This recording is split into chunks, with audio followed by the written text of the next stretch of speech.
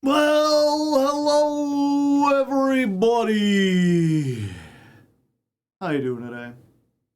Are you having a good time? Perhaps a fun time? Are you ready to have a good, fun time today? Possibly. Someone says hi in the chat. That's pretty cool. Let's see here. Getting started. I would say we're getting started, I guess we are technically getting started earlier today, but usually if I'm like, oh, I'm early, I don't mean like 3 minutes early. It just seems earlier because oftentimes I start like 10 minutes late. But I've been trying to reset my sleep schedule. So I've been actually getting, the last month or so, I've been going to sleep at like 9 in the morning and waking up at like 4. So that I have just enough time to like make breakfast and then start stream at 5. And so today I actually woke up at like 11 in the morning, like before noon. Ooh. And all it took was me staying up for like more than 24 hours the previous day. It's been a weird couple days, I tell you what. Today's weather, by the way, we did Aqualung by Jethro Tull, and we did Tranquilize by The Killers and Lou Reed. I said before, I'm trying to play songs I haven't played on stream before that have some kind of like artistic or, I mean, all music is a little artistic, but things that are a little, more out there. These are probably the most mainstream of the songs I'll be playing this month. These actually, I think both of these saw some radio play. Although Aqualung is like a 6-minute long. Aqualung, I think you could say, is like kind of artistic because it doesn't follow like a standard pop song rhythm. It's what I always think of as, I call it like a mountain song. Because usually, if you're somehow unfamiliar with pop music, or just rock music in general, frankly, thank you for the prime hype. An artist's soul screaming to be understood, or maybe it's stomach pain. Yeah. But the vast majority of songs you would hear on the radio follow a verse-chorus structure. You got a verse, and then you got the chorus, and the chorus like repeats. The chorus is like generally the same every time, maybe with small differences, and then the verses tend to follow like a similar rhythm, but have completely different lyrics. So usually you have a verse, you have a chorus, you have a second verse, you have another chorus, and then you have some kind of a bridge, or maybe like a guest verse, depending on what kind of genre you're in, but something that changes up a little bit, and then you'll go into like a third copy of the chorus. Whereas Aqualung is like, you start with a verse, and then you go to like a different kind of verse that has a faster rhythm to it, or I guess a different rhythm to it.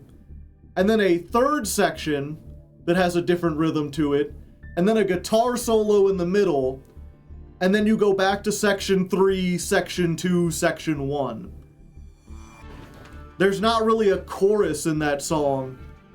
It's just like 1, 2, 3, solo, 3, 2, 1, and you end back where you began. And I can think of exactly 2 songs that fit that. I know there's probably more, but there's 2 that I know. But that one's probably the most famous. And then Tranquilize, there's not really anything super special about Tranquilize. I mean, it has Lou Reed on it. He's kind of weird. The lyrics are a little more artsy. There's some interesting harmonies and stuff in there. But it was mostly, I needed a 3-minute song that I could pair with a 6-minute song to get 10 minutes. And most of the songs that I picked are like 4 or 5 minutes long. Because it's hard to be artsy in 3 minutes. I like Lou Reed. I respect Lou Reed. I wouldn't say I like him necessarily. He's got a couple interesting songs.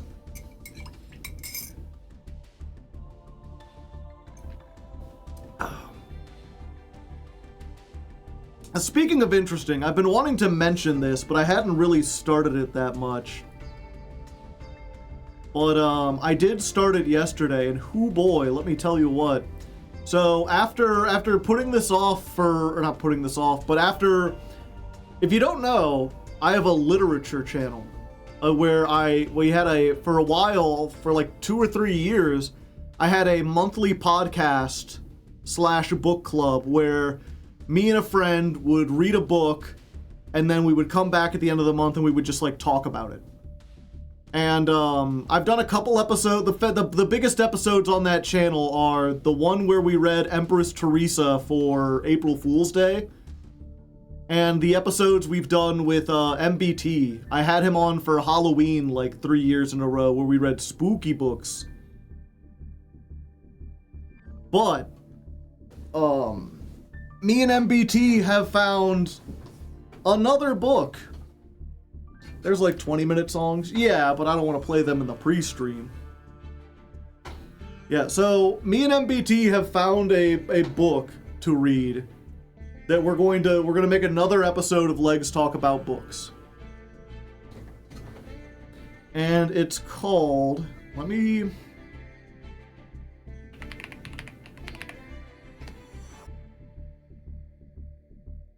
see if I can get this up here real quick. Have y'all heard of Model Land?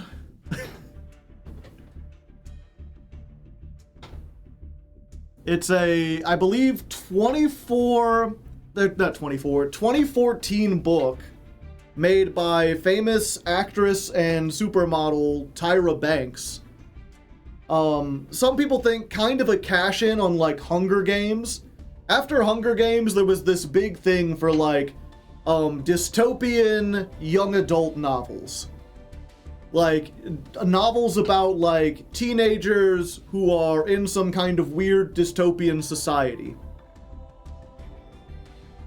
And she made something to cash in on that was apparently like, you know, she was in talks to like make a theme park attraction based off of it. There was like a TV show optioned. And then the book came out, and it was so terribly like received that all the projects were just dropped. And for the most part, it's kind of just been this thing where like, yeah, if you go on like BookTube, you can find people. It would help if I put another L. Model Land. You can find people like talking about it. You know, Crimson Rogue did a 3-hour deep dive on it. Obscurus Lupa did a thing on it. But it's recently gotten popular again because Tyra Banks made a song for it. And again, you can see this was 14 years ago. This was a long while ago, but someone had this in their back pocket and it resurged for some reason on TikTok. And it has brought attention back to Model Land. So me and I was on MBT's stream and he was just talking about like people making fun of this song, and I was like, dude, you want to read Model Land for the book podcast? And he's like, let's do it. And just to give you a hint, here's the song. You want to hear the song? Hey, it's Tyra me, running in the NY street with 4 chicks in green, and they all looking mean. They are running for their life, their beauty is in strife, running from this wasteland and back to Model Land. Can you survive Model Land? Can you survive Model Land? Model Land, 4 chicks in green, running the New York streets. Can you survive? Tyra made this song, yeah. You have murdered my ears. Testing the I'll listen to anything people in the car. Sounds like a song you'd create on Tamagotchi Life. It sounds like she's trying to survive Model Land. It's like if ancient Egyptian hieroglyphics had a Vocaloid-induced gay aneurysm. It sounds like this was made by a spider, and I will not elaborate. For Crash Bandicoot T. Oh, it's definitely homemade. Joe, shitpost you made 2 seconds ago doesn't count as a song. It's 14 years ago! This has been... Hey, fam, pass the aux. And like I said, what was it? So, first of all, I should also say, if you want to get a physical copy of this book, good fucking luck. Me and MBT were, like, searching around on eBay and stuff, and, like, it is out of print, and it feels like Tyra bought up everything and tried to hide it, because there's only, like, a handful of copies for sale, and they are, like, $1,000. You are not getting a physical copy of this book unless you are exceptionally wealthy. That shit, they are in the garbage. They burned every copy. Fortunately, it's I found a copy on Walmart. So I got my Walmart copy of Model Land. Is there an audiobook version? Nope. It was a very long-term gambit. Bad media has a certain charm to it. It's one of those things, right, where it's like, you can easily find Empress Teresa because the author is still, like, you know, everyone else says it's terrible, but he still thinks it's the greatest story ever written. So you can buy Empress Teresa easily for, like, $10 or whatever. But you Model Land, this, like, rich, famous celebrity who made an embarrassing product, like, no, that shit's hidden. How much for us to produce the audiobook? I'd have to look at how long it is and how long it would take to read, but I'm sure you could request it.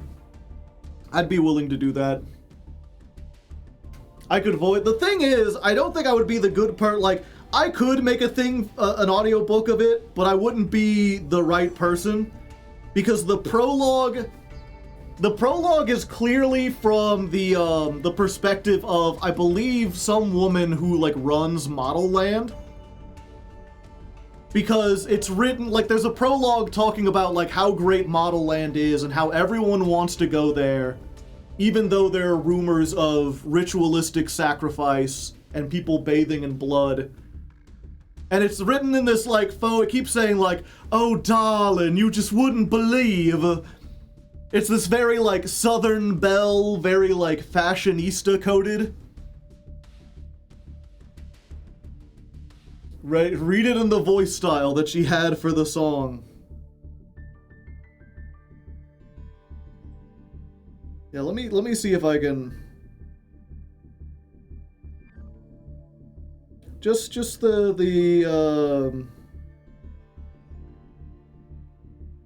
title, or just the prologue, part of the prologue. I'm not reading this whole thing.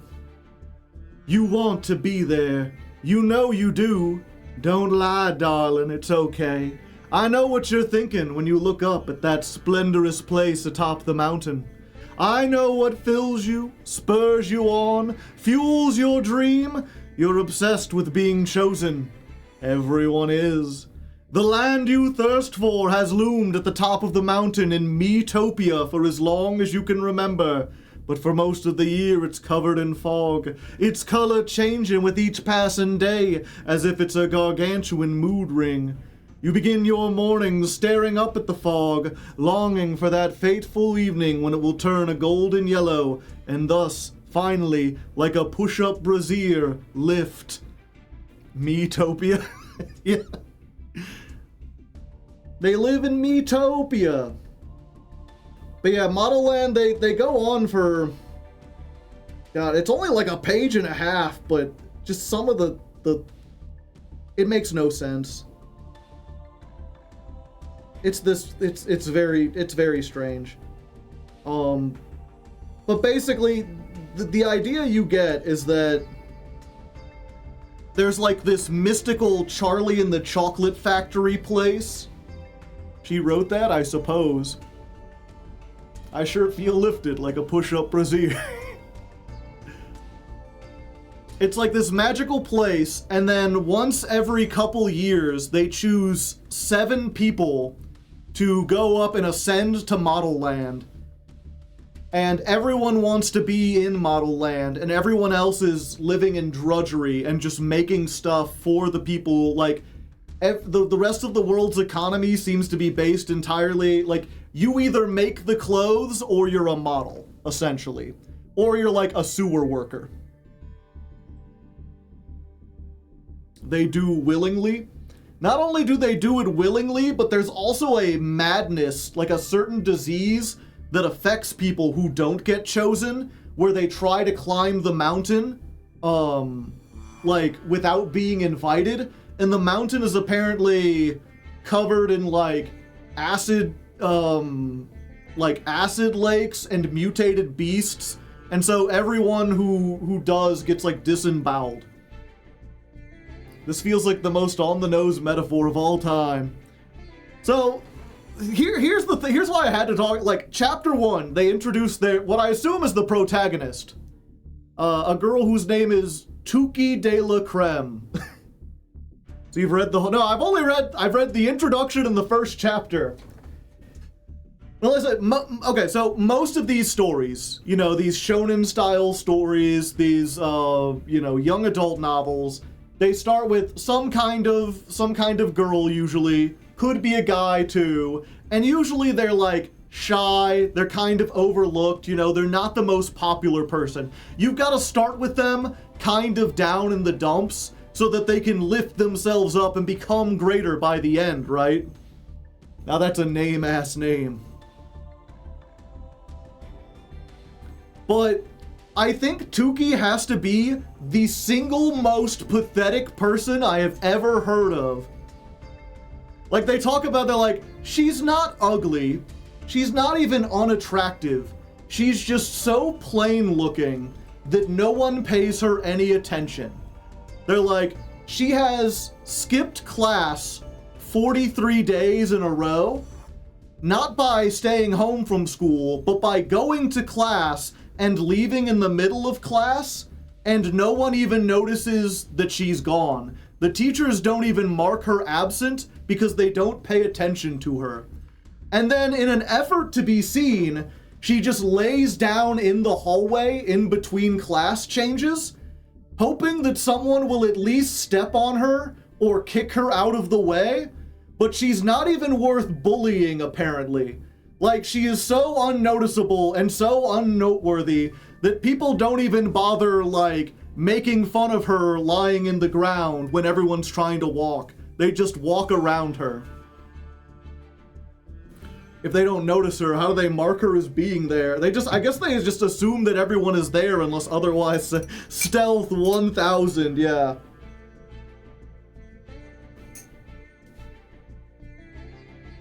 And they mentioned, they're like, what was it? She has a younger sister named Miracle, and she's like, all her clothes are too tight, they don't fit, because they're hand-me-up clothes.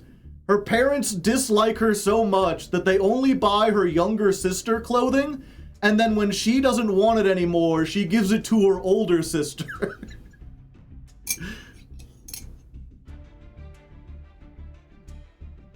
She's just an average kid that no one understands.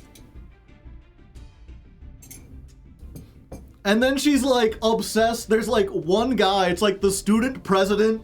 It's like one time last year, I was walking down the stairs and I tripped and fell down the stairs and like seriously injured myself.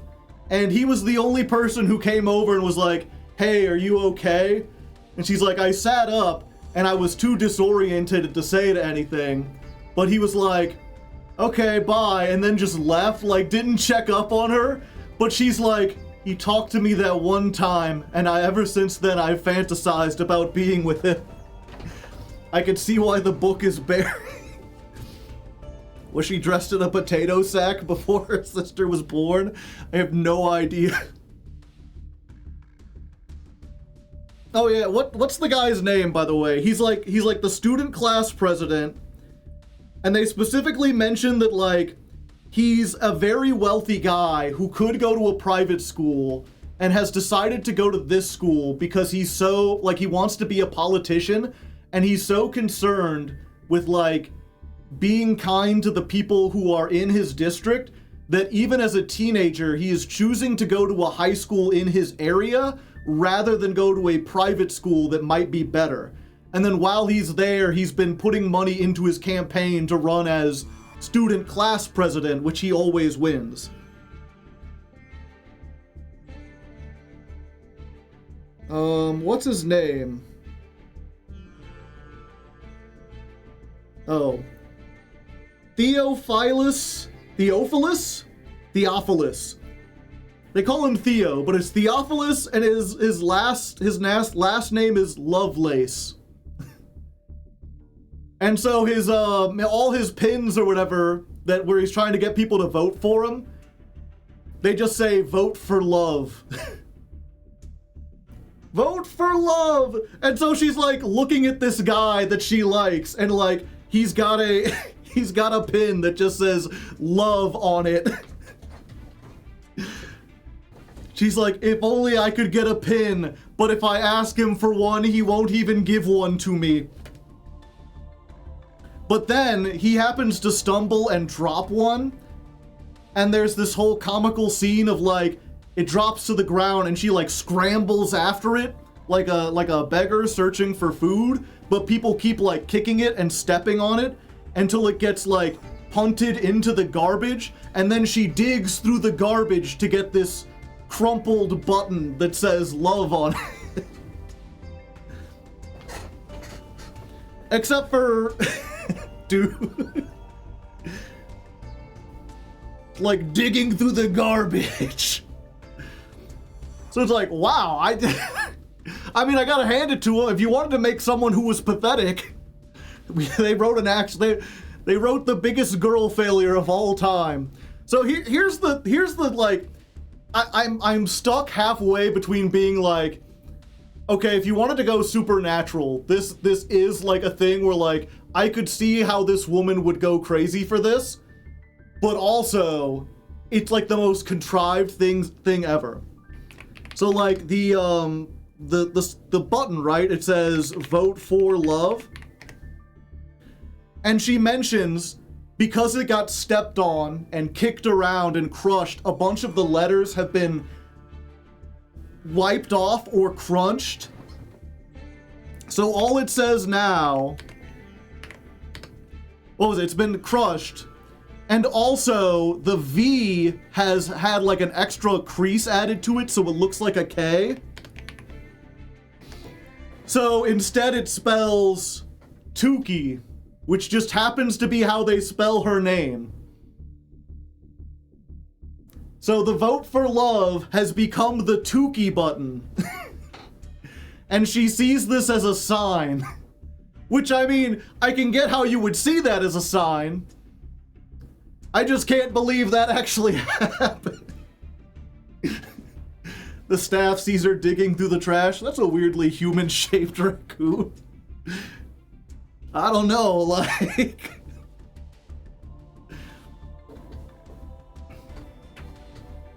Tukey de la creme? Yeah. Tukey of the cream, I suppose. The creme de la creme. You can't make a character that pathetic, otherwise I can't feel bad about wanting to punt them. Yeah, I can't, I've never heard they're like, yeah, she, like, I've seen so many characters who are bullied in stories. It's so weird to have a character be like, I wish someone would bully me. If they punched me, I'd at least feel human contact, but they don't even bother looking in my direction. Taking vote for love, moving the letters around, adding some, and taking away some, we eventually get Tukey. It's like, you couldn't even, you could have changed her name to have a V in it, or you could have changed his name. I don't know how the V looks like a K. Oh, that's an anime trope? Oh, is it? They have a trait.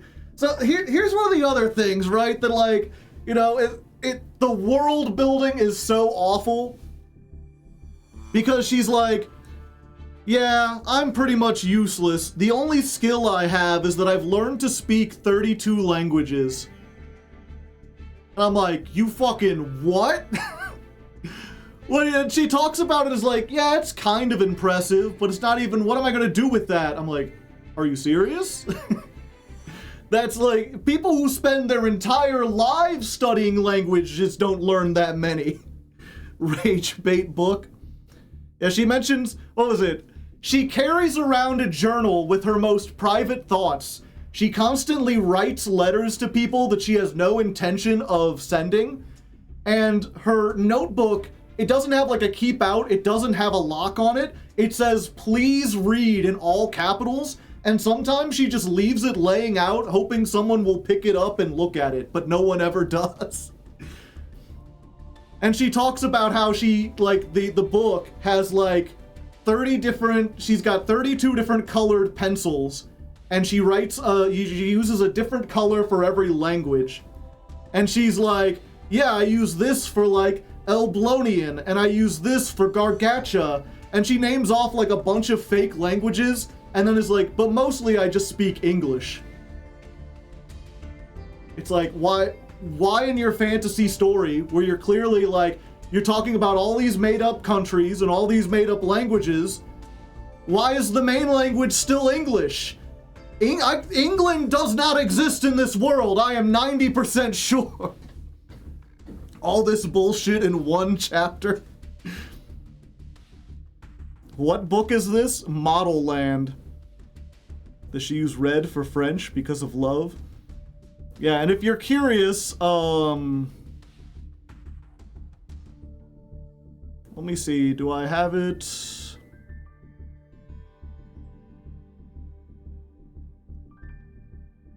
Oh no, if you're on the Discord, go to the Hardleg Asks.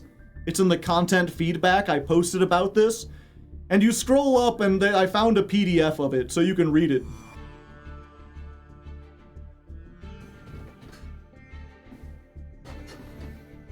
Characters intentionally or unintentionally provoke others into teasing or bullying them to find a sense of comfort. Yeah. No, like, I've heard that before. I haven't heard of someone who tries and fails. Someone who is like, please bully me, please read my diary, please just interact with me in any way. And it's not even like, it's not like she's being ostracized. People don't hate her. They just don't think she's interesting enough to like bother with. There's not a sense that like she's being shunned. There's a sense of just like, yeah, she's just too plain. No one cares. A girl who was ignored so much she literally turned invisible. Yeah.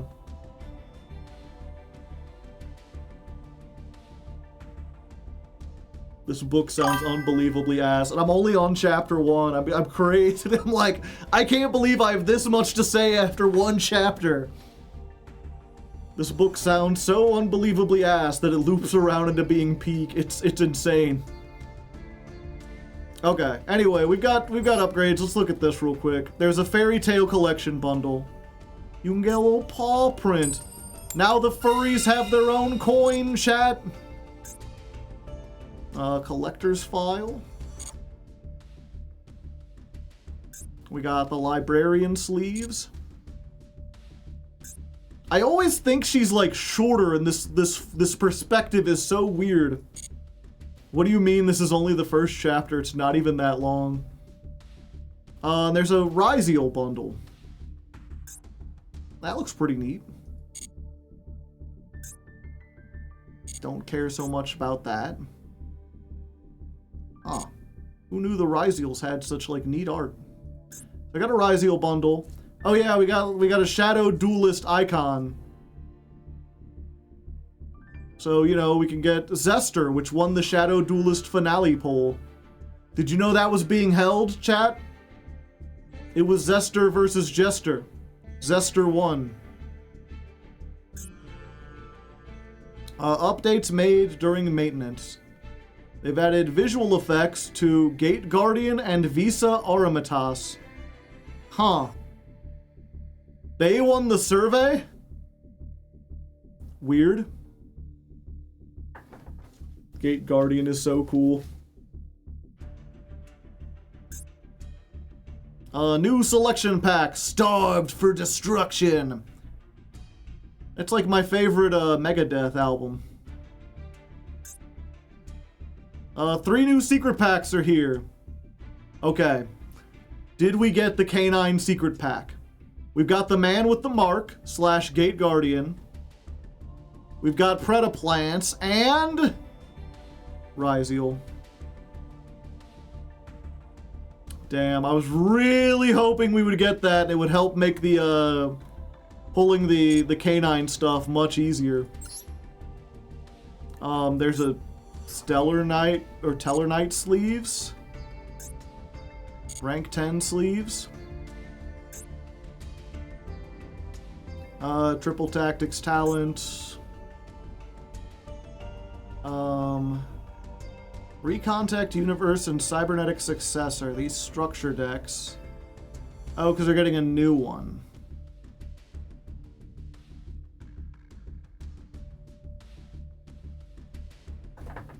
Gotcha. There will be 2 festivals, the Theme Chronicle and Fusion Ixie Plus, including pendulums. Okay. Before the Ixie pendulums and stuff didn't count. You get a Sky Striker thing. Oh, that's the Theme Chronicle. Oh, it's the Ninja base. Probably want that one. And links. Okay. Is that everything?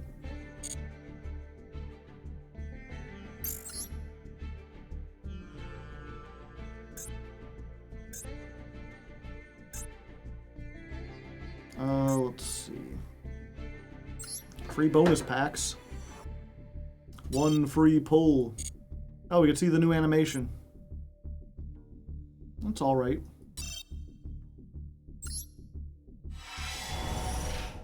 Ooh. Gate Guardian fans eating nice. Oh, Trap Tracks. It's a pretty good pickup. I'll probably use that at some point.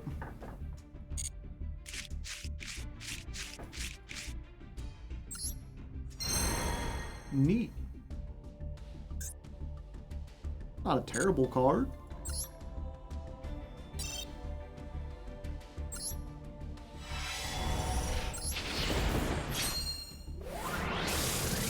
Artmage Canine for the Fusion Ixie event.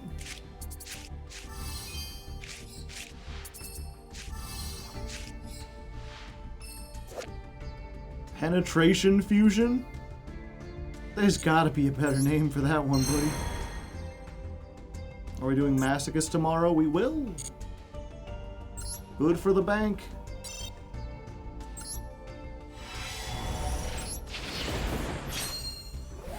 Super duper poly.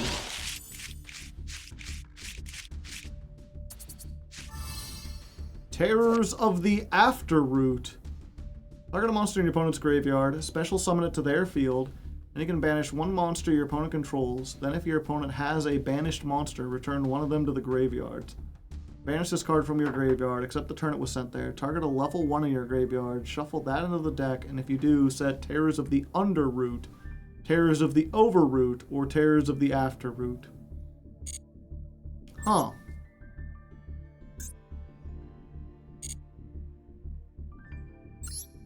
We also got... Oh yeah, we get 2 of these.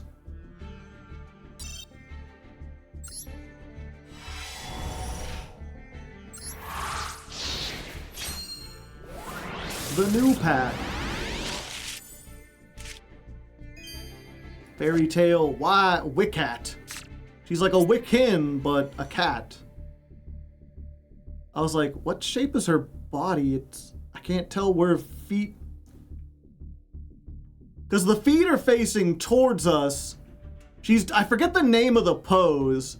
Comics are famous for doing this with women, where it's like they're breaking their spine so you can see both their chest and their ass. Except her ass is just like a big tail. But she's like bent. I guess she's kind of like a cartoon character. So it makes sense a little bit. Just a very weird, unnatural pose. Yeah, the boobs and butt somehow. Sub-sandwich pose. The Hollywood pose. Take specifically spellcasters. Each fairy tale whose original attribute is light is unaffected by your opponent's activated card effects. Wow. So she turns everything but herself into a towers. You can detach up to 2 materials. Send a fairy tale from your deck to your graveyard equal to the number detached. Oh, great. This card is in your graveyard. You can target a fairy tale monster you control whose attribute is light. Special summon this card, and if you do, send that one to the graveyard. Alright.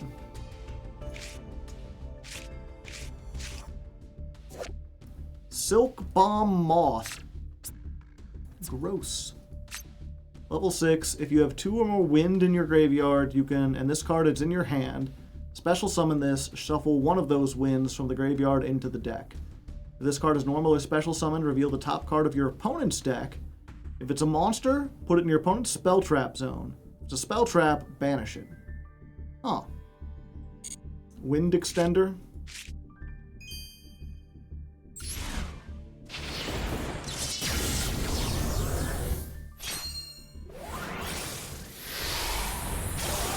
Ooh, secret shiny.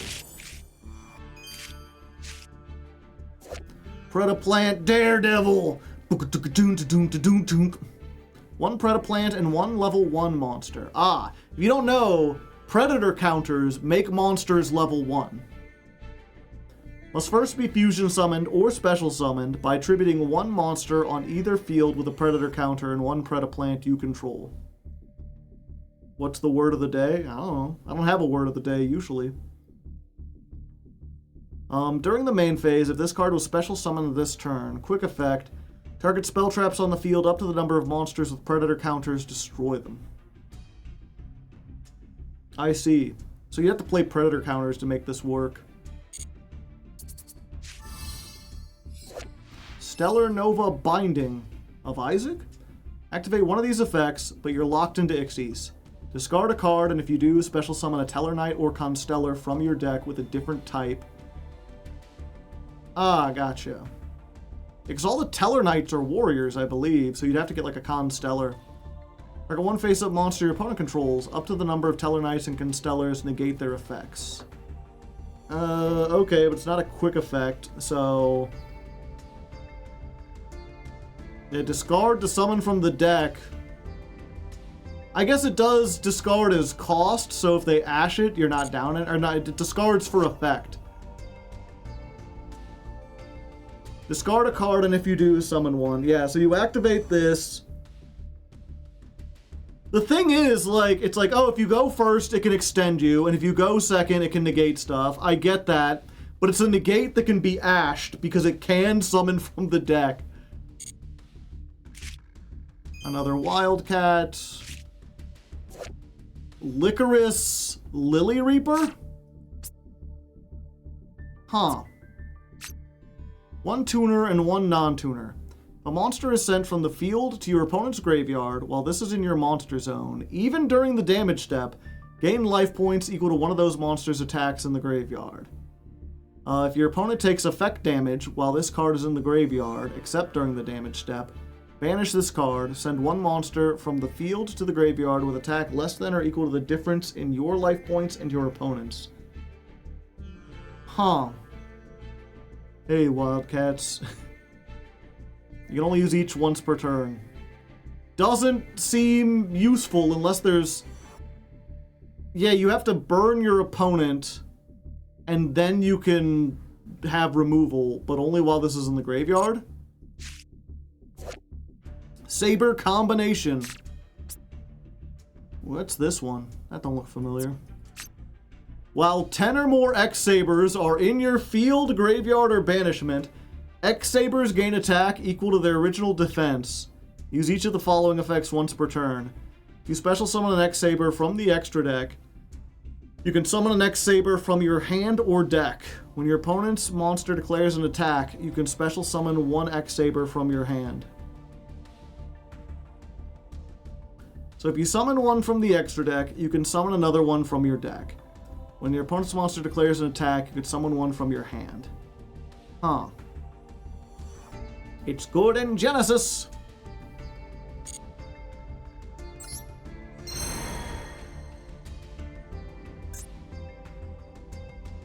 Yeah, let's, I guess, take a look. Starving Venom Wing Dragon? Oh, for a second I thought it was like a Boral Dragon. It looks like guns, but no, it's like a crystal wing, like a synchro-y thing. And then we've got Starving Venom Fusion Dragon, what was it, 4 Heavenly Dragons? Looks pretty neat. We got the fairy tale where she's literally just like, and I've got a book! The duality of Yu-Gi-Oh! Everything is either the Heavenly Dragon of Annihilation or anime girl blinking at you. Or a motherfucking train!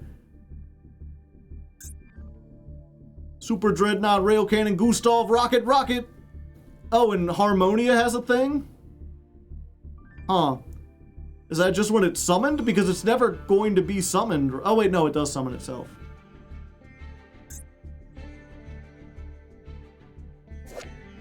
Okay, we're not going to read all these cards, but I will at least read through the URs real quick. X-Stellar Knight, Constellar Ptolemy Omega 7. It barely fits up there. 3 level 7s. During the main phase 2, you can also Ixie summon this by using a Tellarknight or Constellar Ixie you control by transferring its materials. While you have 7 or more Tellarknights with different names in your graveyard or banishment, this card gains 2700 attack and defense and is unaffected by activated effects. Once per turn, quick effect, you can detach any number, target that many monsters, shuffle them into the deck. So if you manage to get... are you even playing 7 or more Tellarknights with different names? Are there 7 or more Tellarknights with different names? These are the Constellars. 1, 2, 3, 4, 5, 6, 7, 8, 9, 10, 11, 12. Okay, there's 13 of them. If you play at least half, plus maybe some of the Ixies, you can run this in Kashtira. I mean, you can, but it don't do anything. Well, I guess it does. 3 monsters to get a quick effect spin without having the, like, graveyard lock, I don't think it was worth it. But I mean, I guess you could play it. Some of the Constellars are also Tellarknights, I see.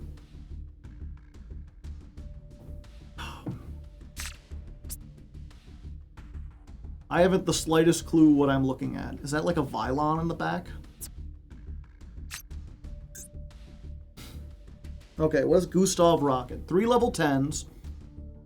You can also Ixie summon this by discarding 1 card and using Gustav Max. When your opponent activates a monster effect, while this card has material, negate that effect, and if you do, destroy that card, then inflict 1000. Only use this once per turn. During the end phase, detach 1 material or destroy this card. Okay. So I guess it's good to give them something that you can do going first. And it's negate, destroy, and inflict 1000. I guess it's also like if you fail to OTK, but you get them within 1000, this will finish them off. It's also 5000. Yeah, it's big. Got'ems. 1 tuner, 1 earth monster. Doesn't have to be a non-tuner. You can play this in, if there are any, cool tunes that are earth, you can make them with this. If this card is synchro summoned, add an X-Saber or Got'em spell trap. When this card inflicts battle damage, you can discard 1 random card from their hand. Oh, brother. When your X-Saber monster is targeted for an attack, well, this card is in the graveyard. Summon this card, change the attack target to this card, and when it inflicts... Ooh, that's... Oh, that's gonna... I almost want to play this on for, like, Jankmas, because that's such a mean effect. This is just a new art? No. This is a new card. The only Got'ems previously was double X-Saber Got'ems. Yeah, so what that means is like you make this, it goes into the graveyard, and then on a later attack, or a later turn, they attack your like 500 attack doofus, and this guy jumps out, forces the battle, deals damage during their battle phase, makes them discard a card. If people forget about this, they are going to fucking... it's like the biggest punish for not looking in the graveyard. It's like, not only do you not get the attack in, and you probably lose your monster, but you have to discard a card as well, and if you don't have something else, then it's just going to attack you on the next turn and discard another card from your hand. It's not good, it's just mean. It's very mean. It's like, come on. Why do we gotta punish illiterate people? Clearwing Synchro Dragon, the 4 Heavenly Dragons. Level 7. This is always treated as a Speedroid. If this is special summoned, destroy an effect monster your opponent controls, and if you do, this gains attack. When your opponent activates a card or effect, quick effect, you could special summon a level 4 lower wind tuner from your hand or graveyard, negate its effects, immediately synchro summon. Okay, so it's mostly like a go second thing. That goes hard in gold. I imagine this is very good, not gonna lie.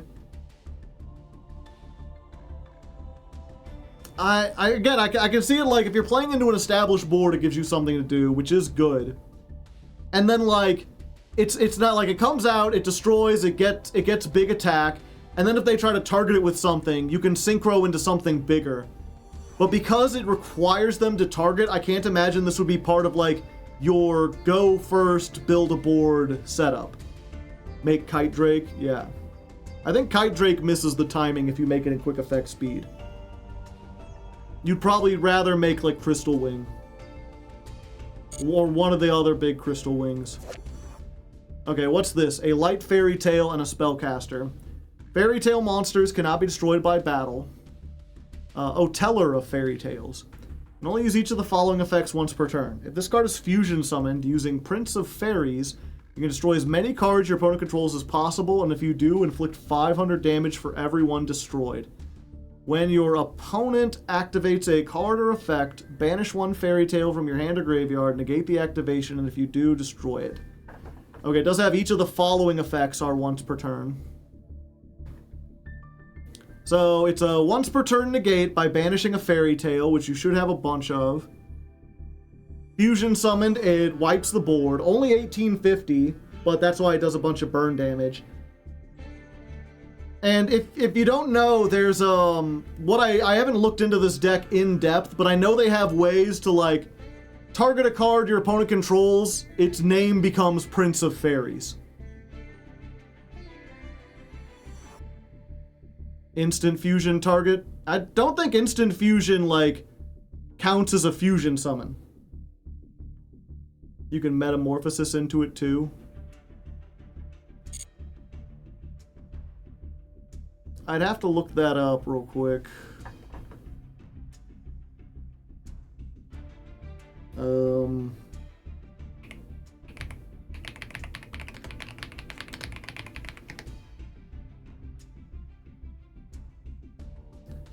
Special summon a fusion monster, cannot attack. This is treated as a fusion summon. Well, yeah, that's very powerful. That means if you want to, you can just play like this and an instant fusion as a way to get like a Raigeki if you want to. Oh wait, I'm sorry, I stopped. I was like, if this is fusion summoned and I missed the Prince of Fairies, never mind. So it won't destroy, but you do get a negate. Well, you have to have a fairy tale. Yeah, never mind. For a second, I was like, oh shit. Starving Venom Fusion, 4 Heavenly Dragons, 2 Dark Monsters on the field. Okay, so it's another potential super poly target to replace Starving Venom regular. Always treat it as a Predaplant.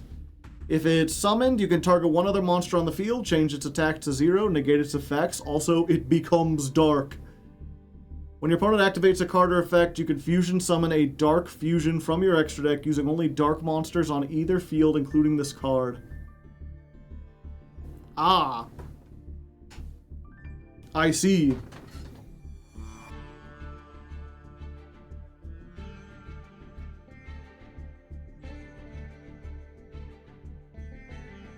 So, I mean, to be fair, now, if you want to do this, then you have to play, like, a second card, like an actual, like, you have to play Starving Venom and this.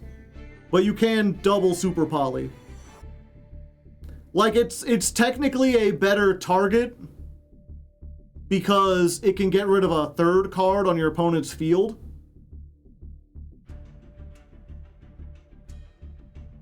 Although the only card you're getting rid of is one you already made the attack 0 of and negated its effects. Really good in Predaplant, though. Okay, Pendulum Effect. Each time a monster is special summoned to your opponent's field, place 1 counter on it. Is level 2 or higher, it becomes level 1. Oops. Okay. So if you can get this into the Pendulum scale, it just automatically adds Predator counters to everything they summon. Which is a floodgate effect against stuff like Cool Tune and Ryzeal, any Synchro or Ixie deck that cares about levels. Too bad Branded's still running around. Hello, Volpine. 1 fusion monster and 1 Clearwing monster. Okay, so you do have to play like a Clearwing.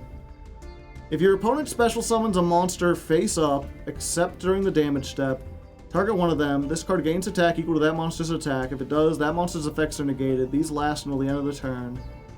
When another card or effect is activated, you can destroy 1 card on the field.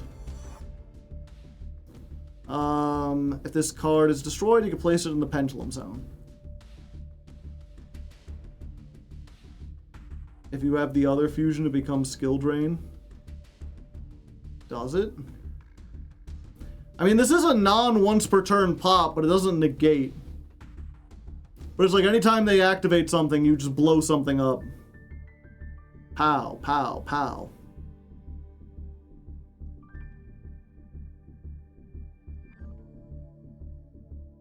Oh, Dragostapelia, yeah. If you have Dragostapelia on the field and this in the Pendulum effect, Pendulum Zone, Dragostapelia negates anything with a Predator counter on it. And this just says everything gets a Predator counter.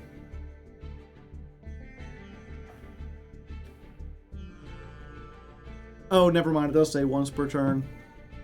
How did I miss that? It's not a hard once per turn. But that doesn't matter because you're not summoning 2 of these. You might not even summon 1 unless there's a way to cheat it out. We already know Fairy Tale Luna. Night Train Blue Traveler! They're the Metallica of harmonica, chat. Once upon a midnight dreary, I woke to something in my head. You can discard this card, add 1 Train Connection or Revolving Switchyard from your deck or graveyard to your hand. If this card is in your graveyard, you can target 1 other Earth machine in your graveyard. Special summon both it and this card. You cannot summon from the extra deck for the rest of the turn except for machines. That's really good. So it gets you... Train Connection, I believe, is the equip card. So it's just discard this, get the Revolving Switchyard. You only need to play 1 because this can get it from your graveyard.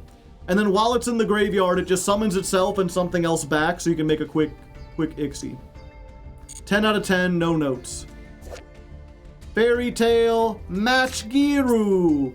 It's the little matchstick girl, chat. You know that fairy tale, right?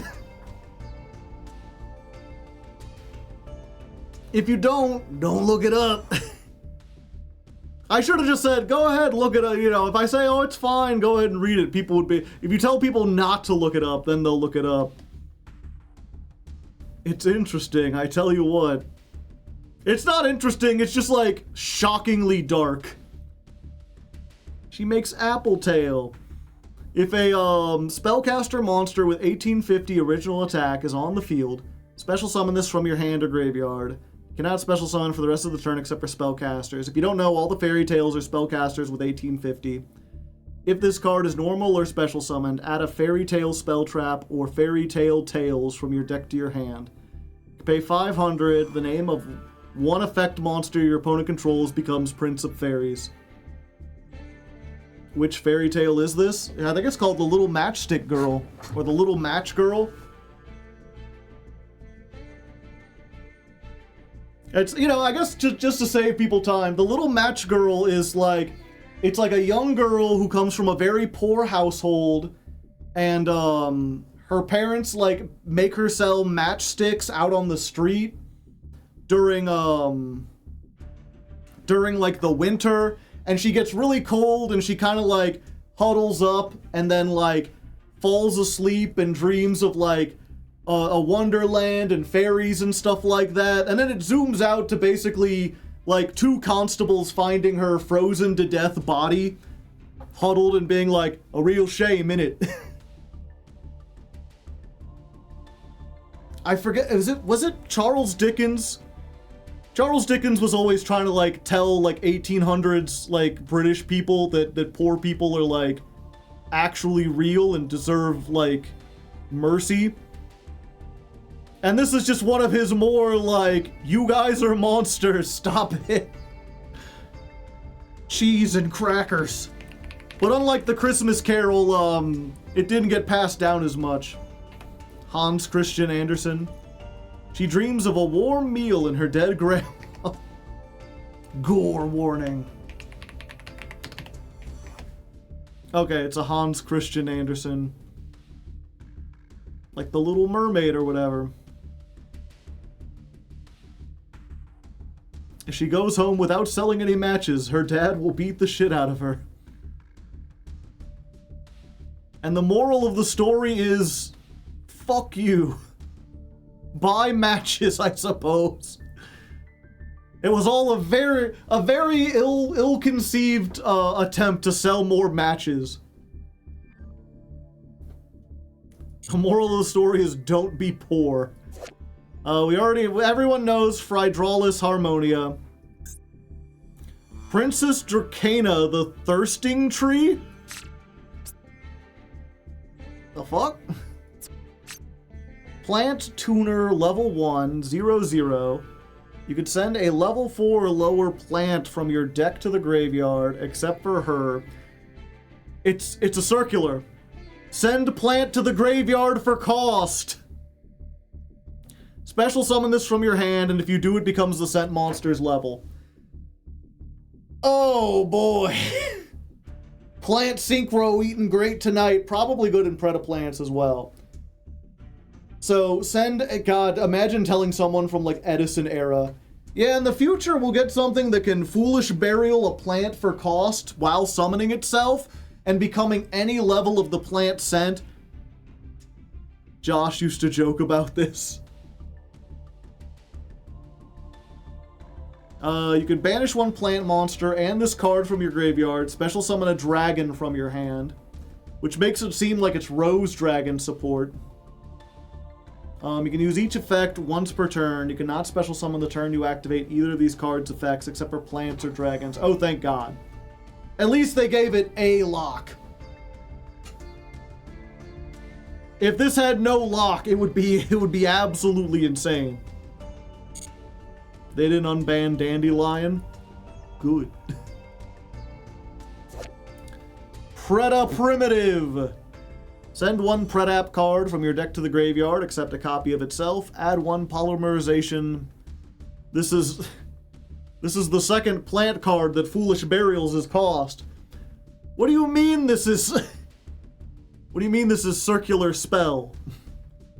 Send a Predap from your deck to the graveyard, add a Polymerization or a Fusion from your deck to your hand. Also, you can't summon except for plants or dragons. If a monster is summoned to your opponent's field, you can banish this, target a fusion monster you control, destroy it. Huh. So I guess this is what you use for like Starving Venom Wing Dragon. Searches Super Poly. Yep. Polymerization spell or a fusion spell. Searches Gemnite Fusion, searches Super Poly, searches Instant Fusion, whatever you feel like. Okay, and so now I can see there's the one Predaplant, I believe, that like has an effect when it goes to the graveyard, and it's like level 6 that you used to play like a one of, and you would like fusion with it after searching it. And now you just send it with this, and then you get the effect when it goes to the graveyard, which is, I believe, to search a trap. And then you have any other level 1, and that's how you make the Clear Wing. And then you fusion summon this, and then when they summon a monster, if you see that they're on a Synchro or an Ixie deck, you pop this, and everything becomes level 1.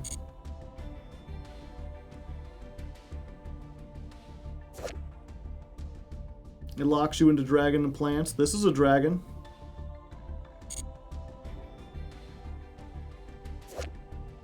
Del Tauros isn't new. Constellar Del Tauros. 3+ level 4s. Your opponent cannot target rank 5 or higher Tellarknights or Constellars with card effects. Attach one material, add a Tellarknight or Constellar from your deck to your hand, then immediately normal summon a light monster. This card is sent to the graveyard from This card is sent to the graveyard except from the field. Special summon a Tellarknight or Constellar from your hand or banishment. Oh, you rank up into this, and then when you detach it, it's not on the field, but it goes to the graveyard. So basically, if you detach this as material, or you use like extra Foolish Burial to send it from the extra deck. They gave you the option. Super Dreadnought Rail Cannon Flying Launcher. 2 level 10s. There's someone riding on the top there? No, doesn't look like it. During your main phase, you can normal summon one machine in addition to your normal summoner set. Use each effect once per turn. This is Ixie summon to add a Earth Machine or Barrage Blast from your deck to your hand. Attach any number of materials, target that many spell traps, destroy them. Okay, so you make this first, you search for follow-up, then you try to blow up any of their spell traps, then you go for the OTK.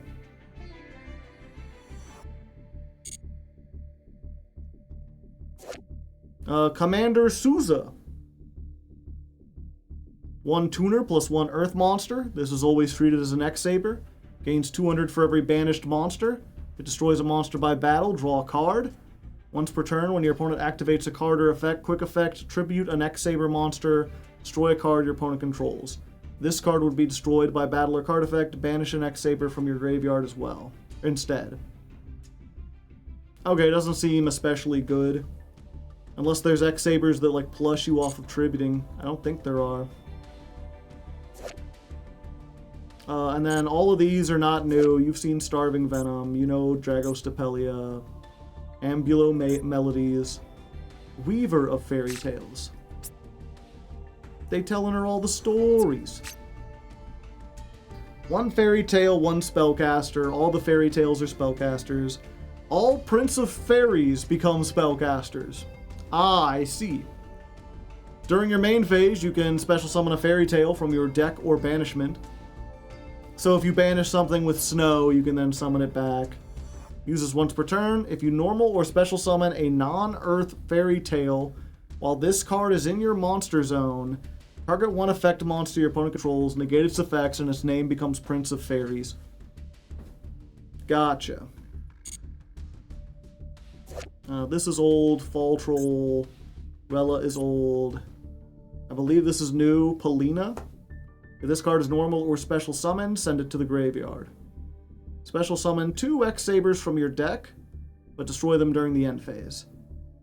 If this card is sent to the graveyard as synchro material for an X-Saber, you can either have that monster do 2 attacks or can attack directly. Gotcha. So it's Rescue Rabbit. It's Rescue Rabbit. I guess it doesn't have to be two monsters of the same. I guess it's more like old Rescue Cat. Oh, because it's a cat. It's a cat girl. She's their X-Saber Rescue Cat. You could summon 2 X-Sabers and then immediately synchro. Okay.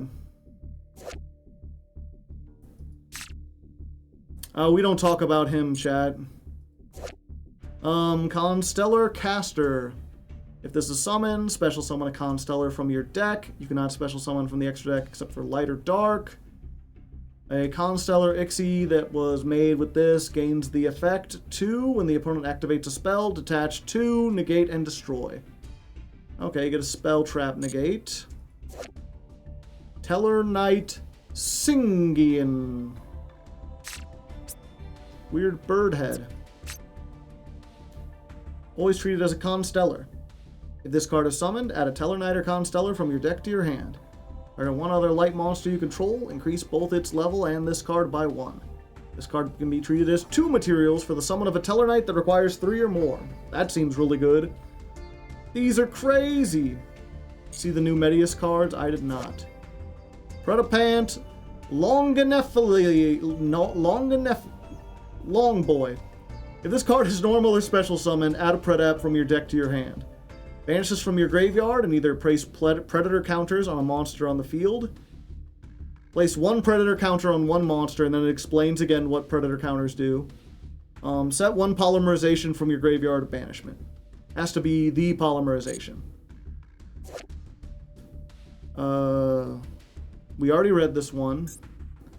Thorns of Violet Poison. This is always a Predap card. Target 1 Starving Venom Fusion Dragon. It cannot attack this turn. Also, destroy as many monsters your opponent controls as possible with attack less than that monster. Then you can discard your entire hand, and if you do, inflict damage to your opponent equal to the combined original attack of all the monsters destroyed by this effect. So this is a reference to how that guy won that famously when I think his name was Yuri, was the guy who played Predaplants in the anime. And I think when they first introduced him, he was going up against the fusion dimension, and they basically had him go against like an Ojama player, a Roid player, a Cyber Dark player, Cyber Dragon player, and a Cyber Angel player. Like 4 players that use like the main decks of all the people from GX, and he beat all 4 of them in 1 turn. If you want to know more, look up Yu-Gi-Oh! Yuri with safe search off. He also fights Alexis later on. And yeah, he basically just like summons Starving Venom Fusion Dragon, and for some reason it can attack everything and deal a bunch of burn damage. Oh, this card's crazy. Exceptional Schedule. Add a special schedule or an urgent schedule from your deck to your hand, then summon a token to your opponent's field. If you don't know, urgent schedule is like summon 2 machines from the deck, but your opponent has to control a monster. So they gave you a card that searches that and gives your opponent a monster. You can banish this from the graveyard, target a level 10 machine in your graveyard of banishment, send a card you control to the graveyard. If you do, special summon it.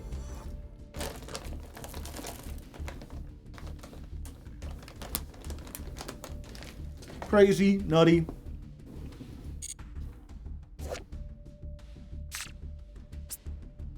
Once Upon a Fairy Tale. Special summon a light fairy tale from your hand, graveyard, and banishment with different names, 1 each. And you're locked into spellcasters. It is up to, so it could just be Monster Reborn if you want it to be.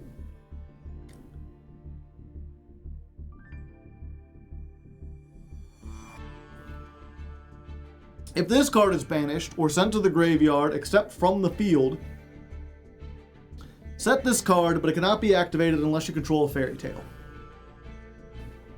Gotcha. Fairy Tale Ball. We ballin', we ballin', we ballin'. When this card is activated, add a fairy tale monster or fairy tale tales from your deck or banishment to your hand. Fairy tale monsters can attack directly, so that's how you do it. Because they all have only 1800, 1850. Once per turn, if your opponent special summons a monster and you control a fairy tale, target 1 effect monster your opponent controls, negate its effects, its name becomes Prince of Fairies. Super Poly gonna get banned at this format.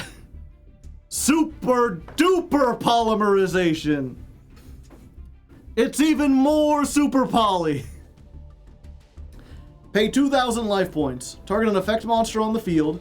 Special summon one monster from your extra deck with the same type and attribute, but a different level, but negate its effects. Then apply one of these effects. Neither player can activate cards or effects in response to this card's activation. Fusion summon one from your extra deck using special summoned monster and the targeted monster. Send the special summoned monster to the graveyard. I can use this in Artmage, right? Like, I can target Medius, summon Diactorus, and then send it and something else to the graveyard to make non-finito.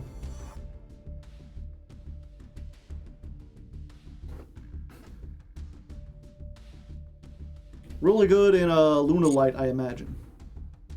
Okay, we're not reading everything else. I shouldn't have even done the super rares.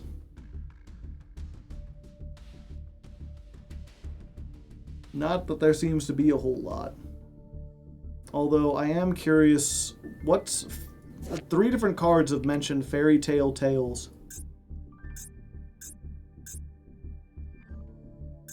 Surprise! Fusion!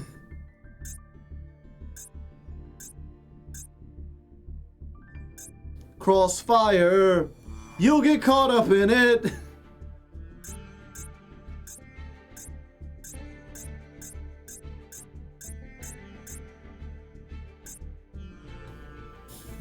Far and Far? The Judge of the Ball. I'm not sure I trust that guy. He looks a little spooky.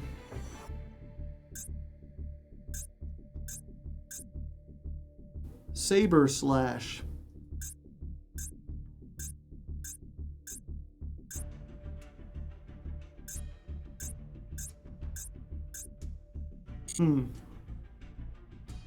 Argentina's strongest card.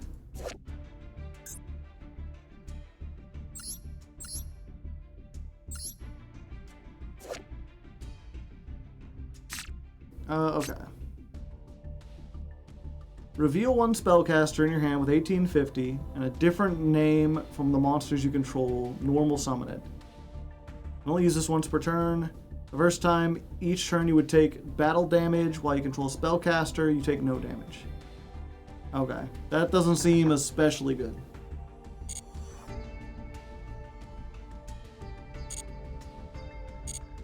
Okay, so...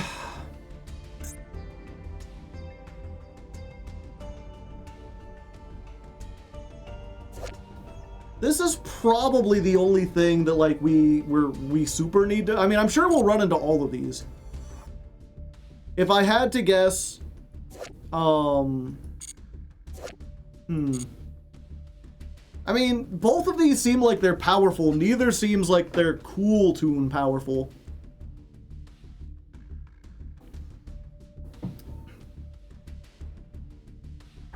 I seem to remember Fairy Tales doing something, but maybe that was Genesis. Predaplant looks just as powerful. Then Trains being a little bit behind because they can't OTK as well. Then X-Sabers, which don't seem to really do a whole lot. Constellars don't seem to do a whole lot. Like, if I had to rate the power level, it's like, this is an A, Predaplant's a B, this is a C, and X-Saber and Constellars are D. This is an S. This will be in a bunch of decks. They're not about OTKing anymore, but they still want to. They don't feel like you want to set up a go first board.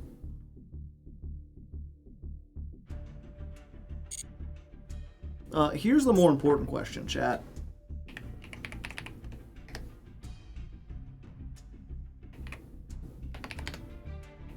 If I was doing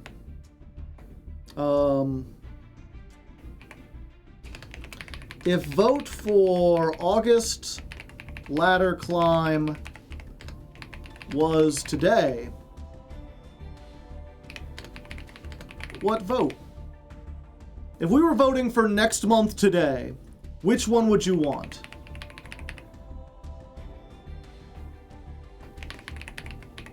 We'll do Teller, Train, X-Saber, Fairy Tale, Predap. You got 5 minutes to vote.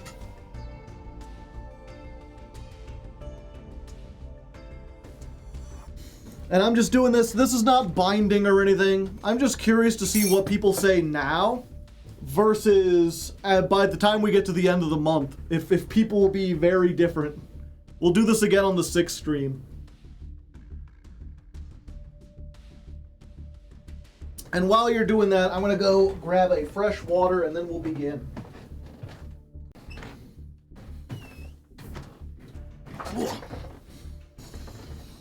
Looks like it's pretty close between Predaplants and Fairy Tales. Predap has 13, Fairy Tales has 11. Train in a close third with 9. Everything else way below. But that's still only 10, 20, 30 people who have voted out of 130.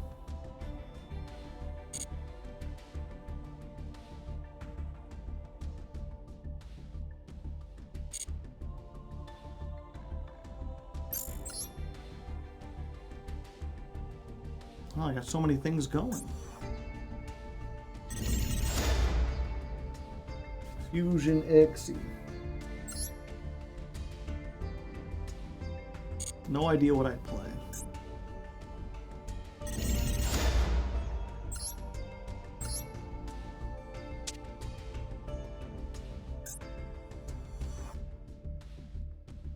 Okay, Tenyi, Sword Soul, Gladiator Beast, Megalith.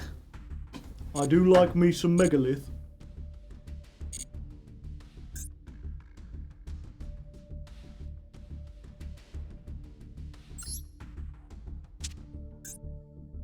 Trains. Yeah, so that'll be like, you know, some people saying trains now. I'm curious after the event if people will still be saying trains. Trains. Fairy Tales with Super Duper. And Super Quants with Psychics. Interesting.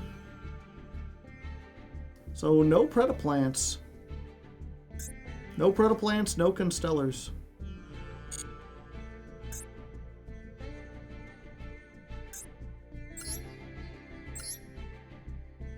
Can I just play Artmage? No. Can I play Hagahants? No. Can I play RB? Yes. Except I can't play Brute Blues. Why would they leave these legal and be like, but you can't play Brute Blues and you can't play Volcanon?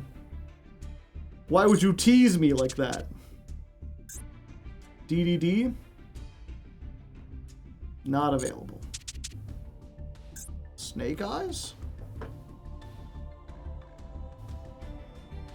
Not available. Scareclaw? Nope. Speedroid? Not with Radiant Typhoon, you can't. Mitsurugi? Not with, I'm sorry. Megalith? Not with Mitsurugi. Mimighoul? Yeah. I could play Mimighoul. I'll probably play Mimighoul. You cannot play the man.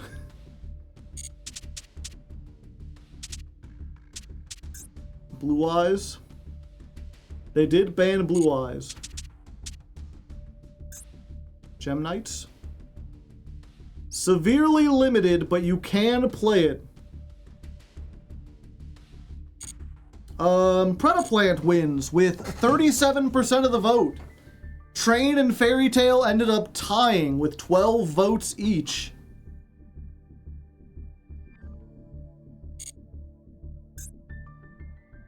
Yeah, can I play Artmage in this?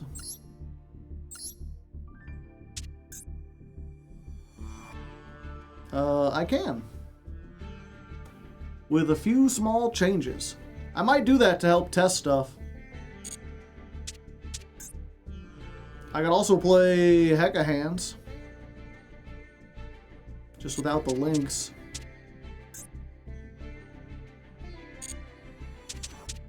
Fusion Ixie.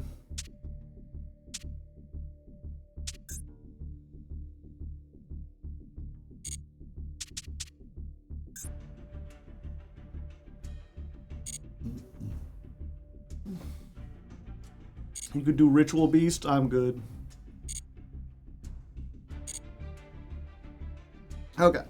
Go and fill yourself up with cats in the chat. Let's get this party started. Let's get this parted starty.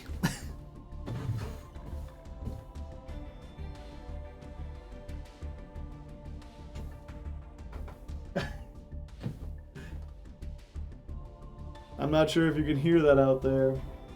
The ice cream man is coming.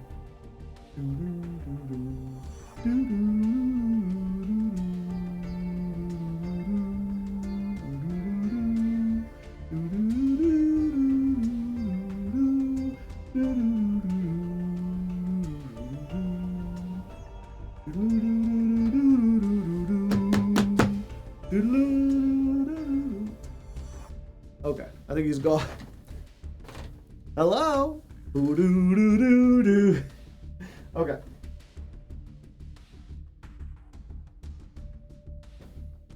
And here we are, Legos and gentlemen. Dawn of stream number 2. I forgot to put the thing back up. Hold up.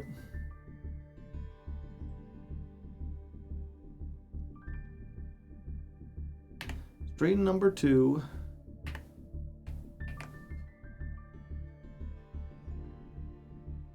There we go. Okay.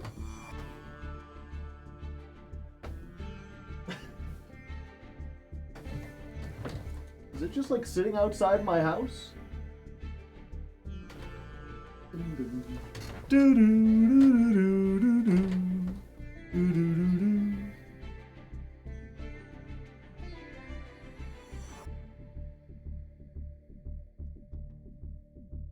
Editor, leave the ice cream truck in. No, there's not. I'm not even sure if you can hear it. The thing is, I know it's not picking it up when I'm not talking, but I'm pretty sure it's still in the background when I'm talking, you can kind of hear it. I'm just waiting for them to go down the street. Well, this gives me a time to stand up, do a little toe lifts, you know, get some blood flowing, do a little stretchy stretch, you know.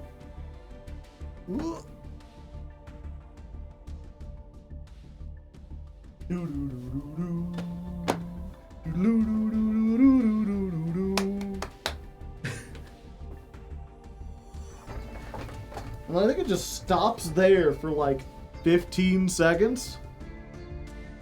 I can't imagine like driving that truck around. I feel like you'd get so bored of that.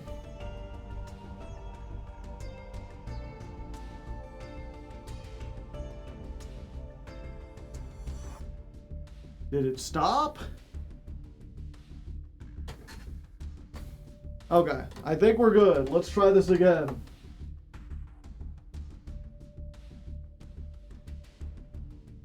And welcome back, ladies and non-ladies, to the dawn of stream number 2.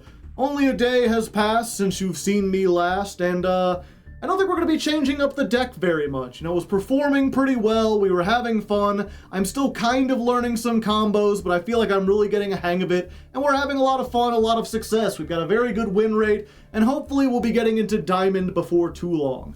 That being said, something has changed in the intervening day, something that I think is worth bringing up. We have a new pack, Starved for Destruction, which I gotta say, great album title. You know, if you're a metal band and you're looking for something, Starved for Destruction is great. And this introduces quite a few things into here. I think the ice cream truck's back. Okay, it's off. This introduces quite a few things into here. We got the new Predaplant Starving Venom cards. We've got the new Fairy Tale cards. There's rank 10 trains. And I can't imagine any of those will be doing a whole lot. I mean, we'll probably see them in Platinum, but I don't think any of them are very good. The thing we really have to worry about is Phydralis Harmonia, which, if you don't know, is this weird hand trap that requires you to play 5 synchros in your extra deck, and then you like send a synchro to the graveyard to summon it and pop a card. And then, in addition, if that synchro monster happens to be something like Malong, I think its name is, that like bounces a card, you can get a 2-for-1 out of using this. So very, very powerful, and only makes something like Cool Tune even stronger. So I imagine we'll be running into this, and we won't really get a chance to play this. Unfortunately, there's not a whole lot of support in here that is really relevant to Artmage, or even the canine version, other than potentially super duper polymerization, which we might play. I also don't think that any of these decks are really going to change up what our tech cards are or how we're playing, but we'll see. The only way to find out is to go on the ladder, see how we perform, and if need be, we can make some changes then.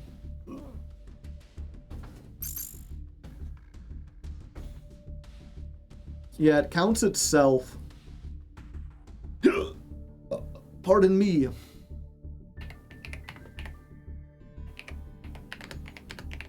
Dawn of Stream 2 plus new pack highlights. Cut out the part with the ice cream truck. Doodle-doodle-doodle-doo.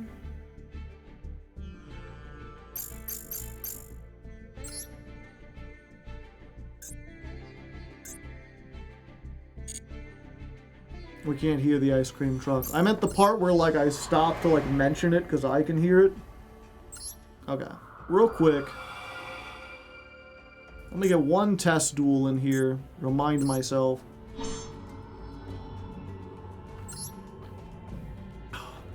Make sure I'm on the ball before we jump onto the ladder. Joe, can we get ice cream? I mean, you can't. I can get ice cream. If you want to watch me eat a tiny ice cream, I can. Is that something you want to see?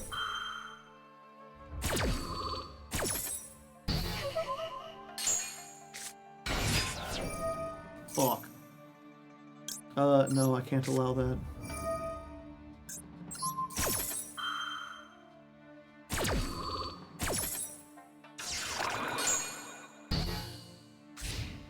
Okay, good.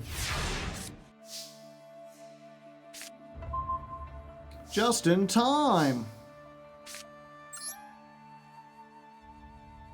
Why a tiny one specifically? Is it a tiny ice cream truck? No. I have tiny ice cream in my fridge.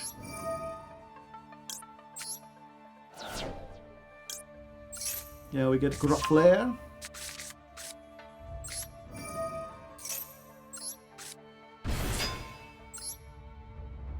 Vandalism, right?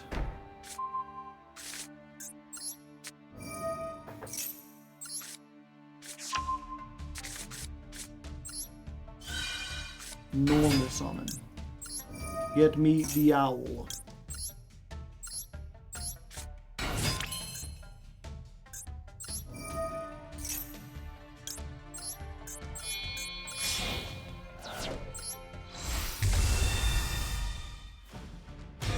I really should go for non-finito. I think that's probably the better one, right?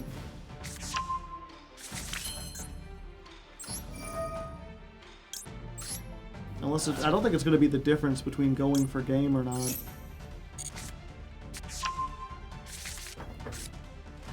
But it might be the difference between like getting hand trapped.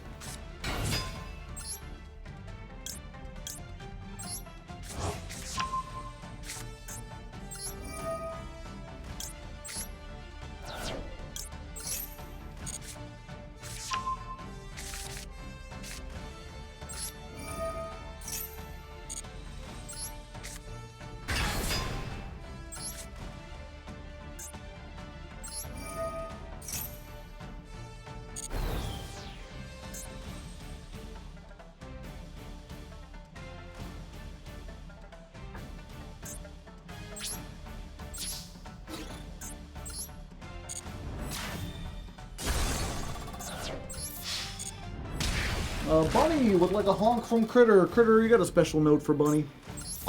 Thank you, Critter. Or good luck in today's stream. I'll order one Joe eating a tiny ice cream, please.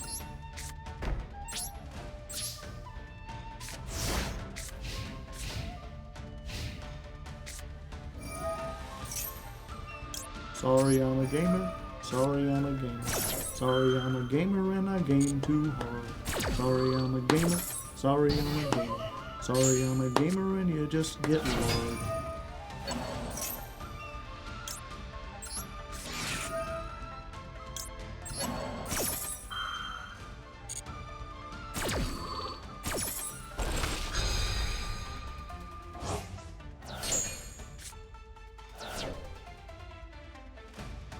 End of the main phase. Okay, I need to remember this.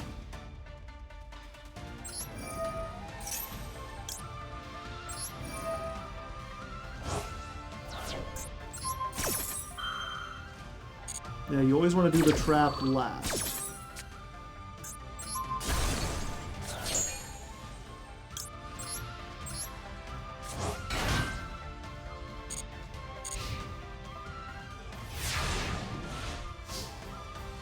I thought I was dueling a real player. No.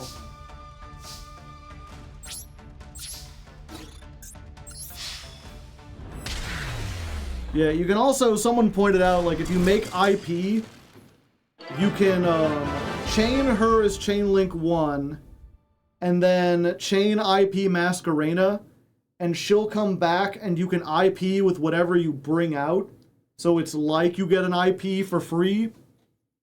But I don't think that that's really worth it all that much, because usually what you're summoning back is a monster that does something. Okay. Give me 1 second. I'll go get a treat. I get a little ice cream, chat, as a treat to myself. And I really do mean a little ice cream. It's just a little baby cone. It's just a tiny little cone. It's a cell phone for scale.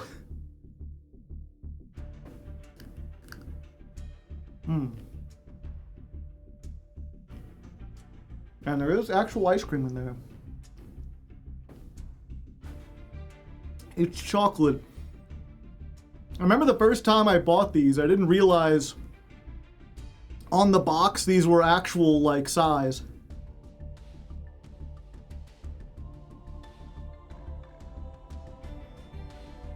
I opened it up and I was like, ah, for when you want 2 bites of ice cream. Like, I've been eating these on my own, I just like, and then a second bite finishes it off.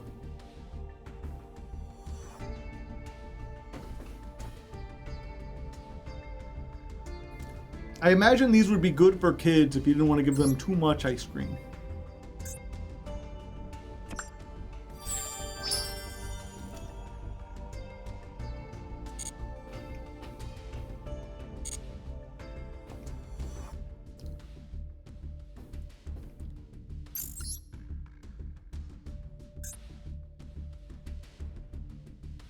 Squid dance. Is that what that is?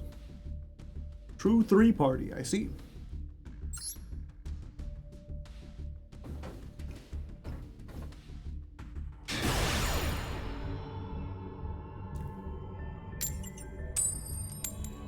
Alright, first duel of the day, and we're going first.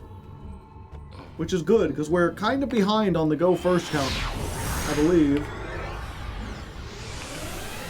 We should be at... No, actually, we're perfectly on brand. This ain't good.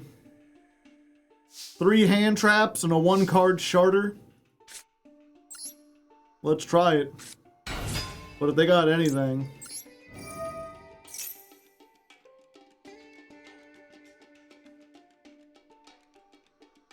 You got anything?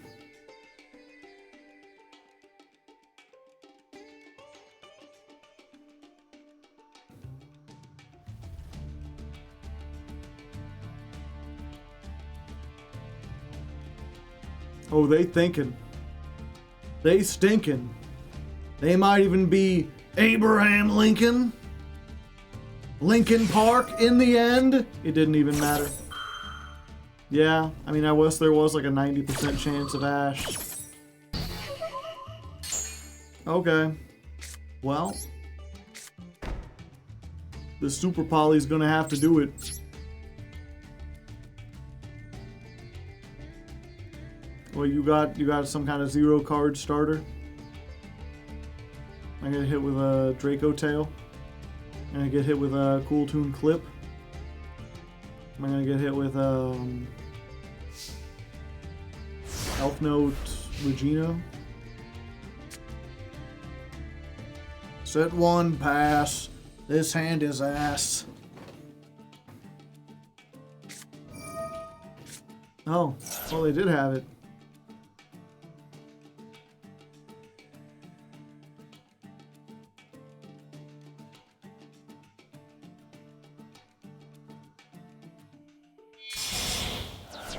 Oh, damn.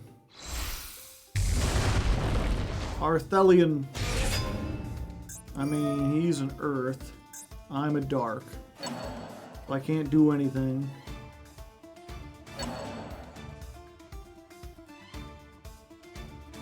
Nope, time to go plus 17!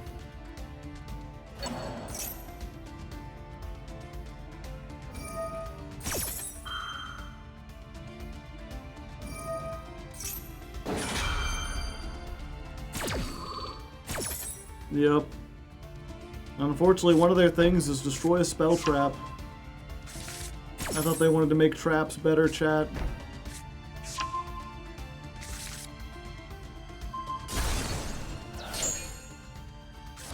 Yeah, I'll just go ahead and surrender here.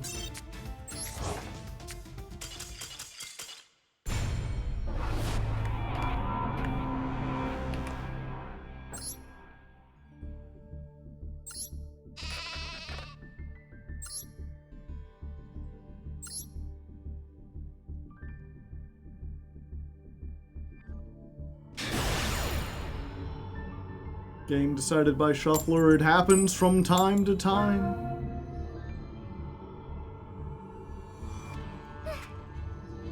Yes.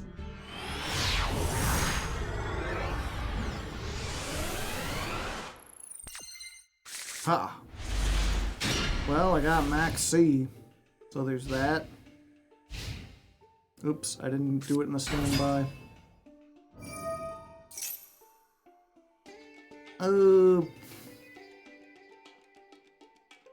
Yeah. We'll try this.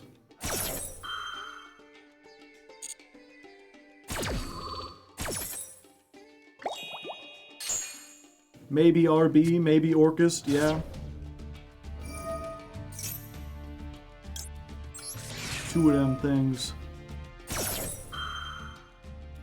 Yeah, seems like it's RB. Because also, why else would they send their own copy of it? If it were an actual, Orcust deck.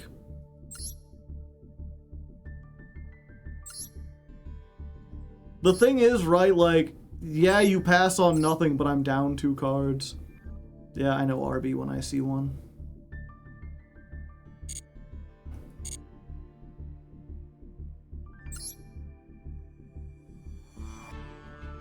Well, we've been dueling for about 4 minutes, and we're already on the 3rd duel of the day.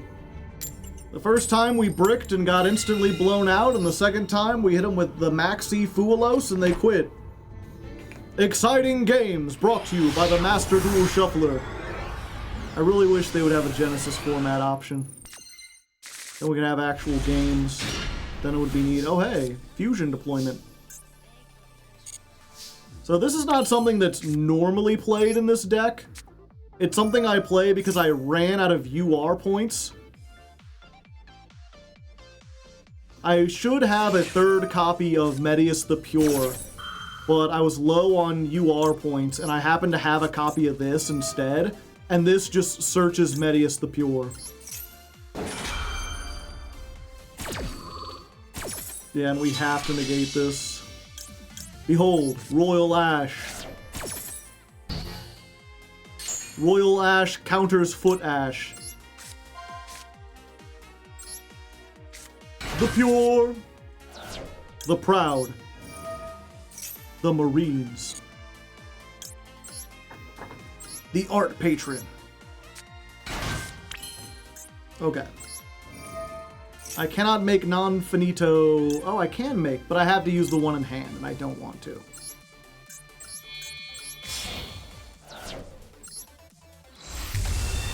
We're just gonna do this. We're gonna get ourselves the field spell and hope they don't droll us. Because that would be bad, chat. No, no, no, no. Wait, wait, wait, wait. Fuck.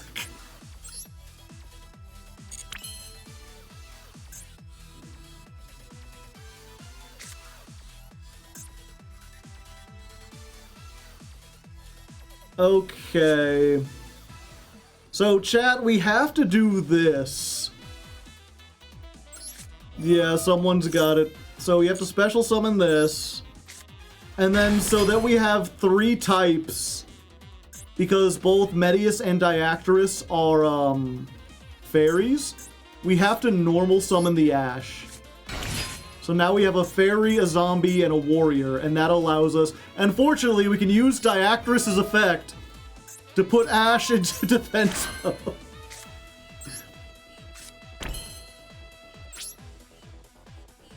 Now make Barone. I can't. I'm locked into fusions because I did fusion deployment. I could make non-finito, but that would be trading 2 disruptions for 1.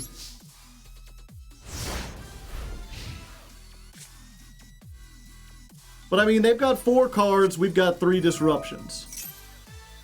Special summon a rocket.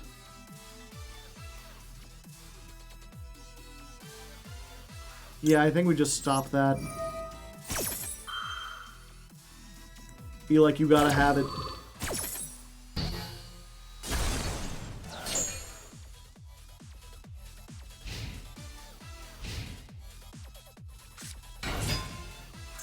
Silver rocket, okay.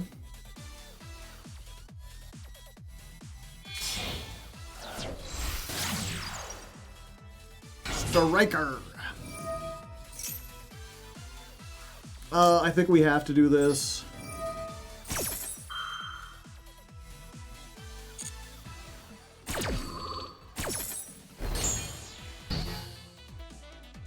And hope they have no way to extend.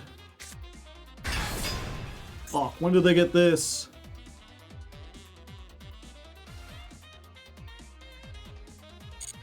Okay.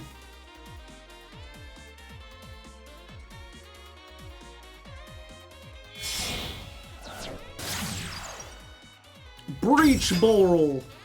Breach for the sky! Yep, we doing it. I'm sending off that. Yeah! We did it! The high-risk normal summon Ash play pays off, baby!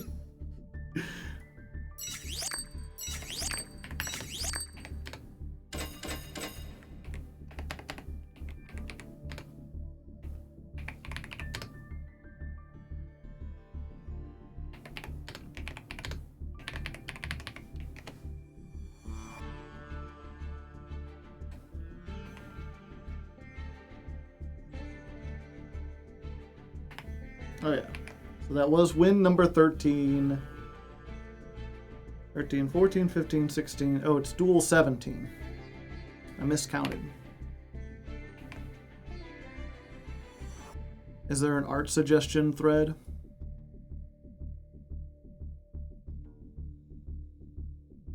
Let's see. Delete thread.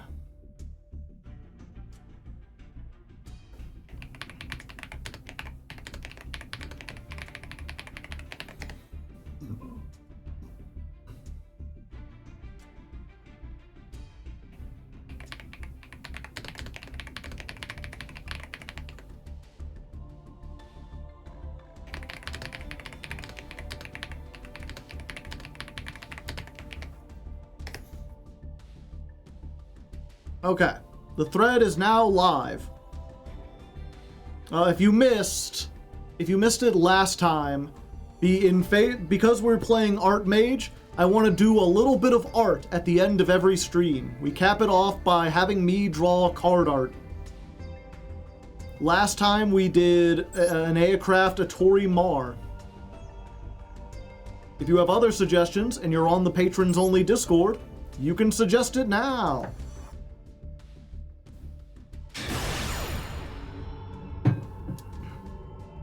Someone's having a good day, but not good enough. We win the coin toss here. Now let's see if we can get an actual hand that does stuff. Ha! Yeah, kinda.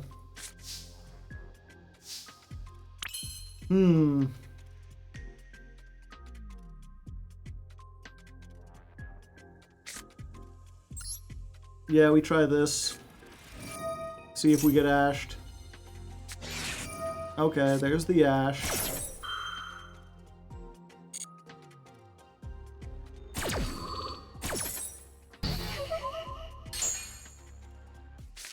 Then let's see if we can draw something first. Finmel, because now we have an Artmage.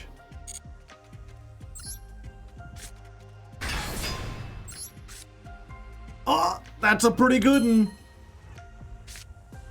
So now we can Power Patron. We could try to fuse.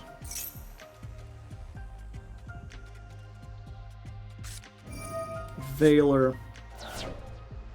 Yeah, unfortunately that kind of ends it for us.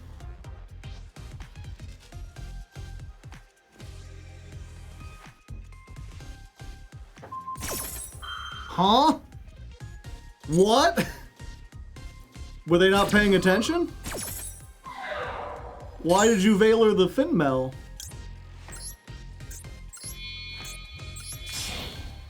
Mistakes were made.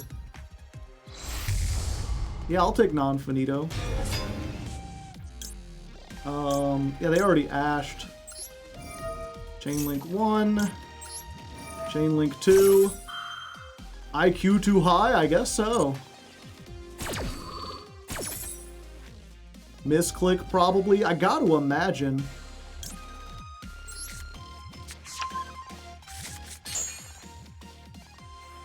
Let's go ahead and set this counter trap.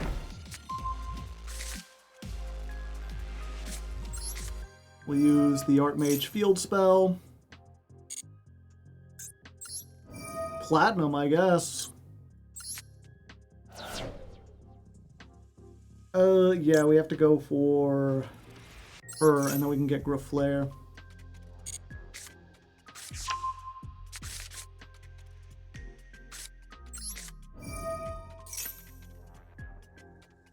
Yeah, I don't know how they could possibly misclick. They were on opposite sides of the field.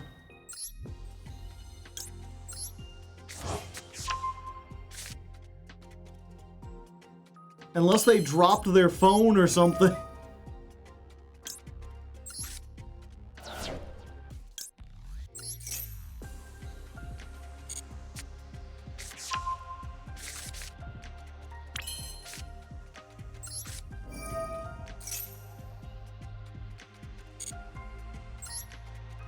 Graflario.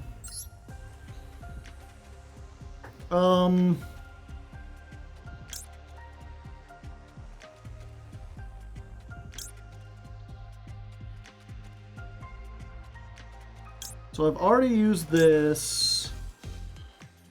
Yeah, I think we just get this.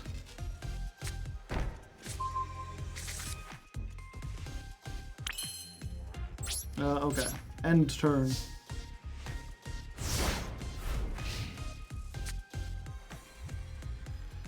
Draw phase.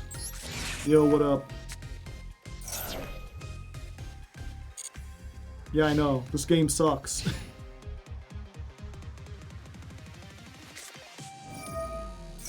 Cool. Sure.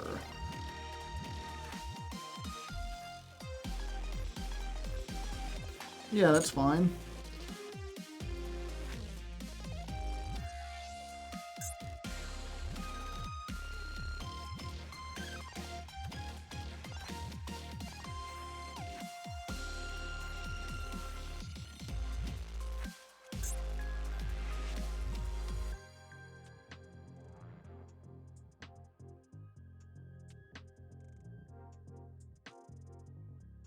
Oh, I should have destroyed that now.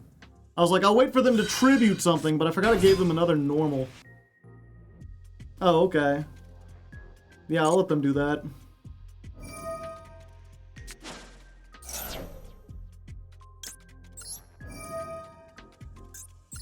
Okay, they down one card.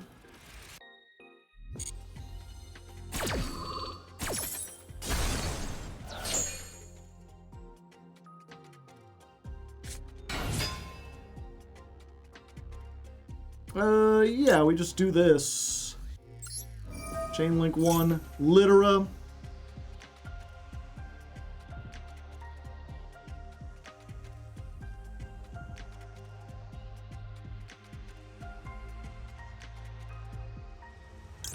Chain link 2, Awakening.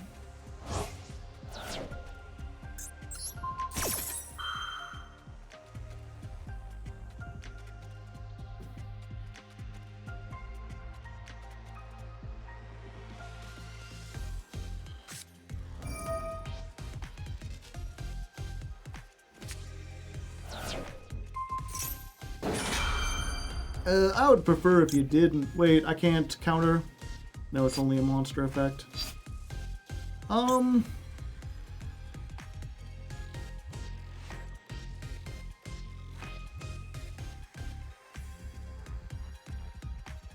Yeah, unfortunately that does cancel both effects.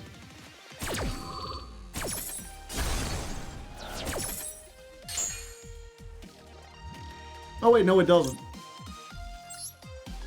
Somehow, Finmel returned. But now you just got this fucker who don't do anything.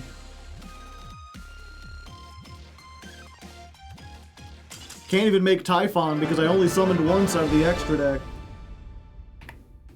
Part of me is like, I don't need to show that duel because I should have lost if they didn't royally mess up that Effect Veiler, but also you gotta show that Effect Veiler because holy shit.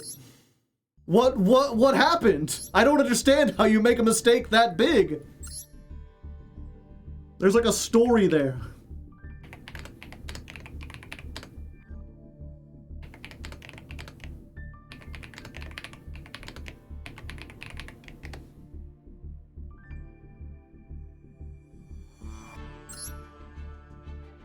Typhon attempt failed. We'll get him next time.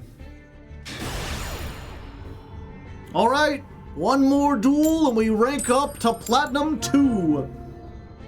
We are not going first, but that hasn't stopped us so far. Not too much anyway, we're still only on 4 losses.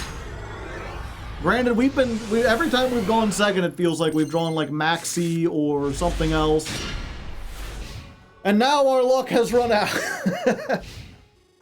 3 of a kind, you say?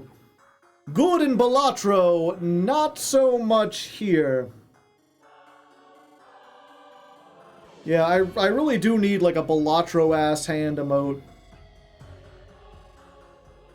I can't decide whether it should be like just Jimbo from Balatro or it should be like the Pair of Pants card, because that's often what we use. Anytime you get like 3 of a kind, Full House, or 2 pair. The Forbidden Hand.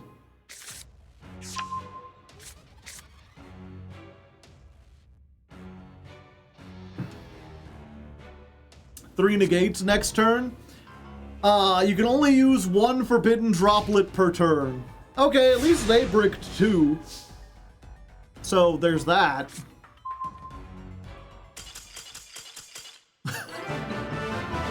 And this is why you don't surrender, chat. You wait to see if your opponent is bricked 2. If they just had the pay, they're like, my hand stinks. My opponent's gonna dominate me. And I'm sitting there like, I hope they don't realize I can do literally nothing. They added, I don't know what they're doing. They must have messed up. They messed up. They still probably could have gotten it. I was gonna literally set the trap and hope. That was all I could do. 1 trap, 1 Forbidden Droplet, but they surrendered, and you know, sometimes you win because you win, and sometimes you win because your opponent loses.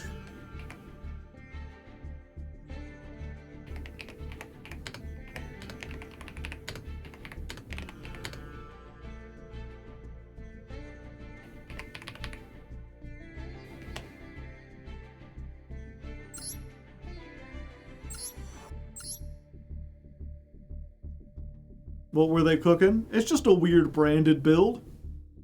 It's just branded with some spicy text, you know. They're on the Cockatreum, the heavy metal avian. They're on the one copy of the Iris Sword Soul. They're on that grass. One triple tactics thrust. One anime ecclesia.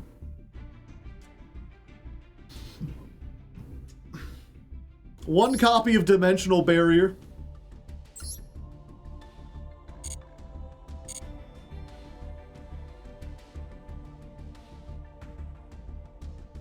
D barrier. And there's all my missions for the month. Looks like. I don't feel bad anymore. You deserve the win. Oh, we're in P2 now. Thank you, my mind, for remembering. Another coin lost. What do you do? Another coin lost. I gotta poo. Okay. Here we are. Duel 20, I think. And we're versus our arch nemesis player. They've returned to Master Duel to seek their vengeance. You'll have to comment in the comments if you understand that reference. If you're an old school Lego. And you remember watching the prequel series to this.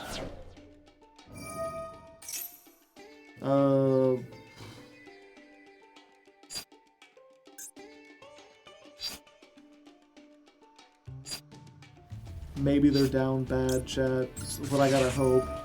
Is it like they need this?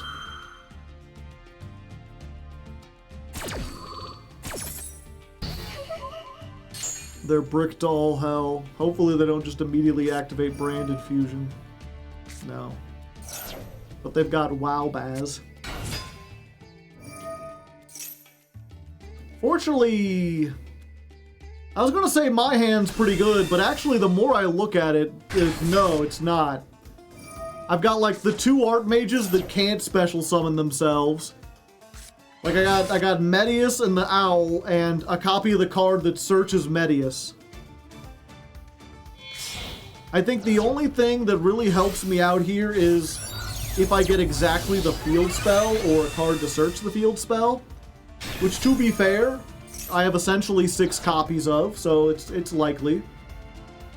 And I've also got to hope that they don't have Fallen the Virtuous, because that can just pop the field spell and ruin the day. And I'll be down a discard.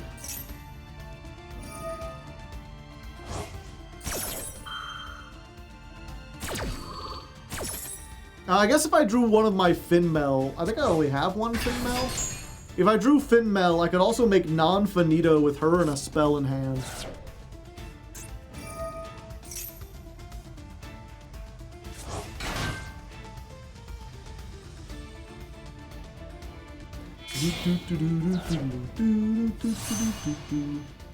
The 3 champions of Sword Soul.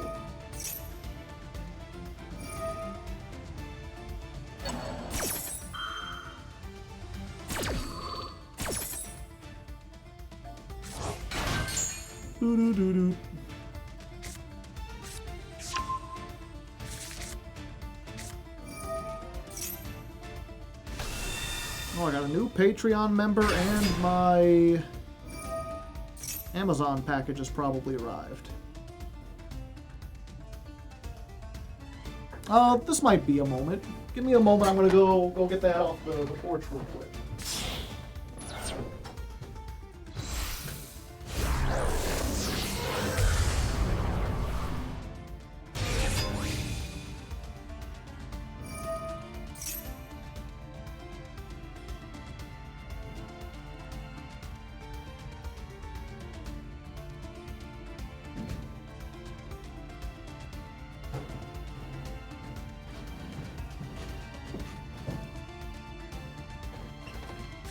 I'm back. They still comboing? Ah, they got the counter trap. That's unfortunate.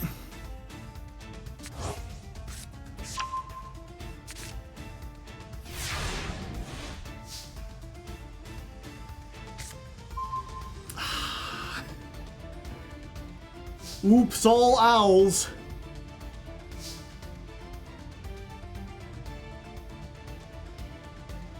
Yeah, even if I summon the Medius, it don't do anything. And they've got the counter trap that, like, specifically stops the owl effect.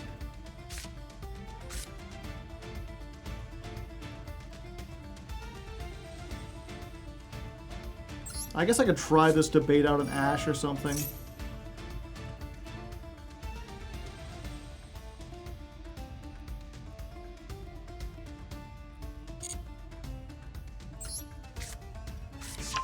Two pair. The Balatro has returned.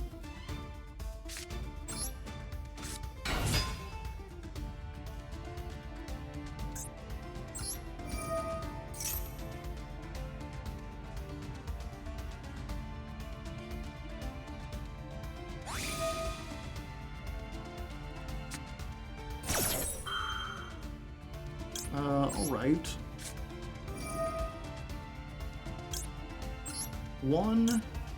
What to who? I think I'll just keep it like that.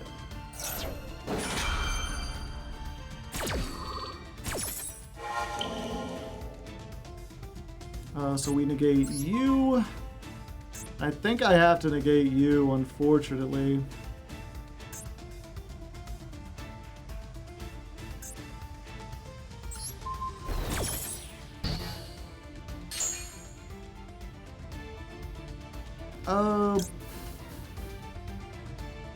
Yeah, we have to try for non-finito. Two owls, alike in dignity.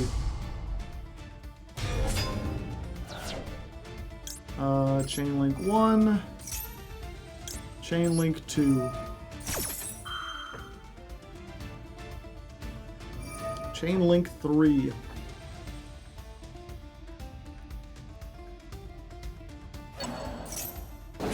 Wow, Baz. Two owls make one girl. Who would have thought?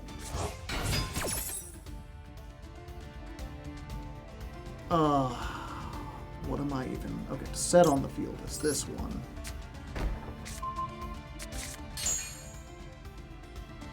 The problem is, what do I even add?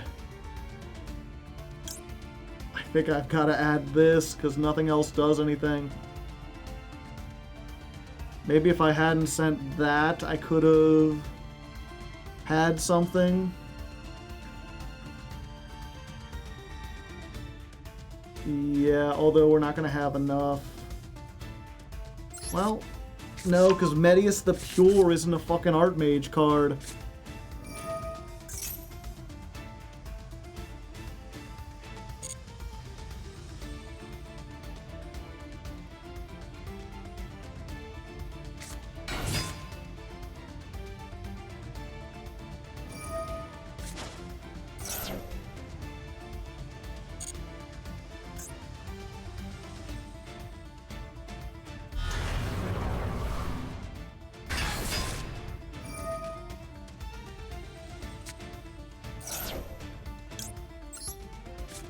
Counter drop.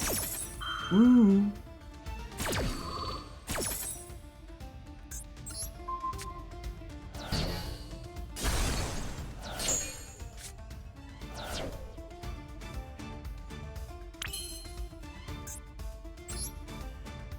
I can get Albaz back.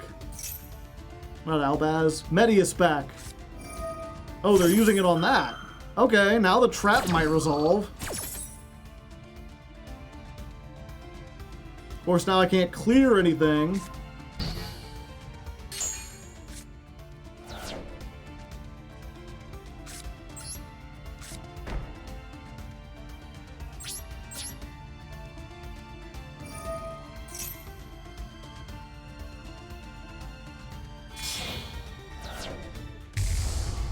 But it came back.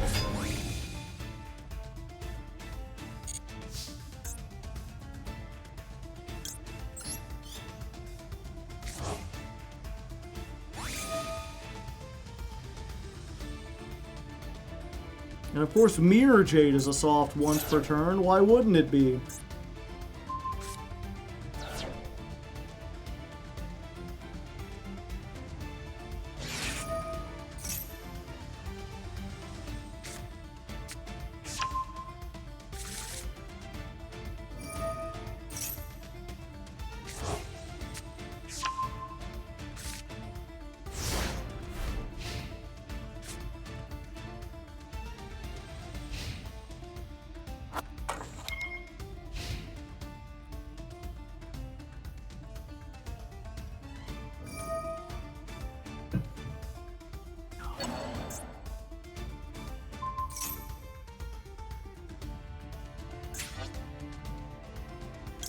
Yeah, I gotta do this now.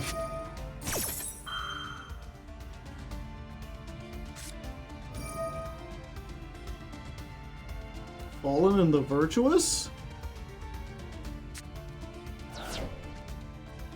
To pop the trap.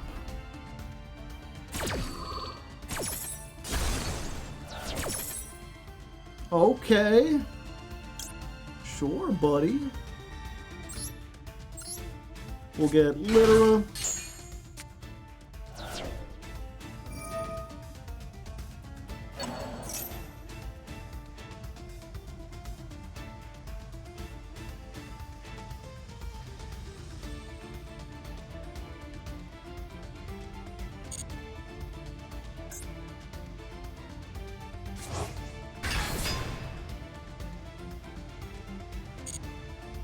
Yeah, they don't have anything they can make with Litera and Albaz. They're not playing the Despian.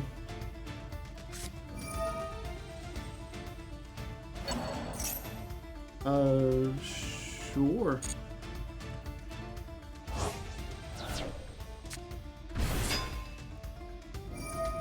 I just gotta hope they don't have a Barone de Fleur.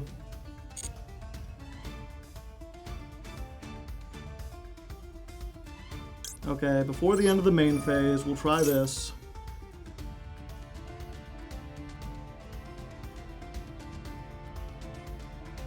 We bring back the owl.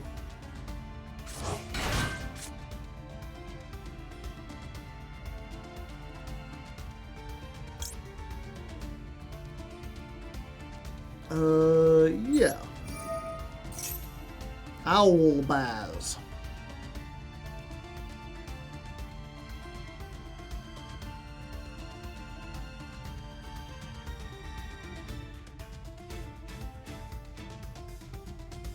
We'll make Diactorus. Why can't you have 3,000 attack?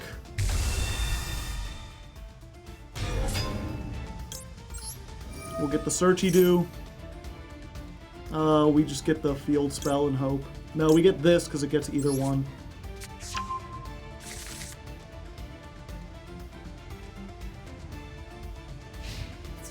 Okay, let me think about this. This is... Wait, no, I can't. I thought I could use this. Summon one Medius the Pure from your hand, deck, or banishment. Get my banished Alba. Get my banished Medius back. Block for me, Squire.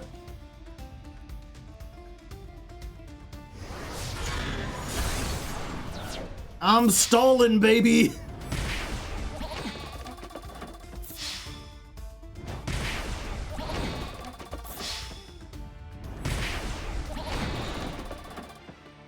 Be my shield.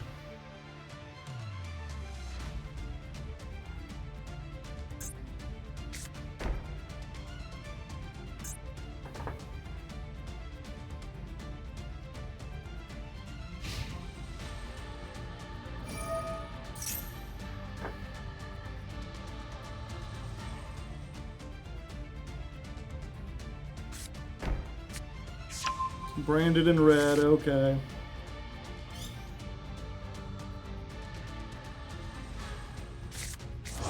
Put that back in the extra deck. Gotcha.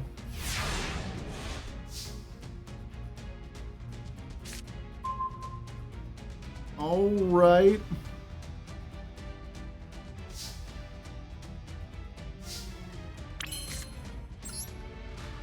Activate.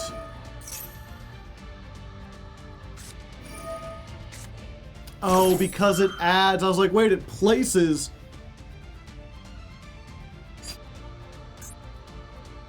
Yeah, I think that's about it. Wait!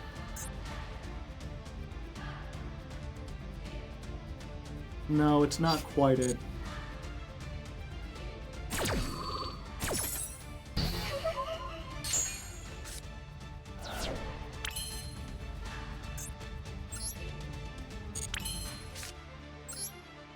I can continue to stall.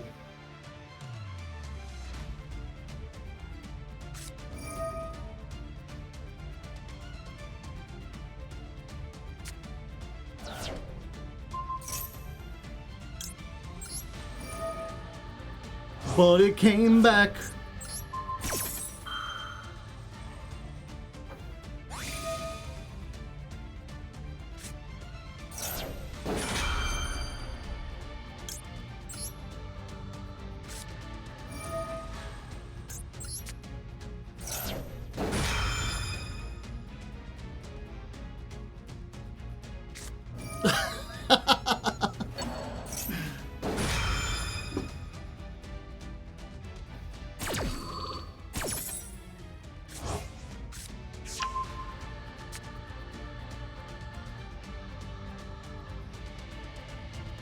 Stove, raiding with a party of 9. Welcome.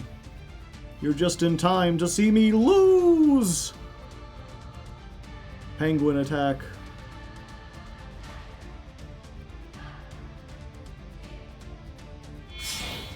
That's not good. I put up a pretty strong fight considering the bad, awful hand I had.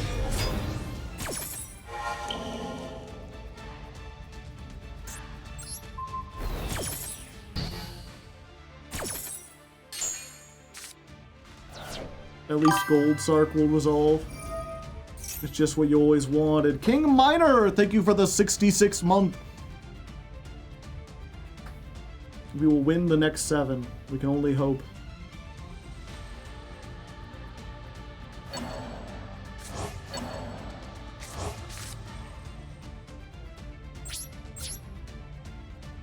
Just because someone wanted to see the Gold Sark resolve, I will allow it.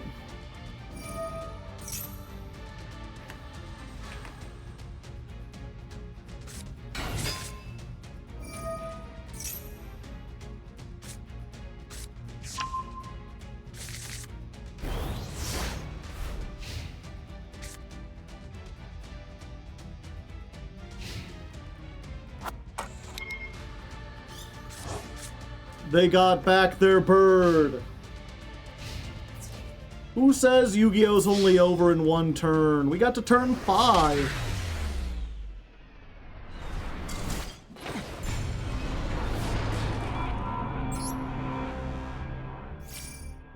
$98. Oh, hey. I got 80 more gems.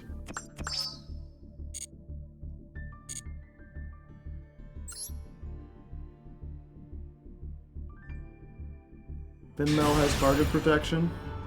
Ah, that's why. I forget she has targeting protection. It never comes up.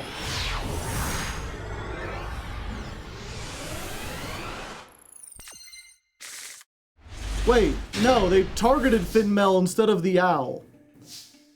Oh, does Finmel say you can't target her, you can target everything else? Okay.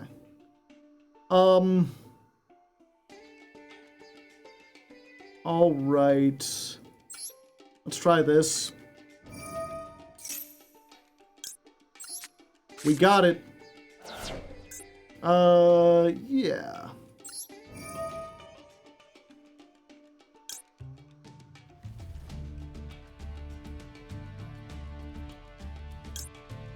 Yeah, we'll send this off. I was like, do we risk it? But it's like, we could always use it again, unless they've got exactly Droll. Not Droll, Ghost Ogre.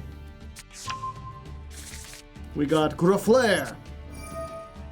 75% chance win rate. Another one.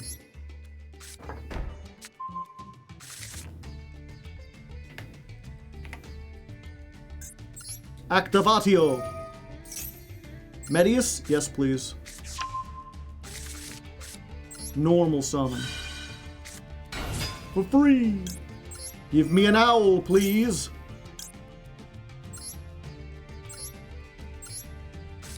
And then I'm going to do what I should have been doing the first day, and I forgot, which is change Medius into an Artmage. And that way we can make non-finito instead of Diactorus.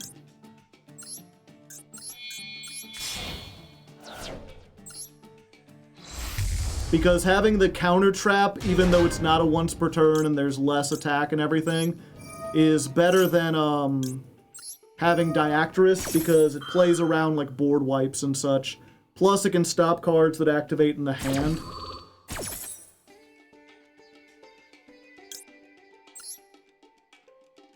Yep. Put that down there.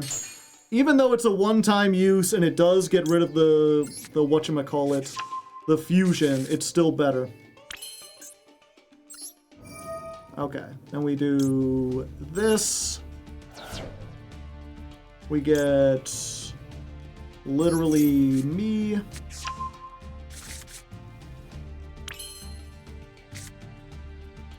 Yeah, I still need to look up the combo. I'm not sure exactly what I do. I remember there was a combo with Cross Sheep, where like you make Cross Sheep with these two, and then you can revive something, and then it helps you do even better. And the last time I tried it, it just did not work out. Dark Angel of Naught, thank you for the tier 1 sub. Like, we could make Cross Sheep and then special summon this, and because it points to a fusion, we can bring back this one, but then we just end on, we don't have the pop. Which is why Cross Sheep is our mate. I mean, it's not like there's an Artmage one anyway.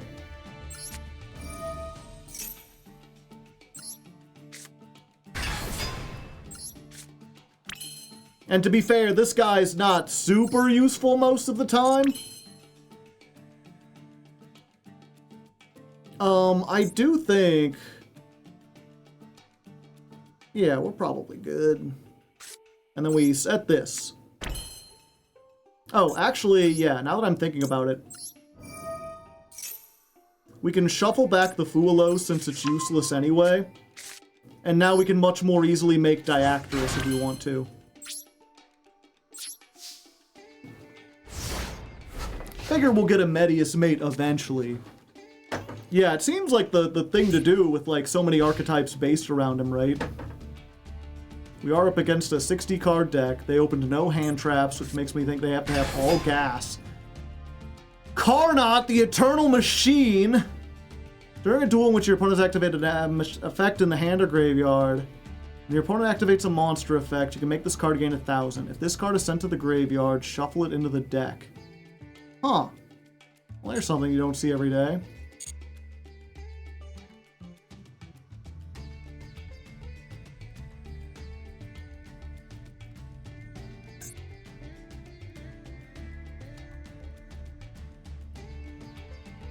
It's trains.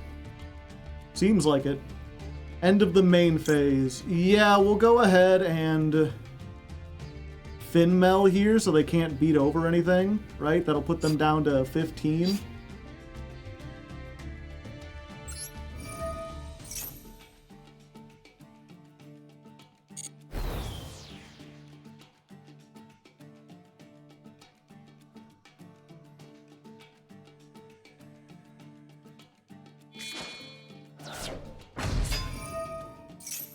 Shuffle it in, okay, and then they got Druis Worm. That's their normal summon.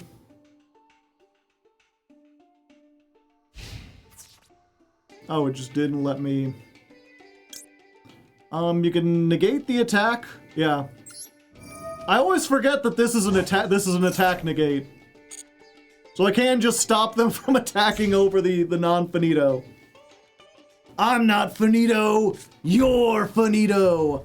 I'm non-finito. Yeah, get that out of there.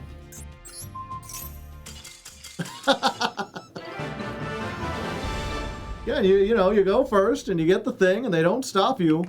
What the hell was that? They must, I mean, they're playing a 60-card deck, so I gotta imagine they have some jank in there. A 60-card Masochist? I doubt it. Okay, I'm seeing Genesis. I'm seeing Diabellstar Vengeance. Iris Sword Soul. They got the one Harmonia. They've got a handful of Kashtiras, a handful of Bestials, one Walbaz. They've got one of each hand trap. I don't know what you call this. Weird. One Fallen the Virtuous. Is this... I was gonna be like, is this some kind of Highlander deck? But no. No, it's Highlander except for Perulia and Fuelos. And this guy. And this guy. So they've got 1, 2, 3, 4 cards at 3, and everything else is a 1 of, including every Solemn, including Solemn Scolding. Very weird. Very weird indeed.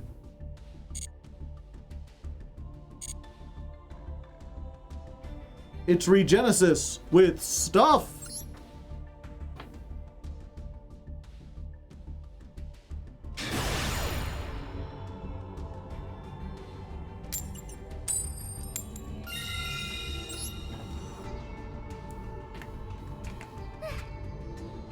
Yes.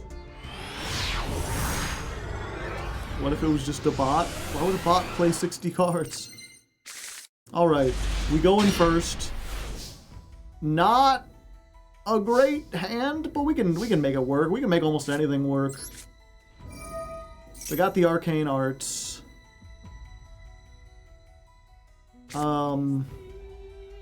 Which means we get the free normal summon of Medius. Medius effect. Gets it with Ash or the Owl or Fuelos. That's unfortunate because we do give them 1, but as we've shown many times, we can end on fucking nothing. Let's do this. Okay. We're gonna activate this. We're gonna send off the Artmage.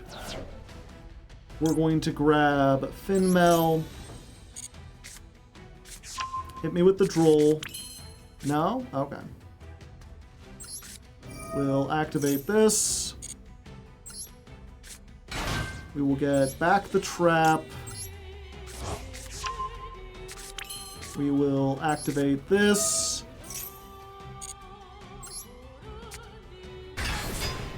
Draw a free card. Do we put Griflario on there just because we can now? Or do we stop at 4 cards just in case they have Nibiru? Opponent cannot target level 6 or lower Artmage with card effects. Gotcha. That's why they hit it with the Droll. Okay.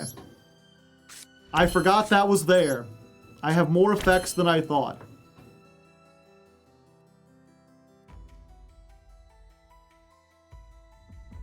You gotta play like Nibiru isn't real, chat. Let's get Griflario. Let's act. I don't know why I called him Griflario. That's not his name. I called him Stacy. That's not his name. Let's get the fusion. There we go.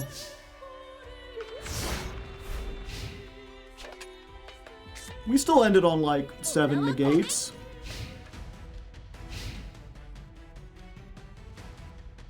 Before the end of the main phase? Yeah, I'll do this.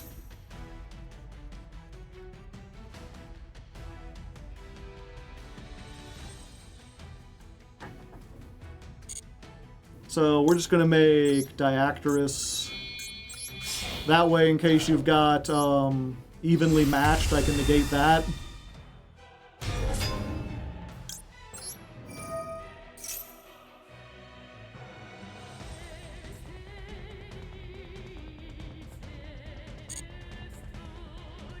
Let's go for the trap. Now if they have 2 evenly matched, then I'm just kind of screwed.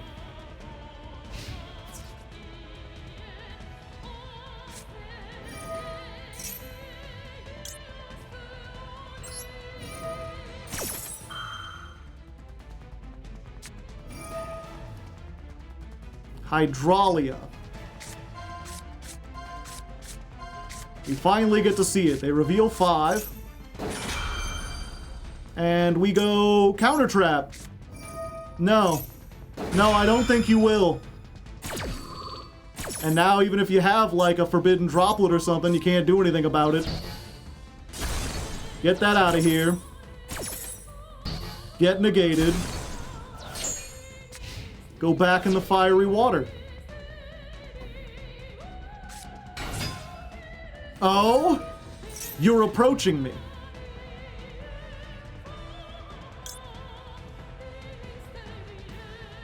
Yeah, I'll use the Imperm on that.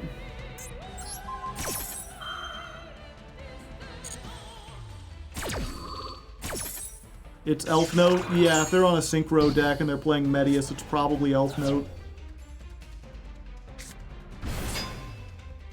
This isn't a quick effect, right? Yeah, so here's where we do Chainlink 1, her.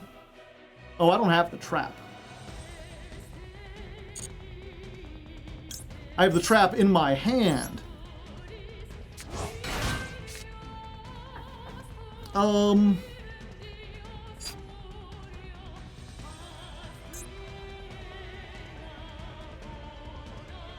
Okay. Yeah, I guess we're fine. Add 1 Elf Note monster. I would prefer if you did not.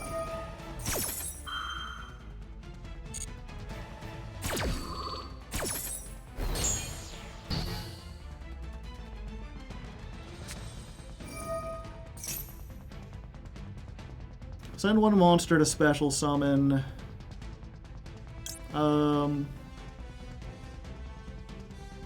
Yeah, that's fine. No one remembers Graflair. They think Graflair's just there for style. Get your spell trap off of that field. You think you're a Medius deck? I was born in Medius deck. I don't even know what I'm saying. We did it! We beat the newer Medius deck! And all we had to do was go first and not get hand trapped.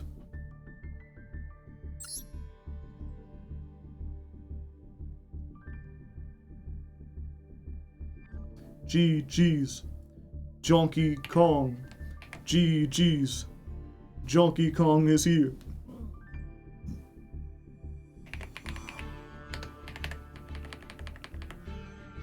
$240.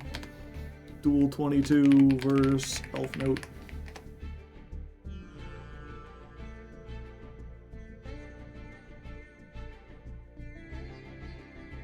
Cereal or more sandwiches, chat, or ice cream? I'm gonna have cereal for dinner.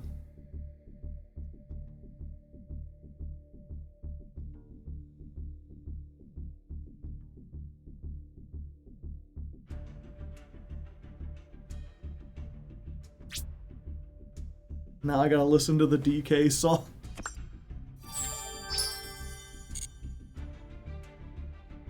Can I find the fucking Thor high heels version?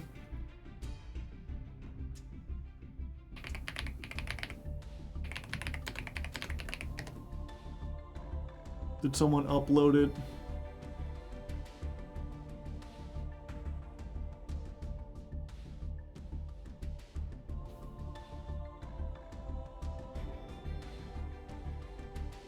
Oh wait, I think I have it saved. Thor High Heels, he's a, like video essay who makes, like, really long form, like, video game things. Oh, I think they might be a she now, actually. I don't know, I haven't watched them in a little bit. It's funny because I remember, like, I would explain, they're like, oh, are they, like, trans? Like, no, I don't think so. And then I think it was, like, last year, they were like, I've discovered some things about myself. And I was like, I guess it makes sense. But where is it? It would be Game Boy Advanced. Mysterious Game Boy games.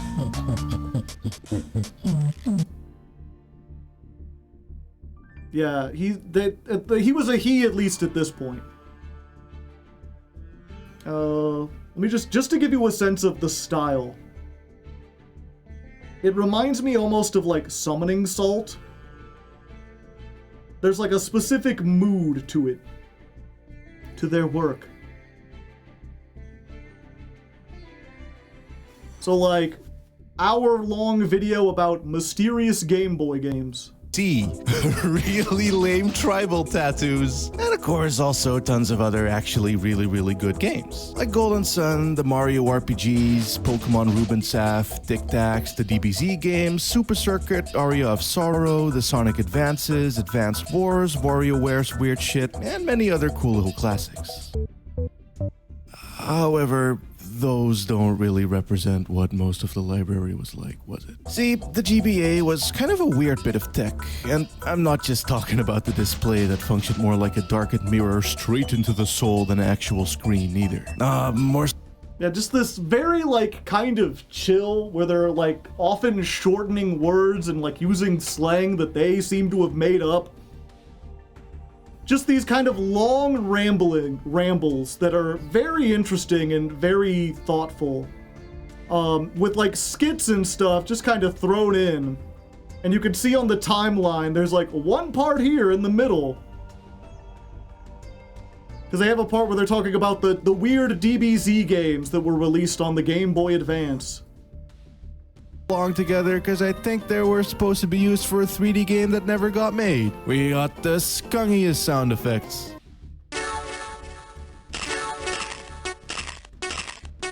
Like, Crunchy. what? And somehow it's running in the Legacy Goku engine, as I guess that's just what they had, and I doubt they had much time or money to make this, but it certainly explains why it is the stiffiest, jankiest, garboest feeling fighter this side of Battle Arena Toshinden or Final Bout. Granted, to be fair, it is on the GBA, which wasn't exactly a fighting game beast, but then it also has Tekken Advance, which is really goddamn good and feels and sounds great. I think just making a fighting game in an RPG engine is simply a case of ramming a round peg into a square hole, as said square hole proved the inverse with Tobal's RPG mode in a fighter's engine just as well. Still, A for A, though, as I'm glad that it exists. Either way, I feel like this is a pretty good place to wrap up our RPG segment, as I think now might be a good time to put some focus on that there sound chip. Yeah, so this is going into a segment where they spend some time talking about all the weird, unique musical things that you could do with the sound chip. But they start with this.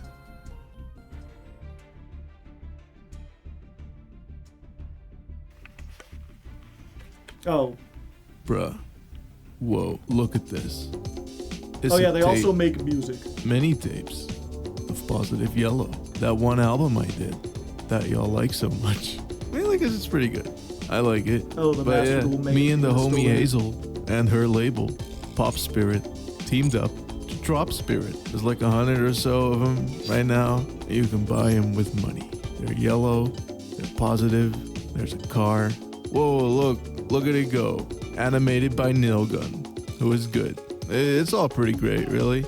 Positive Yellow DX with 4 bonus tracks. Buy it now on the Pop Spirit Bandcamp. Boom. He's finally back to suck yo dick, crash yo car, and then steal yo bitch. DK. Donkey Kong is here, bitch, it's time to admit it. You wanna fuck funky, get him hard and then nut in that monkey. DK. Donkey Kong is here. Yeah, so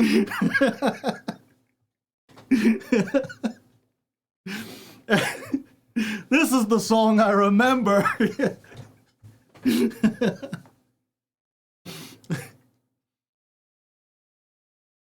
The what now? Yeah. Where's the thing, real quick, while we're here, I bet he talks about there's a game made for the Game Boy Advance called Barbie Horse Adventure that has one of the weirdest soundtracks. This, like, well, check out this Barbie it's like almost dreamlike. game, bro. Strangely complex.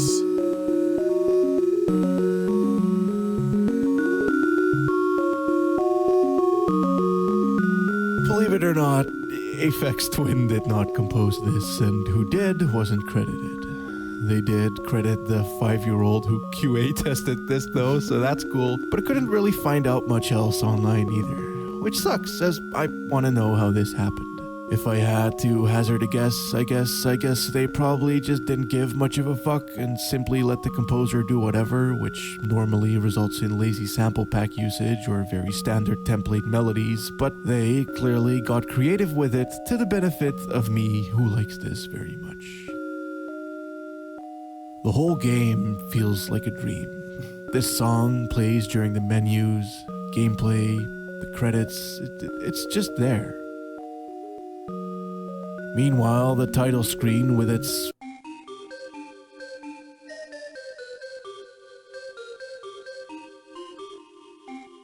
freakishly realistic horse contrasted to the fast-moving clouds, skunk trees, and music, that's all.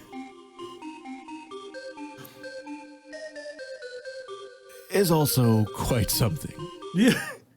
It's like that weird kind of surrealist song with the slow motion, real horse, trees made of like photoshopped photos of real trees that have been cut out and still have a thick outline around them, and the fast moving clouds that aren't quite mode 7, but they're trying.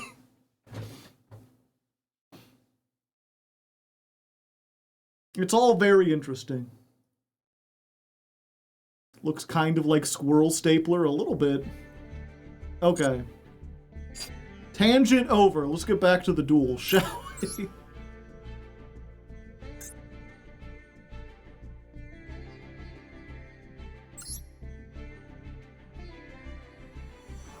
The GBA could get away with a lot. There's stuff like that in every series or every game. Or there's stuff like that on every console. Have you heard the fucking theme song for Pictionary on the NES?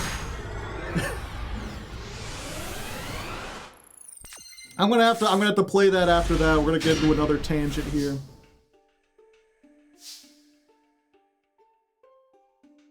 Okay, we're going first, I think. Okay, we're going first. We're under Fualos. Los, Fualos. I do need to add another one to the go first counter.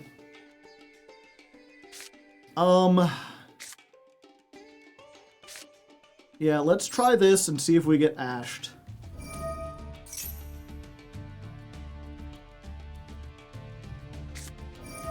Huh? Delta? And a second copy.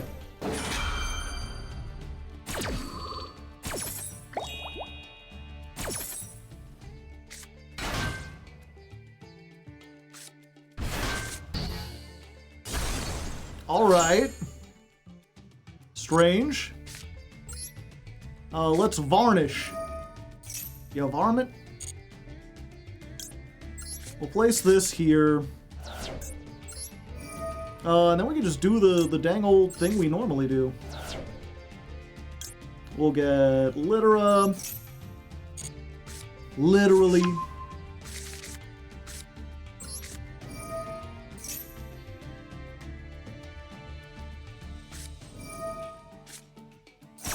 Dang, they just the no fun police over here.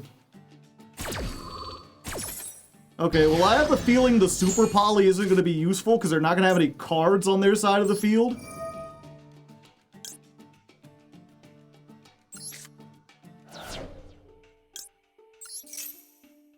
Not once per turn.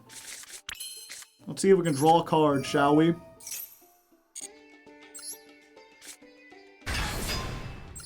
Yes. Sure. Send off this. We'll get Grifflar. We'll activate Grifflar.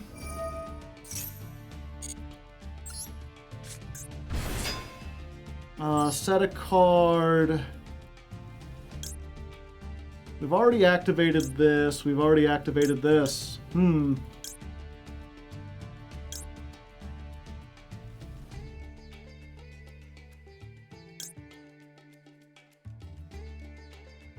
Yeah, I guess we just do another one of these.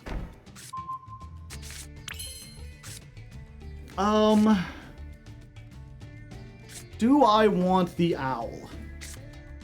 I think I do, because otherwise all I have is a pop and a negate.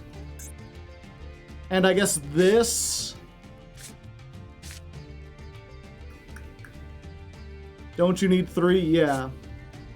But I only got 1 normal summon. If I normal summon her, she's stuck in attack and she does nothing. If I normal summon the owl, then I can make non-finito on the opponent's turn. Yeah, so we'll just send this off. Get the owl. Normal summon the owl. End turn. So now this represents at least 2 disruptions, maybe 3, depending on how I play my cards. Littera can summon from the hand, by the way. I did that earlier, by the way, in case you didn't notice. It got negated. And I can't do it again, but it's fine. They spent all their hand traps trying to stop me, so they only had 1 card to try to do anything. And I had like 2 disruptions.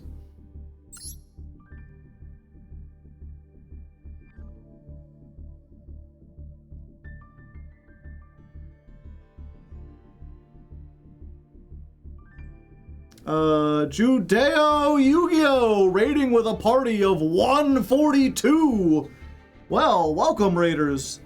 I hope you're having a nice evening. I assume with the name you were also playing Yu-Gi-Oh!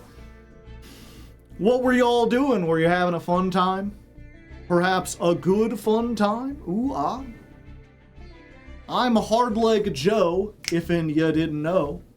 Joined by my companion Critter, the Orange Ox. Critter, would you like to give a message to all the Raiders out there? Something that really lets them know what we're about here on the Hardleg Gaming channel. Thank you, Critter. He has such a way with words. He's like a poet of some kind. I'm having a good fun time. Hey. But yeah, if you're unfamiliar with me, I'm mostly known for my YouTube stuff. Every month I climb the Master Duel ladder with a different deck that gets voted on by my patrons. Sometimes we play meta, sometimes we play complete jank, oftentimes it's somewhere in between. We see how far we can get in a month, and then I compile all the best moments and I release it on my channel as like a 3-hour long video that's just like, you know, climbing the ladder with X deck, the X deck experience, whatever I pick. This month we're playing with Artmage. Last month we did Hecka Hands, before that RB. Killer Toon ain't tier 0, by the way. Not anymore. I don't know what... Yeah, I don't think it was ever tier 0. Well, maybe when it first released. I don't know, it was definitely tier 1. It was definitely a very good deck, but usually tier 0 means the only thing that can beat it is another copy of itself. And I don't think that Killer Toon was, or Cool Toon was ever that good. But probably, like, good enough that it had a favorable match against most decks. Oh, that was his stream title. Gotcha. It was tier 1, it got close. It's one of those things, right? It's like, when you have a tier 1 deck, and it's the only deck that's in tier 1, it can feel like it's tier 0. But all that means is that, like, unless you're playing like a tier 2 deck, you stand no chance.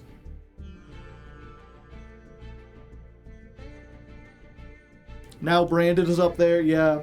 I imagine Branded is up there. I imagine there's gotta be, like... I was gonna say Draco Tail, but these days Draco Tail, like the good decks, are like Branded decks, right? It's just a matter of like, do you play mostly pure Branded, or are you playing Draco Tail Branded?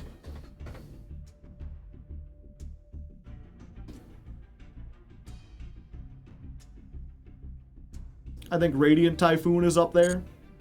Maybe? I feel like Radiant Typhoon was definitely like a tier 1 deck for a brief moment, but I feel like it fell off really quick. Also, we were talking about games from, what was it? We were talking about obscure songs in video games, like before this duel, and how like every console kind of has like its own hidden gems. There's like that weird Barbie game for the Game Boy Advance where like they let some vaporwave guy make the soundtrack and it was really trippy. And then there's the one I was going to show for the NES. And I can never remember this guy's name. You'll find him in the comments. Let me see if I can... Pictionary for the NES. The title screen music. They let this guy make... They're like, yeah, you can do whatever you want. And he was like a wizard at like 8-bit music.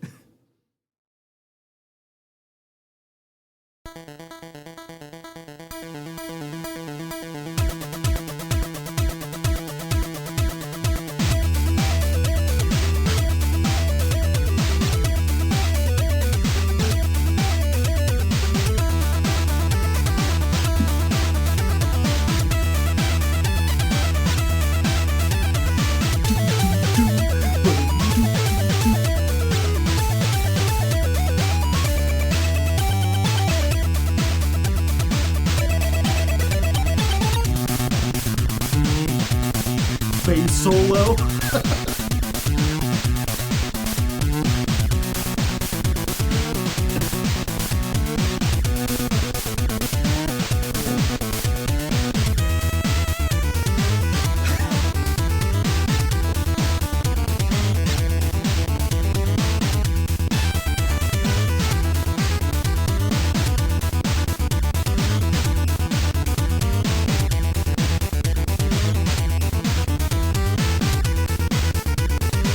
Catch them all.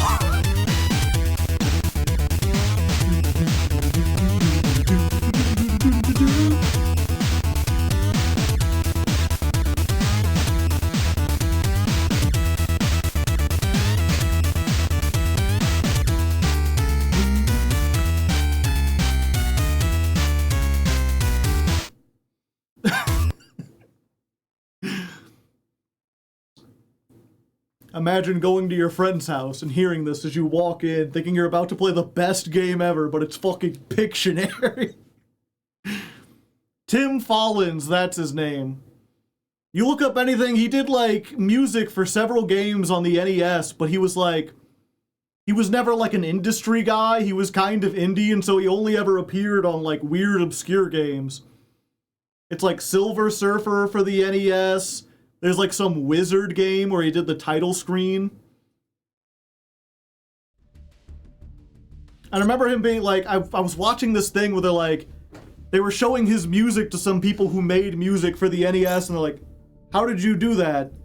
The NES can't do chords. Like it can't play, like it can only play, I think like 8 notes at once, and it can only use each instrument once. But he's playing things where it's like 2 notes at once, and he's like, well, it's not actually at once. The interval you can do on the it's like once per frame, so like 1/64th of a second. So he's like, you could go in really tiny and have it switch between 2 notes at such a fast interval that it sounds like it's playing them simultaneously. And they're like, but that would take forever on that. The way you have to do it, you'd have to go in and like do that manually. He's like, yeah, it did take a while. Oh, the Plock guy. Yeah, the Plock guy. What was it? While we're here, Plock boss fight. The boss fight music. Oh no, the music just called boss.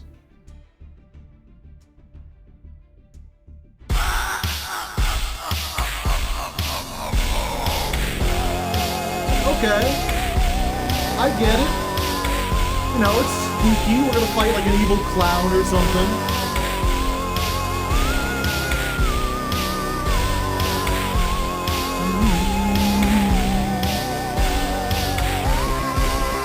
Oh, wait, hold it up.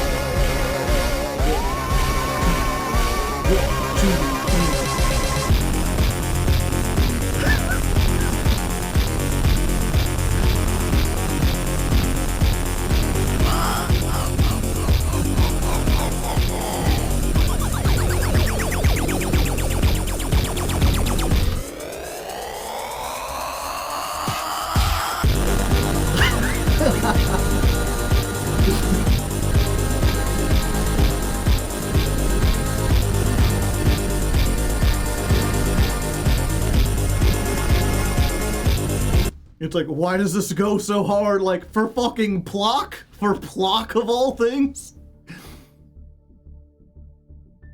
It's like, you see the bosses in that game. They are not deserving of such a threatening sounding theme.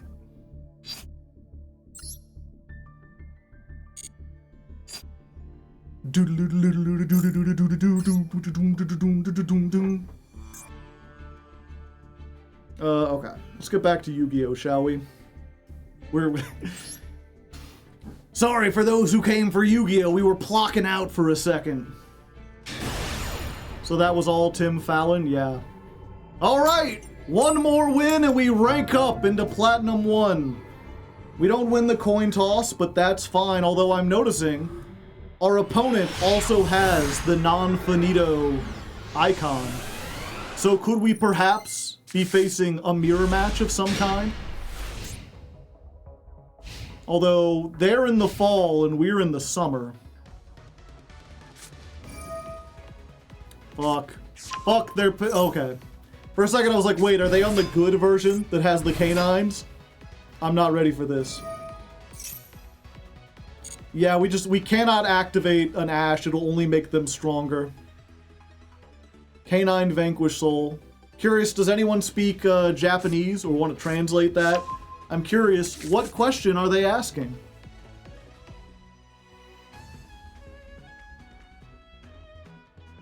I finally got around to watching The Amazing Digital Circus. I'm on episode 4. Nice. Yeah, 3's... I feel like if you get to 3 and you're not feeling it, then it's like, yeah, you're probably not going to enjoy the rest of it. But 3 is usually, you hit that episode, it's like, oh, okay, this has a little more substance to it.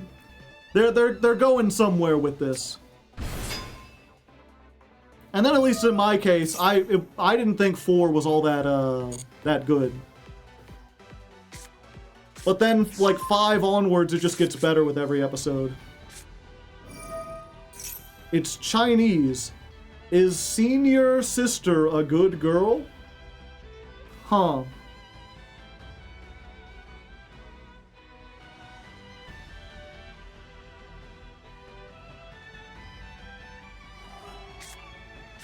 Glance.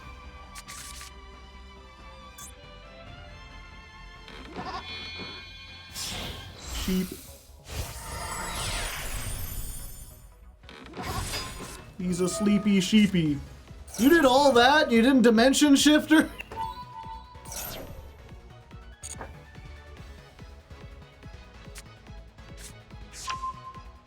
You gonna answer them, Joe? Answer who? Oh. Is senior sister a good girl? I don't know what you're talking about, buddy.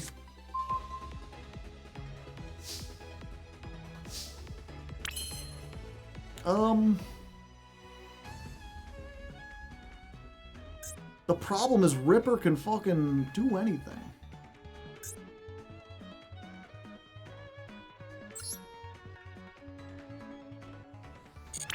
Okay.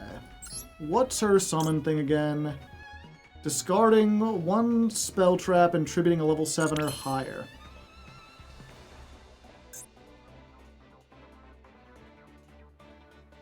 Okay, yeah, let's try this. Non-finito. We'll get rid of the fusion.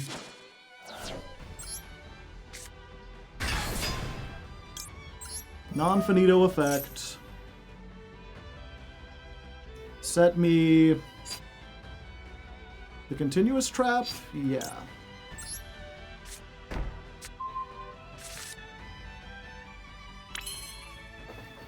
Let's... we just run over this?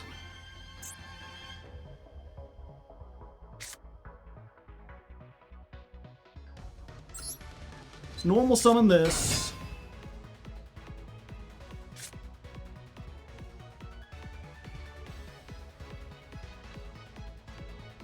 Yeah, we're going to battle here. I don't want to activate this in hand if I don't have to.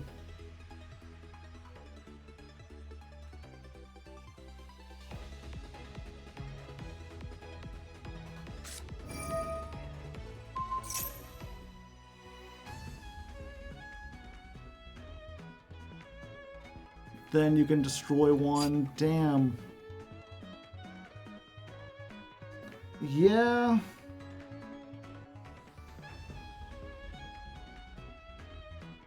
That just does it, doesn't it?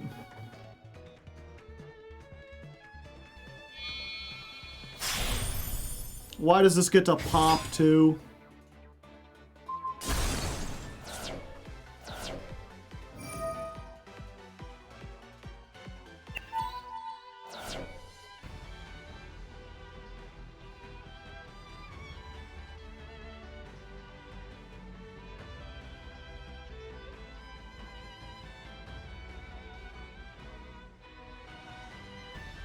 Why can I activate Forbidden Droplet?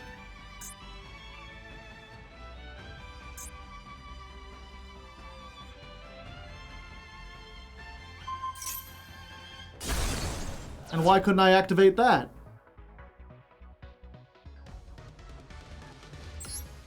Why couldn't I chain... Does this not... Can I not... No graveyard. Why couldn't I chain the owl, though? Shouldn't the owl have been able to make... Oh, I only have one non-finito. Yeah, I'm just dead here. Can't beat Shifter, unfortunately.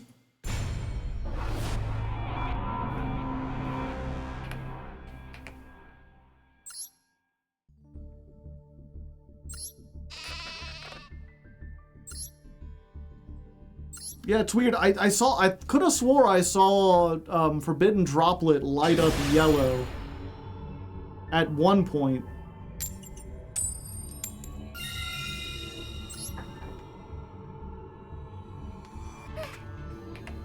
Yes.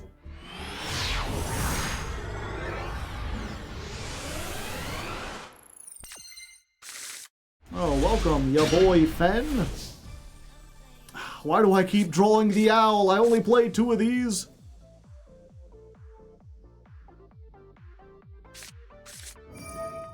Perulia. Okay, I have the ash for that.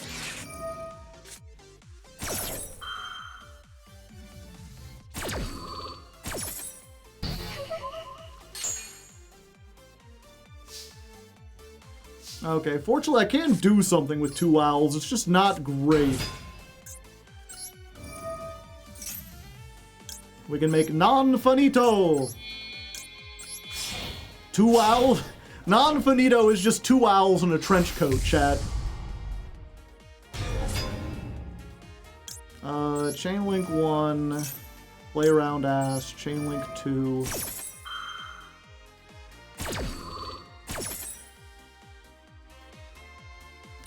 Do we want to get this? I think we want to set this. Let me think. We need to...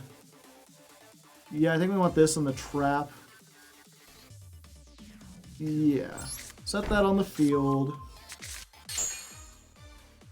And then grab the trap off of this. Activate. And this way, if they have, like, Droll here, we at least have the trap in the graveyard to do something.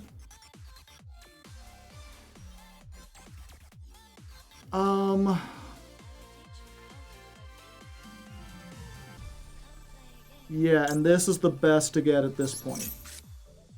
Again, if they have Droll. Which, for some reason, I, like, sensed they had, but clearly I was wrong. But it came back.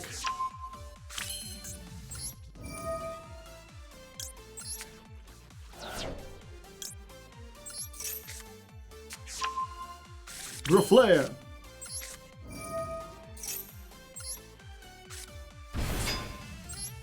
Set a card. We're getting this. We activating. Adamedius the Pure. Both of our owls are in the graveyard, so there's no point in summoning Medius the Pure. We can just keep it in hand, because the owl can fuse with stuff in our hand.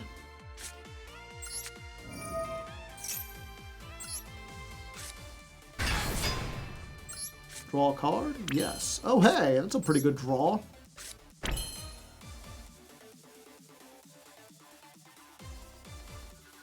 Yeah, I think that's good.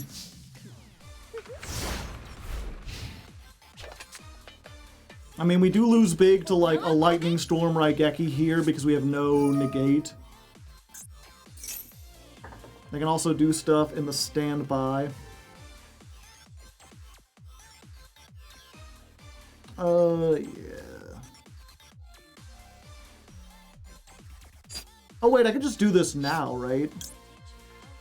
Fusion summon using monsters. Oh, I have to control. Oh, I should have put Medius out there.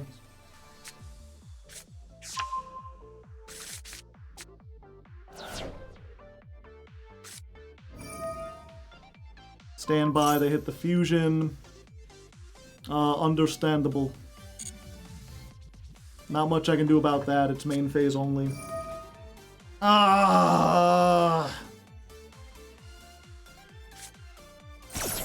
Who thought Super Poly was a good idea?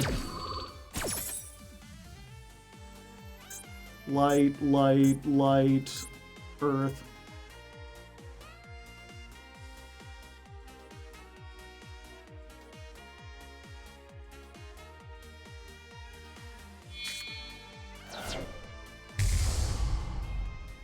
Dragon.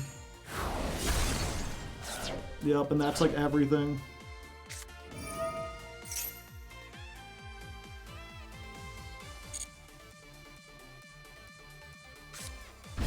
Get Crocy. We can droll them here. So at least they're limited slightly. But they can get rid of the field spell, and then I can't search next time. Littera's already gone.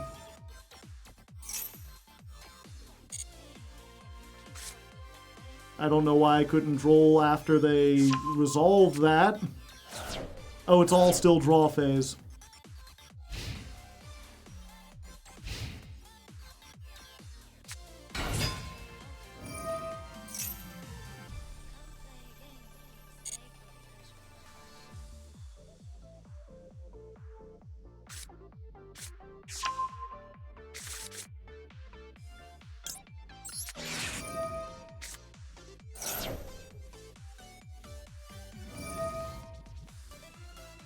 Okay. Sure.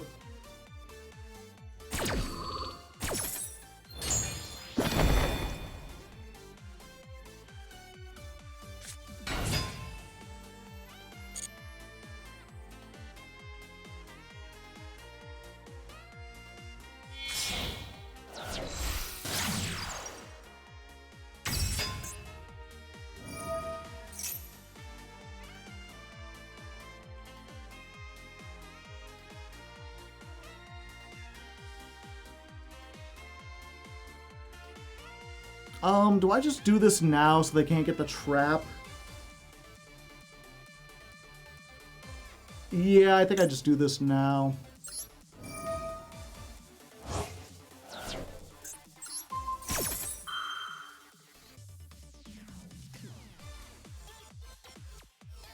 The pop doesn't target! Get out of here.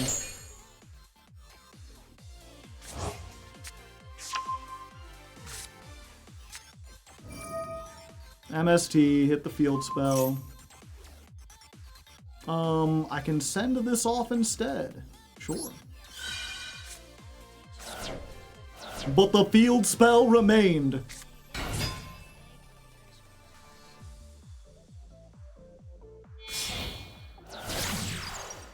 A second one.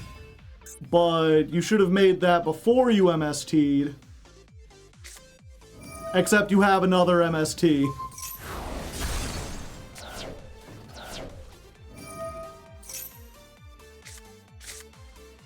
Although that doesn't give you a lot to do.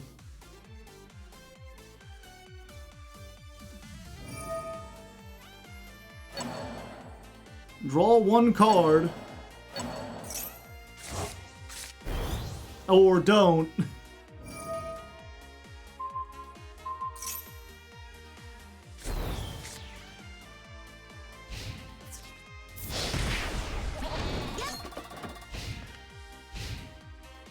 Alright. Looking pretty good, I think. I mean, our non-finito is in the pendulum zone, and you don't want it there. Oh yeah, I can shuffle back. Do I have any owls in the graveyard? Both of my owls are in the graveyard. Okay, so I can target 3 Artmage with different names, shuffle them back. Yeah. Rarely used, but very important here. So I will put back the owl, and I think I want to put back Littera. I have a second Grifflair, so I'm just going to put back the Acropolis. And they're like, sure, I'll be untargetable.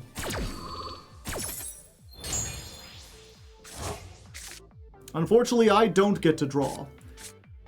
I can still special summon this because non-finito is an Artmage card while it's a continuous spell. Get wrecked.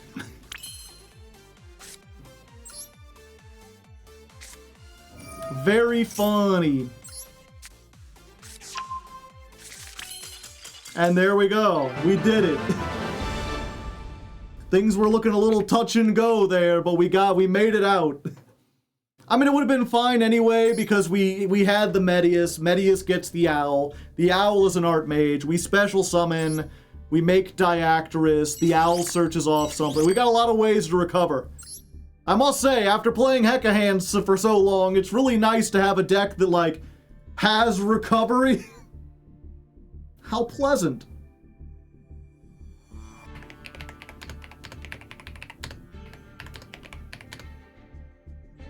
What were they called again?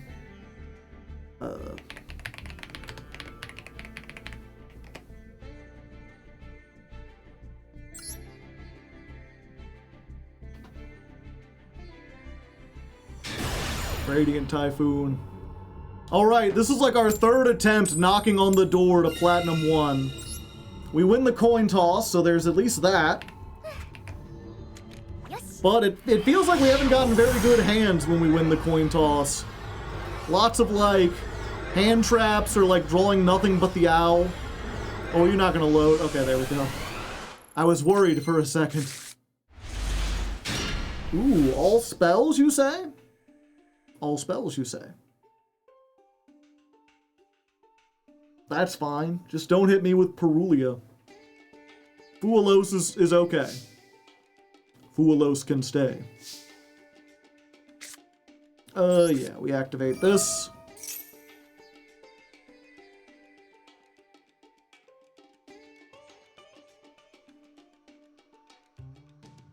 And then we could discard this for the Artmage. But why would we? We can just activate it. And that way it plays around Ghost Ogre.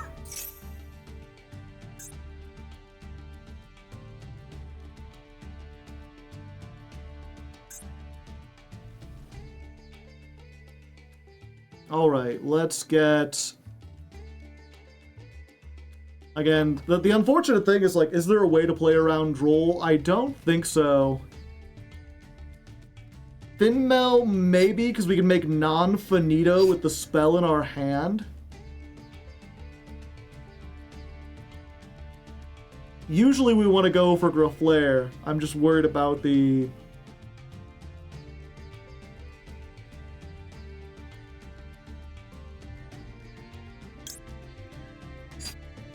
Yeah, we've got another discard. We'll be fine.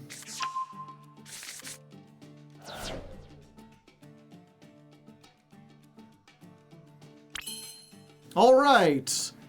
For a second there, it really felt like we were gonna get hit by Droll, but we didn't.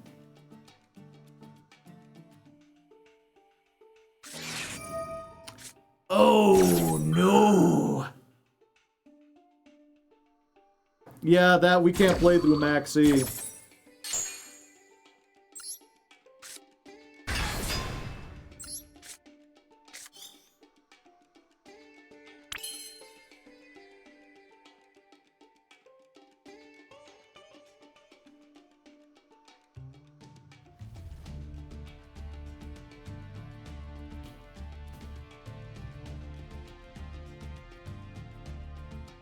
Set 3 pass, maybe. Problem is these 3 aren't that great. Let me...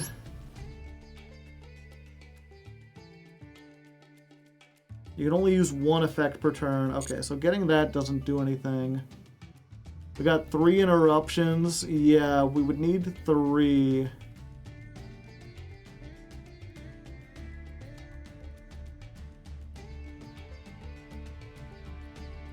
It just sucks to have to set everything, because then we have no follow-up.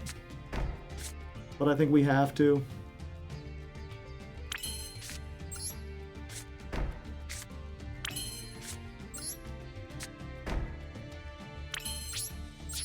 And then we just gotta hope that Super Poly Imperm Droplet clears.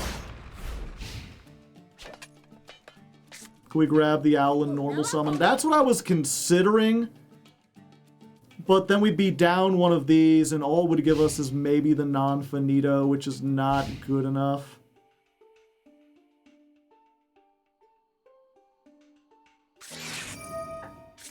Okay. That does mean they'll draw 1 off of the Super Poly. Had a Diabelle!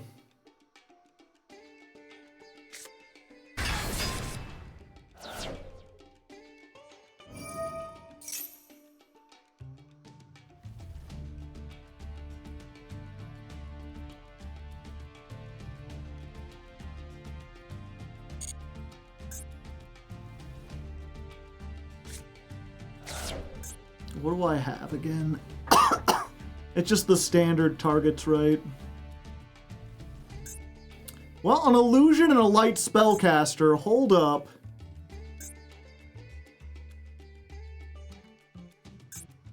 If they get a light spellcaster, we can make Illa Sylvia.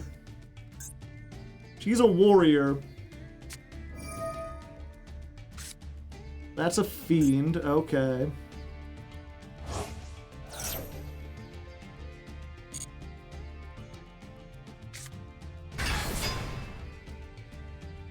Pay half your life points, pop a card.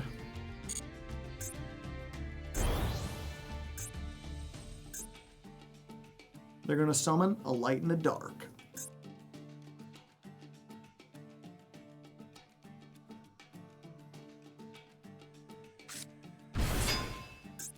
That's a spellcaster! Super Poly! Oh, it's not a light spellcaster. It's a water spellcaster. I jumped the gun. Yep.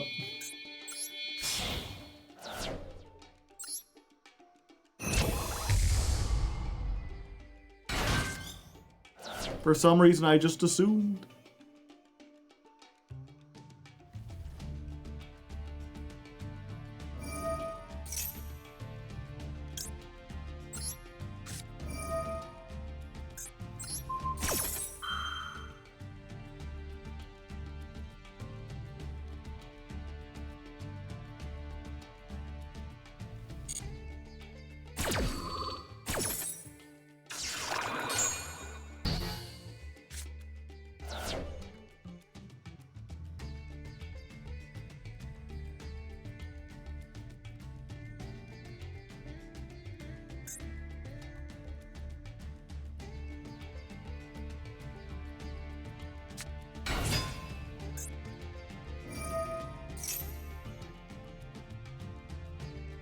Yeah, and that's just Barone by itself. Too much extension.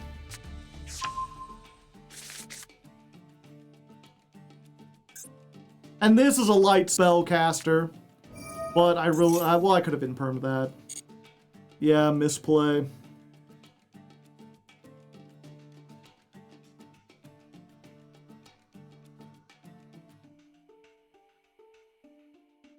Do you have the Artmage dude that pops Nerva? Yeah.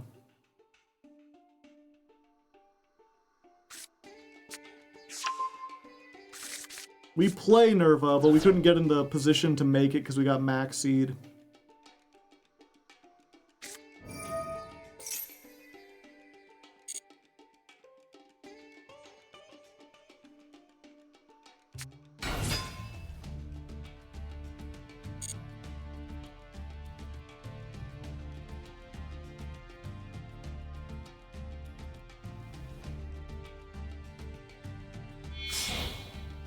Oh, they didn't make Barone.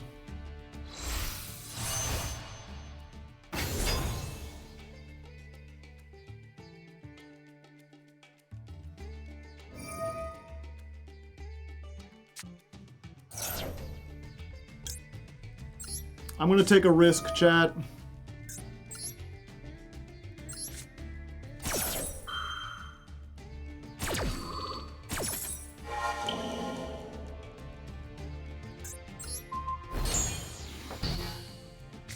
I'm going to assume that last card is dead and they can't do anything from here.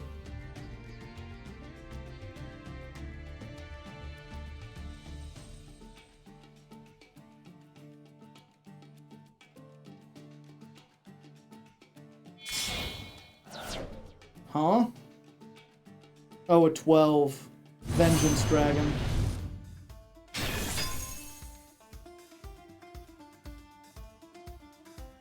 So that's 6. I think they can still only get to 75, even if they bring back the Sylvie.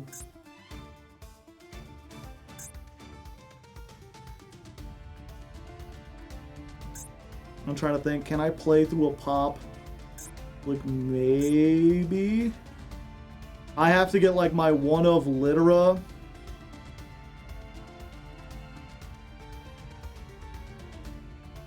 I have to get the one of Litera, or... Does Medius do it? Not really. Well, Medius does it if they don't pop him on summon.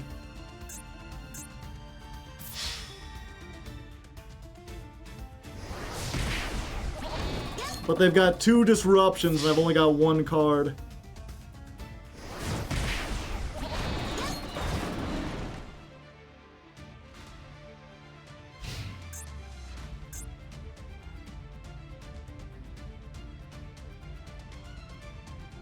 We have to top deck the Medius Searcher. No, if we get that, they can just pop it with this guy. The Vengeance can just quick effect pop.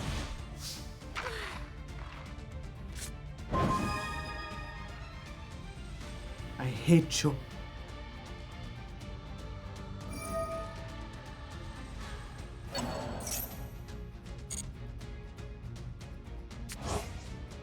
Oh, I guess I could have summoned that.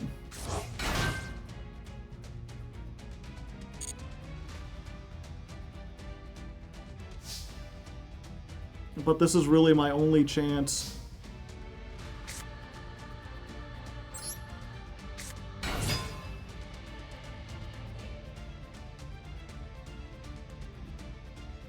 Maxi lost us this game on all fronts. No! No! I was like, maybe Typhon?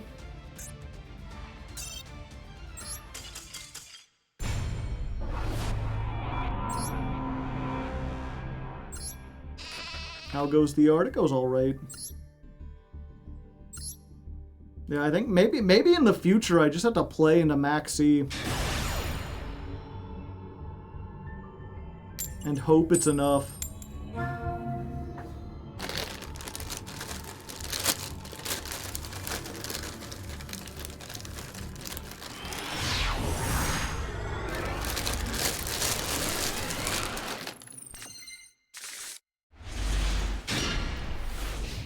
Alright. Los, Bua, Los. We got a 60 card deck and it's a Bua, Los.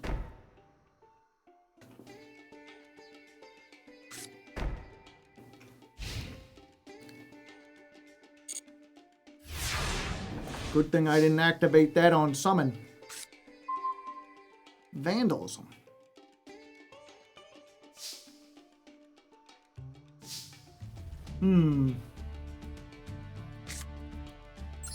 Art Academy, go!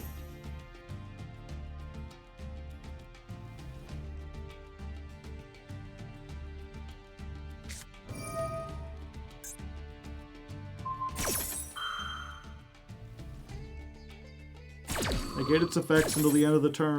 That is unfortunate. It's like the worst thing it could have been. Summon Graflair. Like, if they popped it, I could have gotten another one with this. Ah!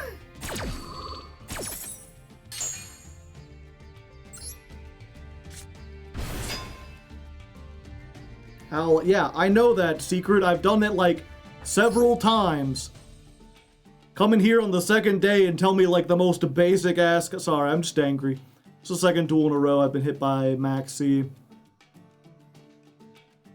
Ugh. Yeah, might as well set this.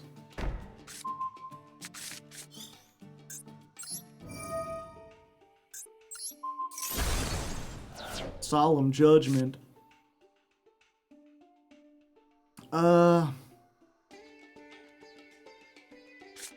Yep, let's varnish. I mean, to be fair, this is not too bad. Then I can alteration. I can grab... I think I grab the Power Patron.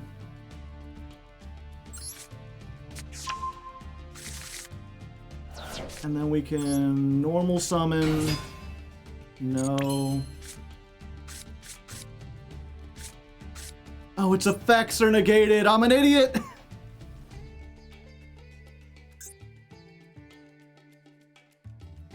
I was like, I can normal summon and then normal summon, but I forgot they negated the effect.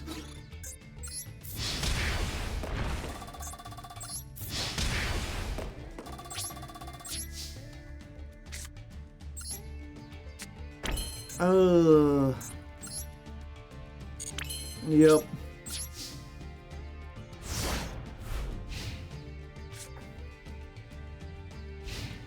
Can we get 8,000? Not with this negated and Maxi. What?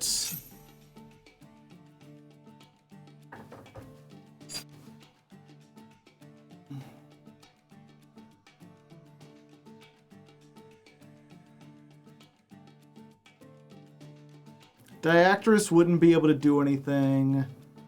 Do I make non-finito to get the counter trap? I think that's the best bet I have. Either that, or I could make this and hope I draw into 2 good hand traps. I think we gotta take the known.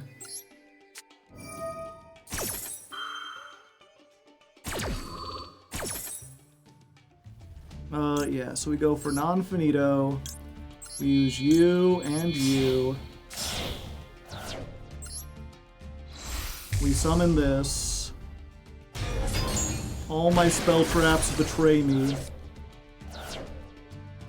Chain link 1 non-finito. Chain link 2 Power Patron. We can also negate an attack.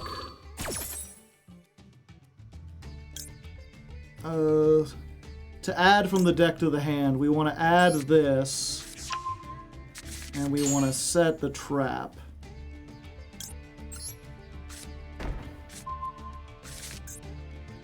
And this can fusion summon. Wait, so this can make the guy 2 and pop a couple cards. Although I'd have to give up. Yeah, and I think we do just give up. To stop the Dragon Maids. The guy, the Chimera.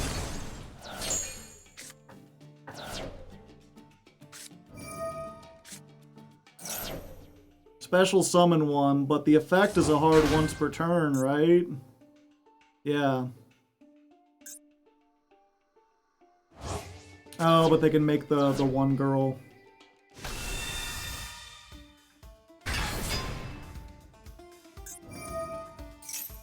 And then they just get another Dragon Maid.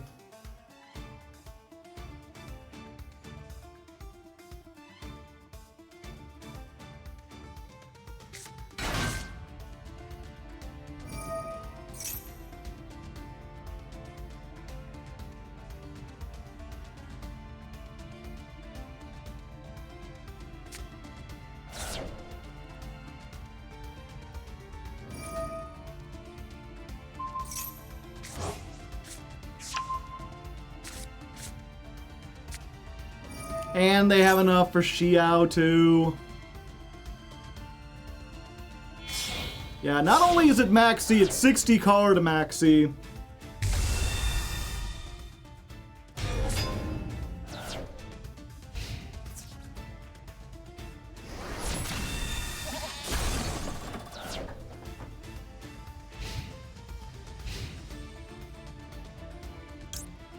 But she came back.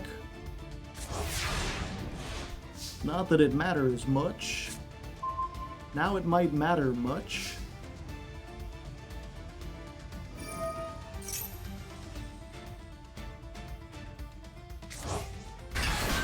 And these are not hard once per turns.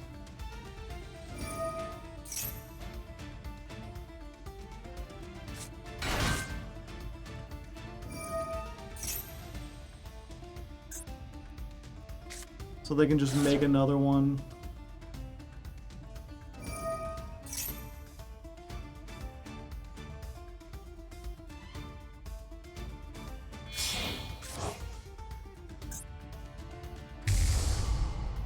Huh?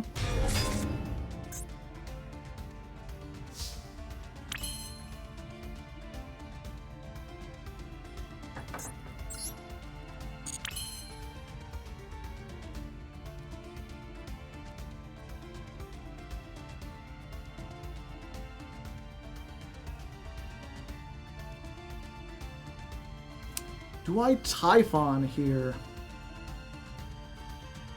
Typhon turns off both of these. Then I can bounce back the Xiao, run over this. That'll be off.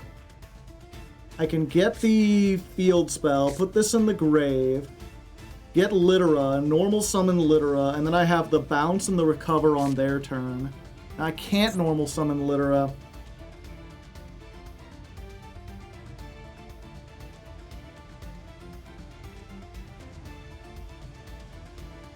And it's like, if I activate this, they negate it. I activate Medius, they negate it.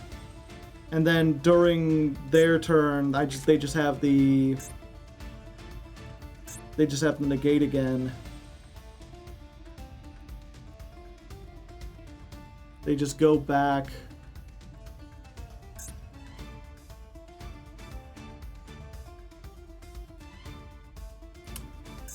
Hold up, okay. We make Typhon.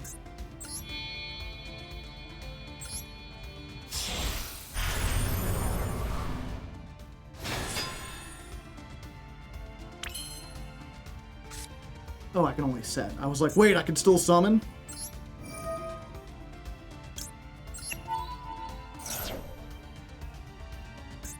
You go back. Wait, if I go to battle, they tag out. Shuffle back. Do I want to shuffle back? Not really. Do they have one? They don't have a higher one they can summon. Hand or graveyard, unless they have one in their hand. Go to battle.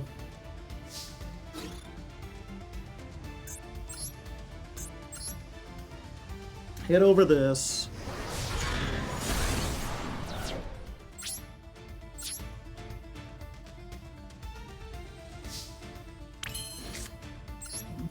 Set this.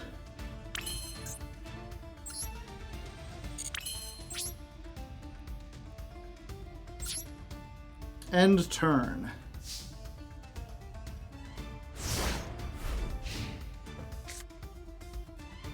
Wait until the main phase.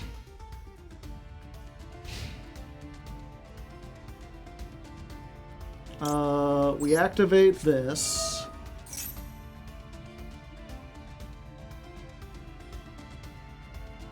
We summon...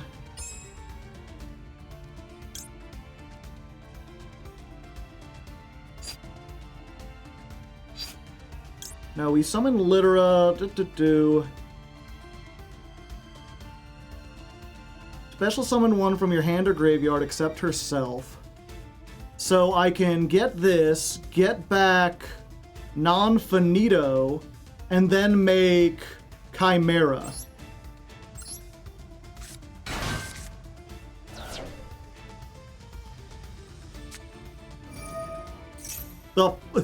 You gotta be fucking kidding me, dog! Sanguine Kaiman? At least they're not in the battle phase. I think they got a little confused there. Oh, it just gets the red girl.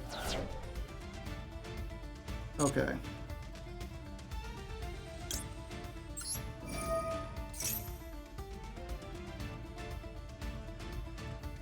I can't get back non-finito.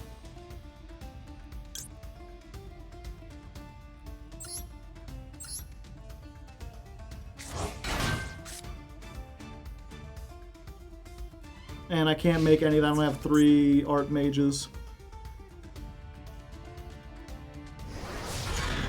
Yeah, then they attack over that.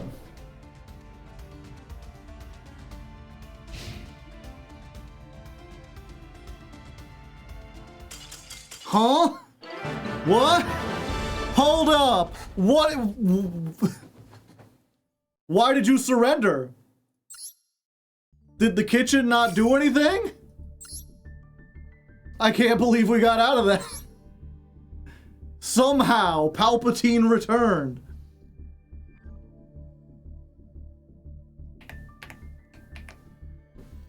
That's the power of the Artmage. Kitchen is a 1-card ladies dragon maid. They just wanted to play all the dragon girls, alright? And rocks. And Illusion Gate, and the 1 lightning storm. And 1 Imperm, and 1 Solemn.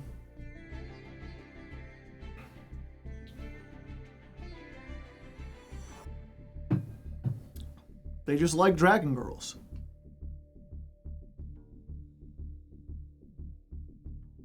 Did they only have 1 lady? No? No, they had a second one.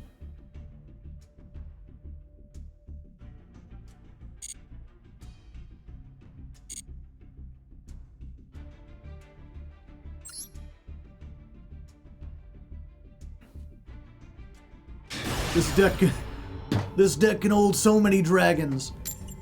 Alright, for the 5th time tonight, we are knocking at the door to Platinum 1. They are not making it easy. It's been back and forth all night. I'm not sure what we need to change up. It feels like when we lose, it's to like max C or like getting weird hands. You ever had weird hands, chat? Fucking Perulia. That's the one we lose to! That's the one we can't beat, chat!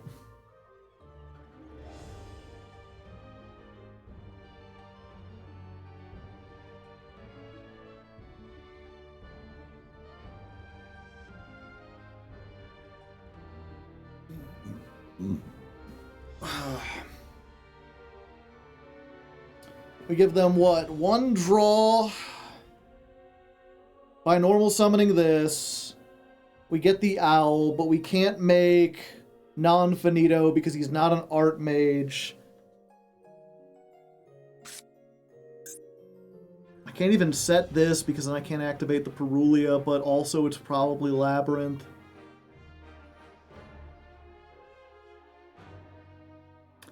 I think we just have to play into it. We just gotta play like it ain't real, chat. Well, first of all, let's see if we can get this.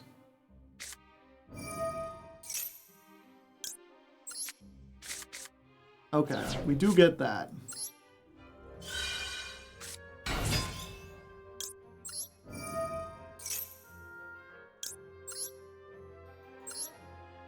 Special summon.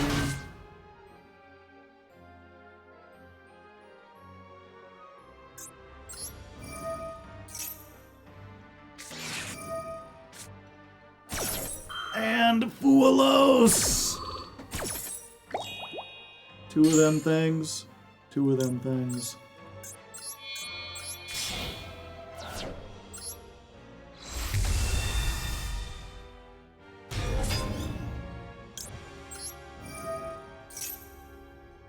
Okay, we get the trap. Yep, we just have to run into everything. Yeah. We get you. Take another draw. Give me back. We'll take this back just in case they do something.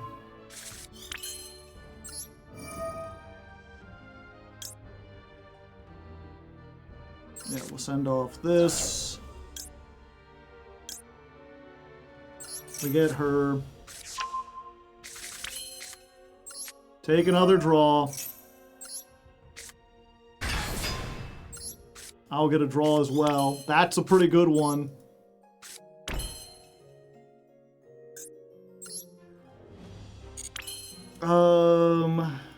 We also get the fusion. You know what? You don't get a draw off of this, buddy. Summon out of the graveyard. Where's your meows? Do you have a meows too?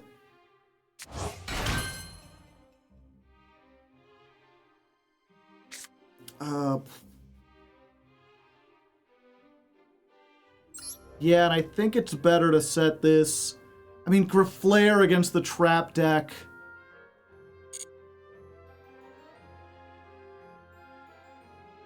I'm going to assume they're on the trap deck, chat. And that this wouldn't be as useful. Fuck it, take another draw. Take another draw, give me the spell trap pop and another fusion.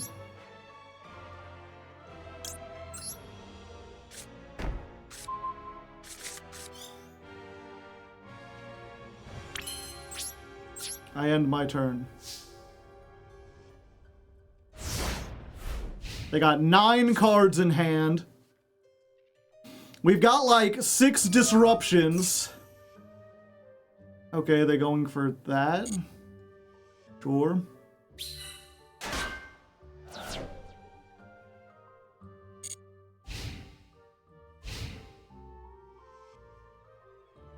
Okay, I don't have to worry about evenly now or infirm. Is this just RB? Could be RB, could be Tempai.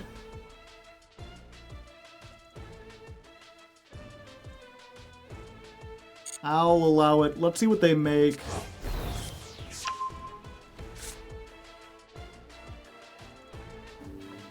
Could be yummy, possibly. Could just be slop. Yeah, I can't allow that.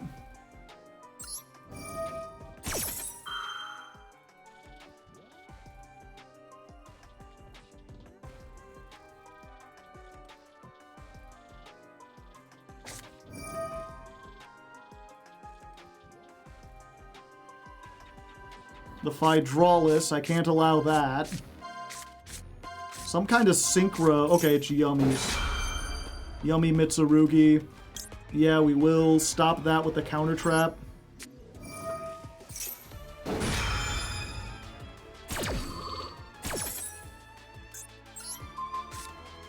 Because the Harmonia gets them like a 2-for-1.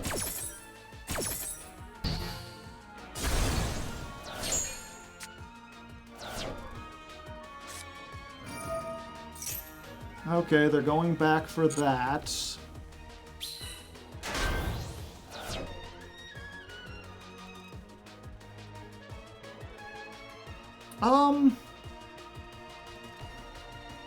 Yeah, you know what? We're gonna do this now.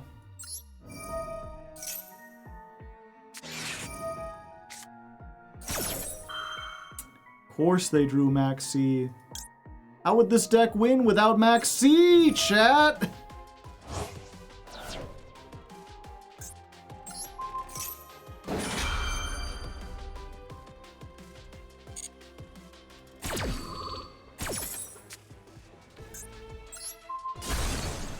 No link for you.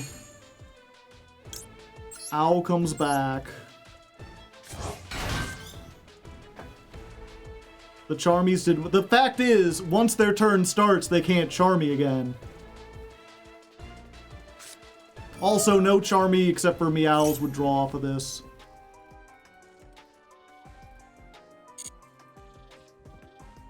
Okay, going for the second Mitsurugi ritual. I can't stop that.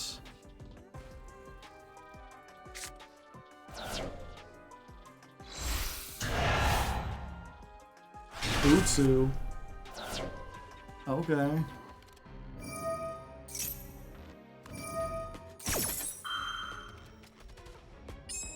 Yep, not much I can do about that.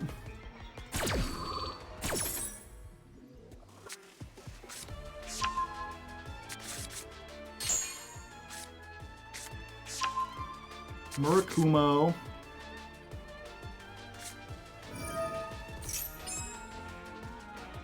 Sure.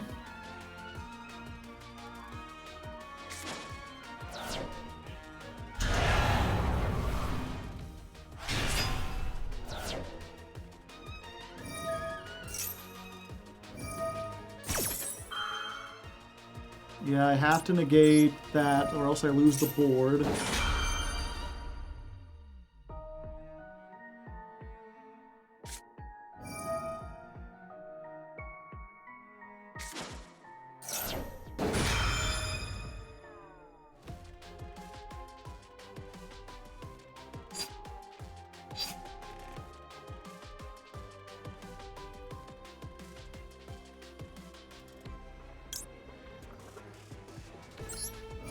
Okay.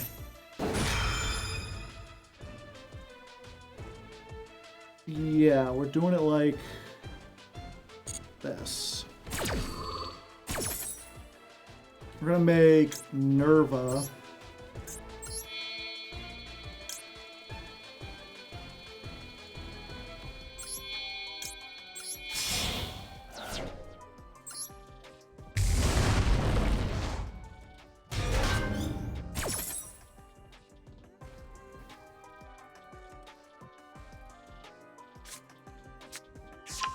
They get the Habakiri.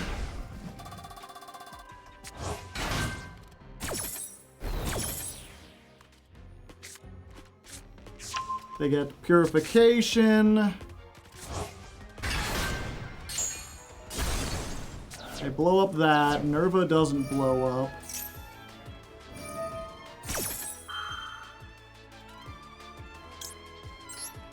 Activate this.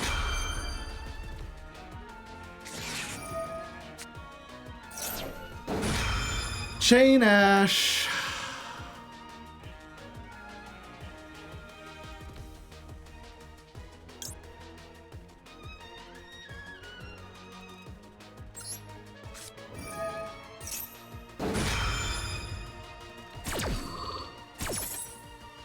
Yep, I could have at least wiped the field, maybe.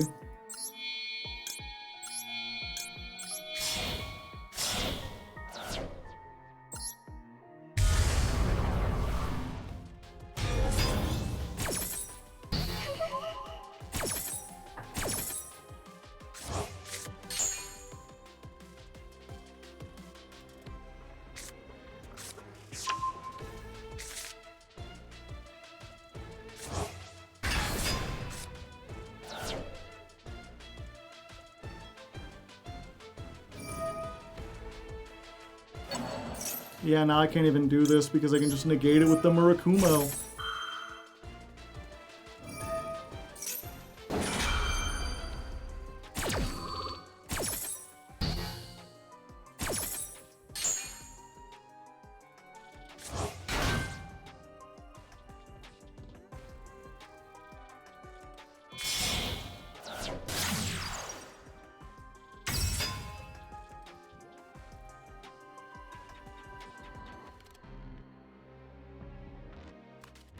My only hope is maybe they're as low on time as I am and they can't get over the 38 easily.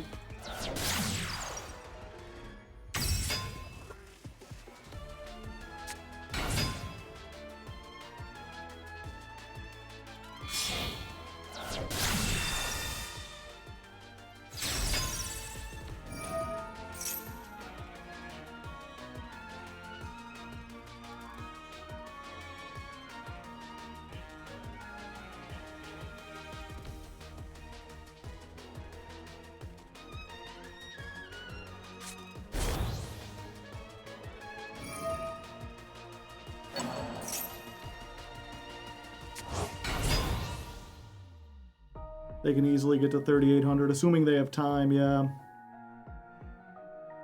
Aren't they supposed to be locked into synchros? The Phydralis didn't resolve, I guess.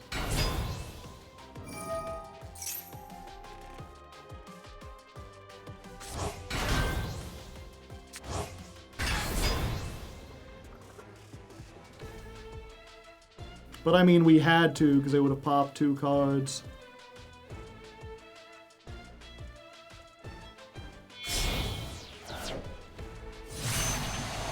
Yeah, that does it. Damn.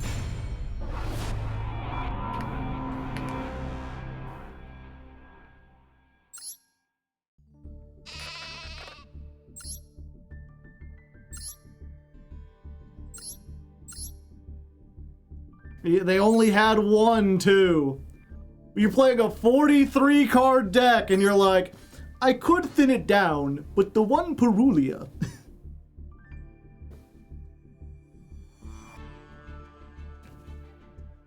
Yeah, it was exactly the Perulia. The Perulia and then the Maxi on the follow-up so that if I wanted to make more plays, I had to give them more cards.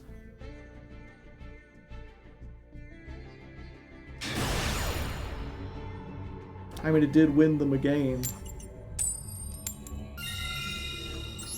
They are also playing, like, maybe not a tier 1 deck, but a very high tier deck in Platinum 2.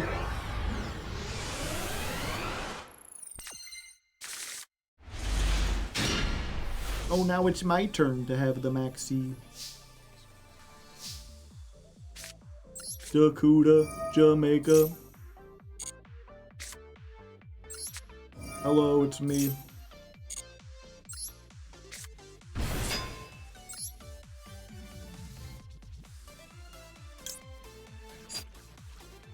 Do I even want this?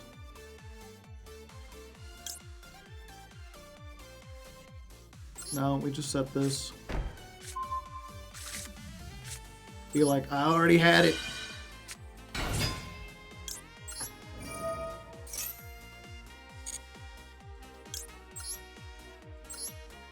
Special summon the owl. Oh, that's why I needed vandalism, so I could make the other thing.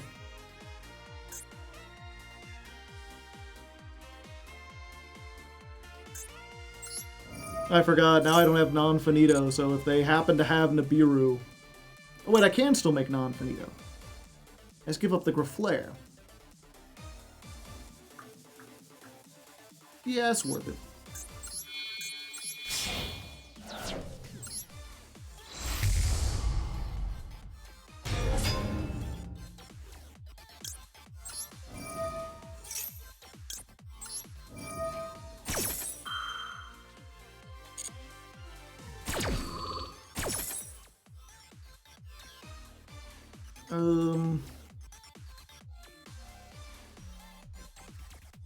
Yeah, we get this one because we can negate stuff.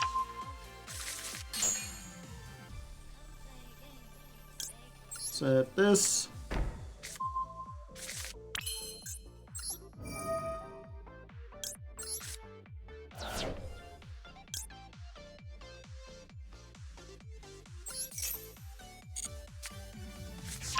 Special summon.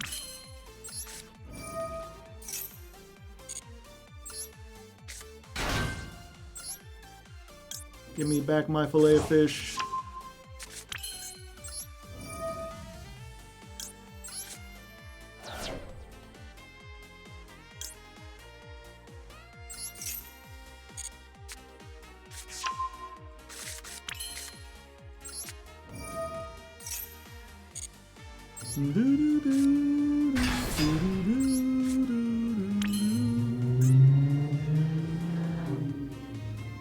The loudest car.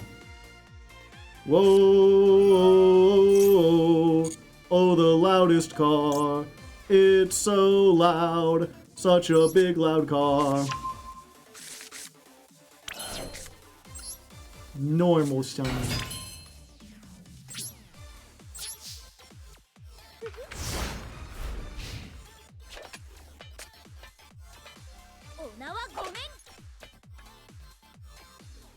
You could fusion summon using monsters you control. Yeah. Let's get you.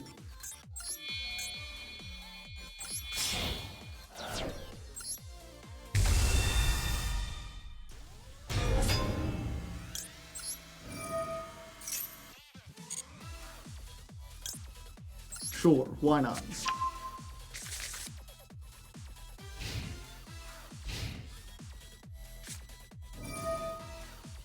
Ooh, spicy.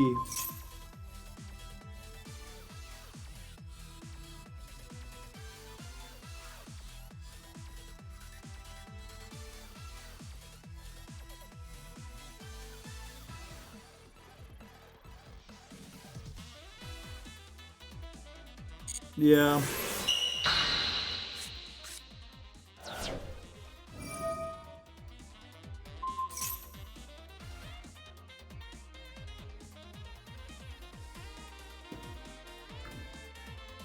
Yeah, I'm gonna lose it anyway.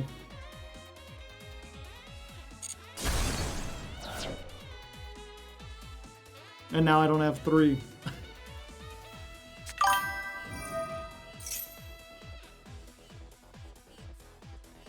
Well...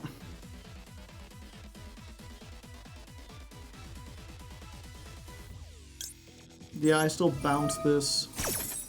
So I have it.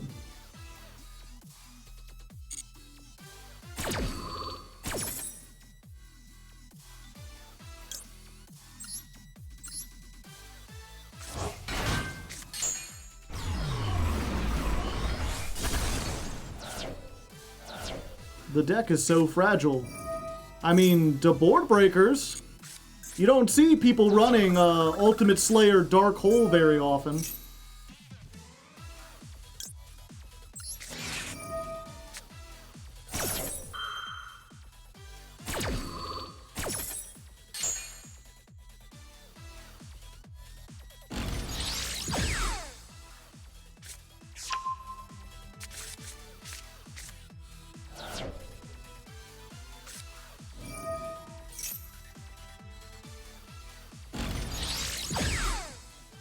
Widow Anchor.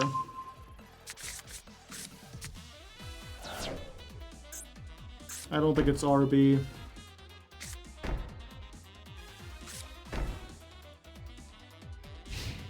Huh? I thought this was an OTK deck for sure. If you're on Sky Striker, you should be able to OTK the shit out of me.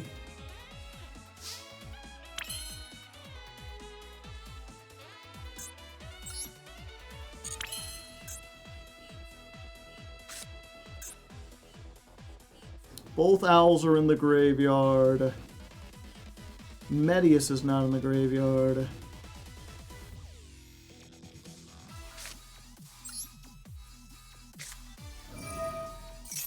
They're on Tempai. If they were on Tempai, they would have OTK'd me. Okay, Gogra Flare.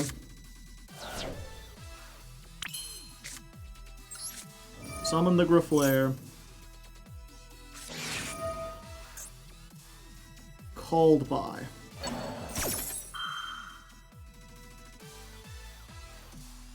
Okay.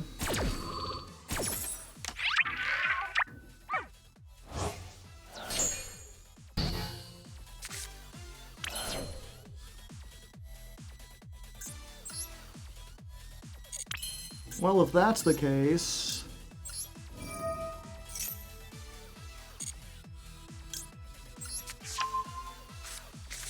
shuffle them back. Give me another one.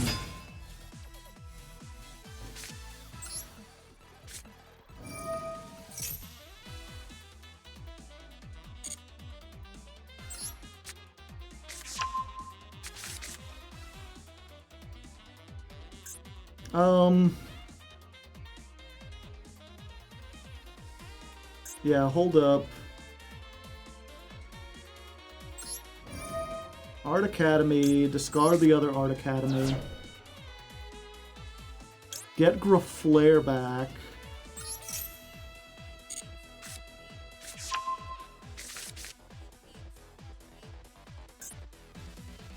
activate Masterwork. We're gonna summon Chimera.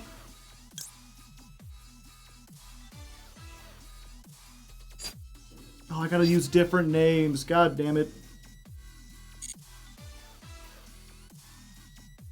I really needed to maintain the one.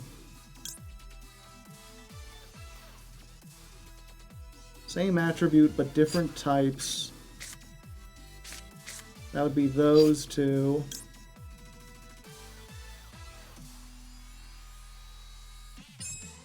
We'll make Medius the Pure.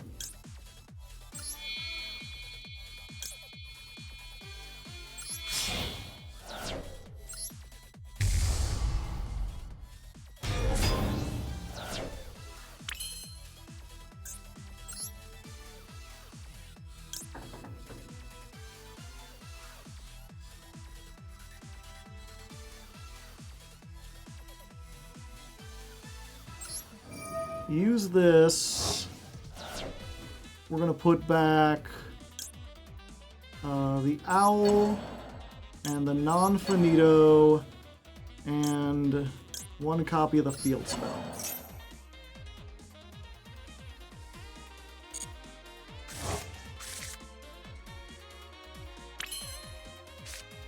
We're going to activate this.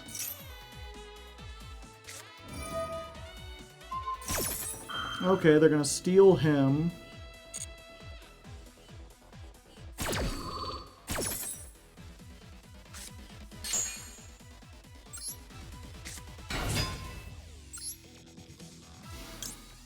Add back her.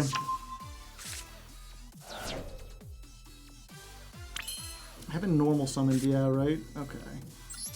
Activate this to draw a card.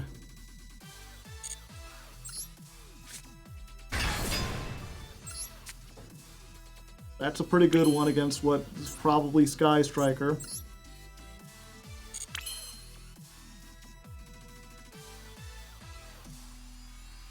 Do I pop the final card? Yeah, I think I do. And I can just normal summon Littera.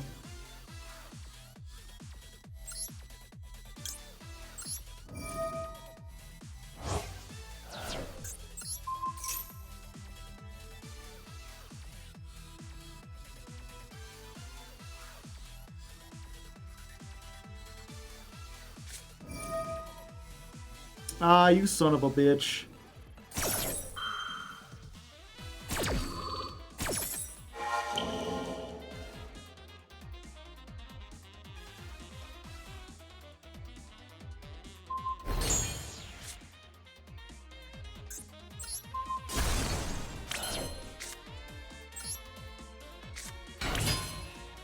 Oh, I shuffled back both the owls. No, I still have an owl. Okay, okay. Battle phase. Hits. Hits. Hits. Okay.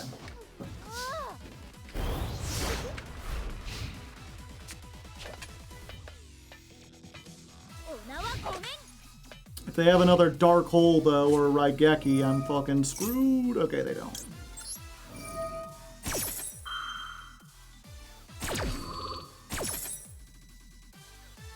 Oh, I could just bring back Diactorus? That wouldn't leave me with 3.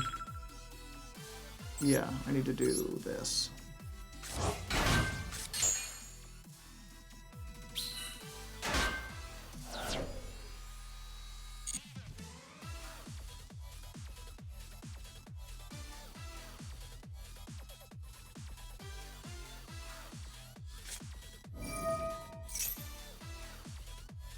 Okay.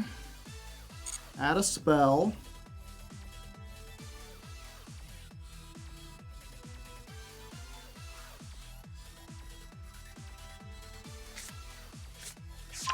You got an engage?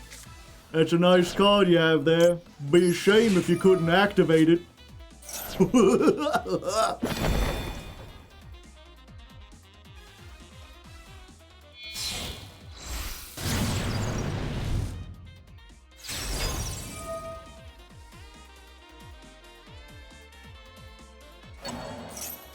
I'd prefer if you didn't get that back. Happy Tuesday!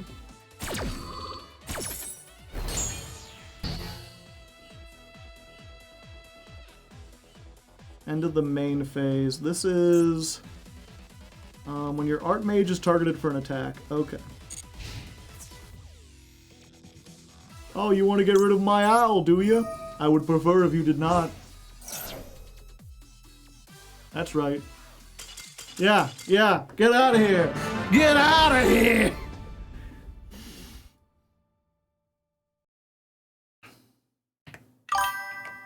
Oh, snap! Night CC 322, thank you for the tier 1 sub. But what if you didn't?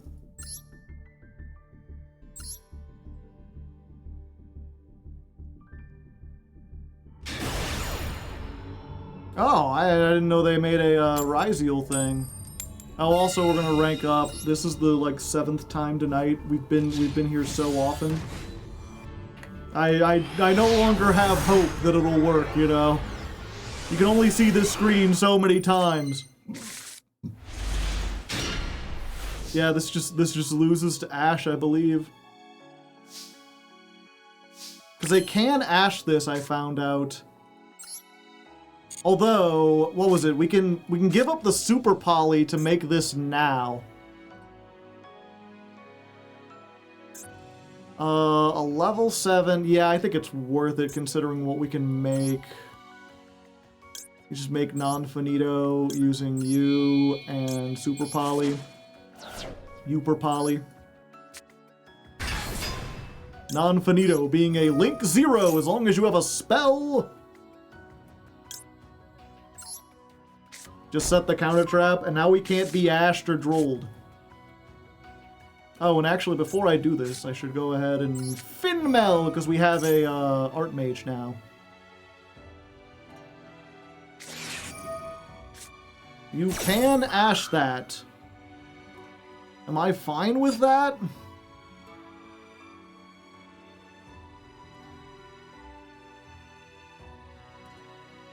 I think I...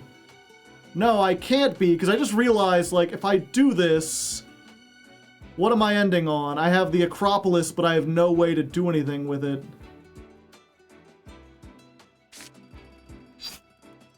But if I do this, then I have to draw a spell trap, otherwise I'm done. I was like, yeah, I'll have this and I can discard. Oh yeah, I already discarded the super poly.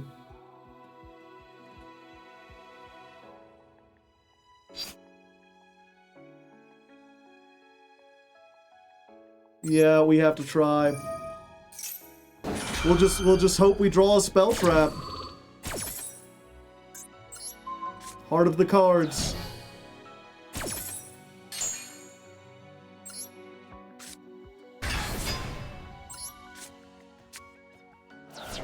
Two ashes? That's twice as many. Well, I'm not locked into anything, am I?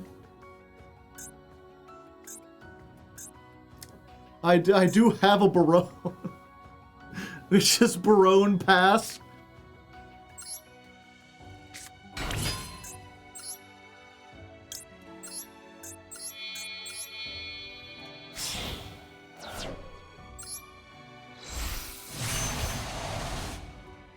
How exciting.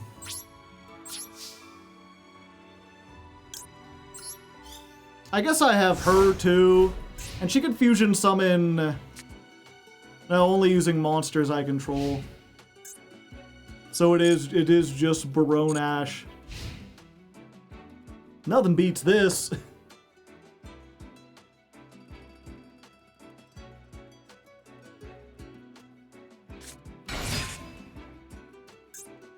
Rat Pier?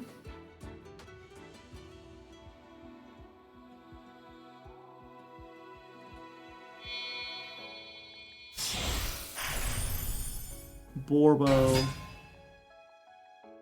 They just go into... I mean, I just negate and destroy that, right? If I ash it, they just rank up.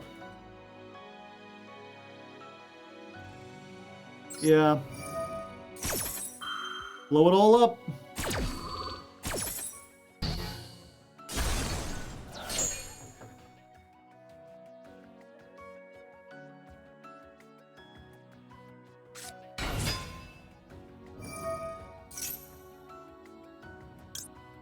No.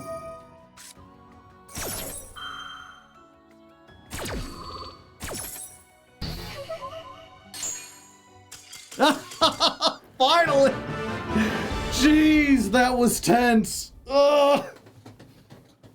Imagine if you set the spell. If I had known. Okay, just barely. We made it out there by the skin of our teeth. I didn't even know my teeth had skin, and yet here we are. Finally up into Platinum 1.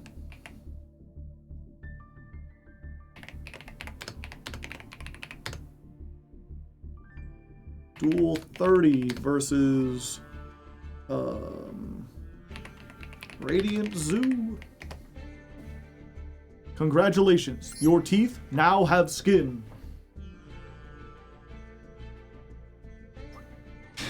Enjoy teeth skin. Okay, we're just gonna go until we lose. We're at our time about, and I still need to do a drawing. Which, by the way, this is your last chance to suggest a drawing. If you're in the Patrons Discord.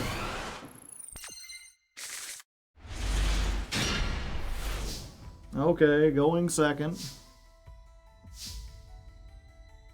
No, they're letting me go first. Fear. I have instant fear. Why are you letting me go first? Silver Star has redeemed a honk. And Kid. Thank you, Critter. No blasphemous. We didn't get to it last time. Yeah. Grappler. He's a grappler. Set a card. Yeah, we get the field spell. Sempane, thank you. I'm back from the Anime Expo. Welcome back. Normal summon Medius. Medius special summon. Get me the Owl. And then we're gonna make Medius into an Artmage. Become Artmage. And then everyone congratulate Medius on his transition. He just needed an owl to make him realize. Yeah, Chainlink. A Chainlink 1. Chainlink 2, because this don't matter. I should have set this beforehand. We just getting...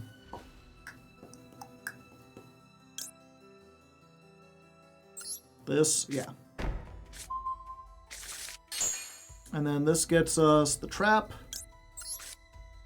And then we can just do the Littera shuffle. Oh, I should really set the trap before it gets too far. Like, search a card with Littera, and then Littera gets it back, and then we search again.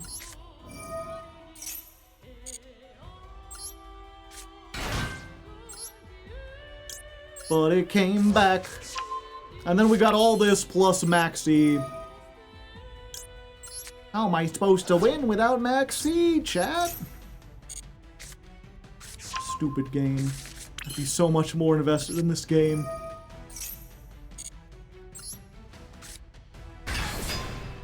Skillfully draw. It's not a hand trap, but it's close. Do I want anything else? No.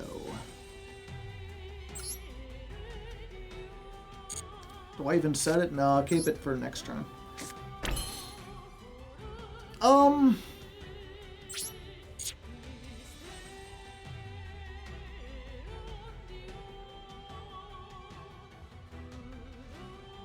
Yeah, we're... oh, we don't have an Omni negate is the problem. Yeah, actually, here's what we do. We use this. We discard that. We grab our last owl. Then we use Medius. Medius, shuffle back the owl.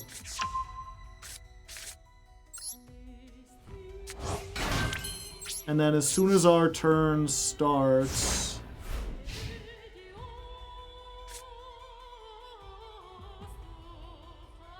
I can give up the Graflare in order to have an Omni-Negate.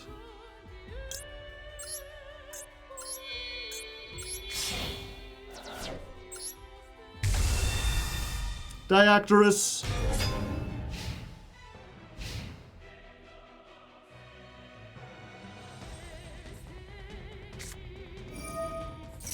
Okay, you don't want to negate that because then they can just do other stuff. I will just go ahead and discard this and be like, yeah, I'm sorry.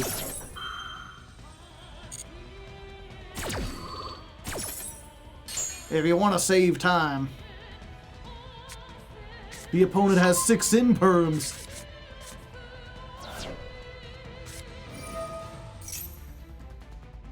You could special summon this, then take 1 Cyber Dragon, either special summon it, or... okay.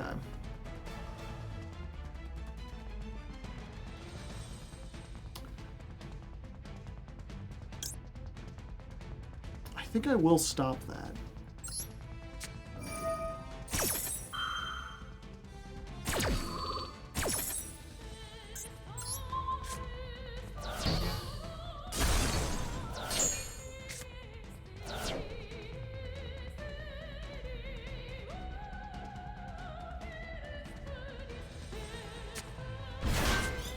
Cyber Dragon.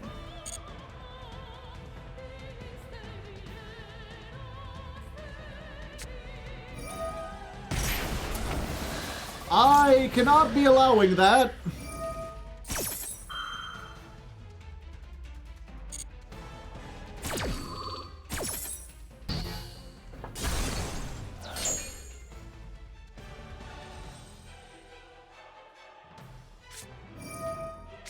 The claw! Only the claw knows.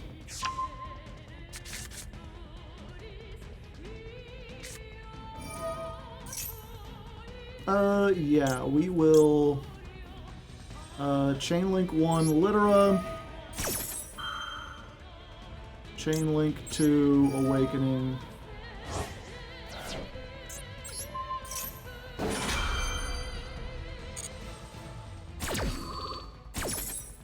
So, pop this, it doesn't resolve.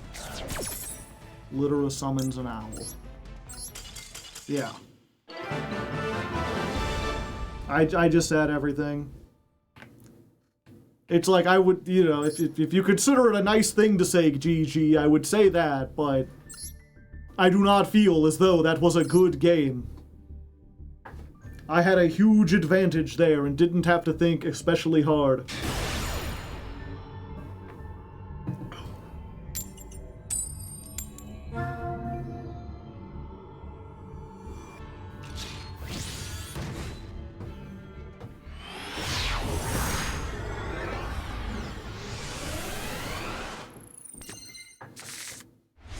Does the new pack give it any support? Nope. Grow. Grow. Grow. Become big. That's Detonator? Yeah, he pretty big. Add a Pyro. Let's see what they add, chat. Ryziel. I think Droll is the better.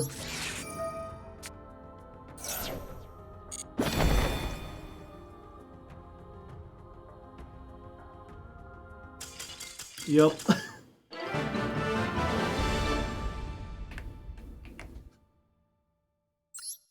Living here in Jersey, fighting villains from afar.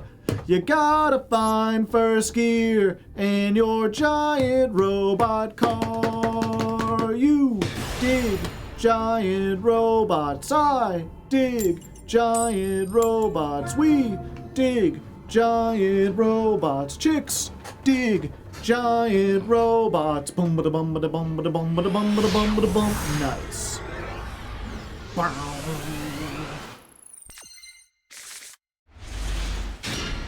Gee, Billy, how come your mom gives you 2 drolls?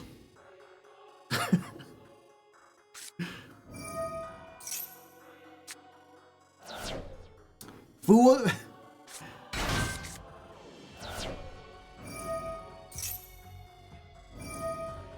She's so small they call her Fuelos. But me, I'm Fatalos. Okay. I'm gonna try Imperm here. And then Sornier searches, right? Oh, it sends to the graveyard. Damn. I was like, and then they search and I droll and they're fine.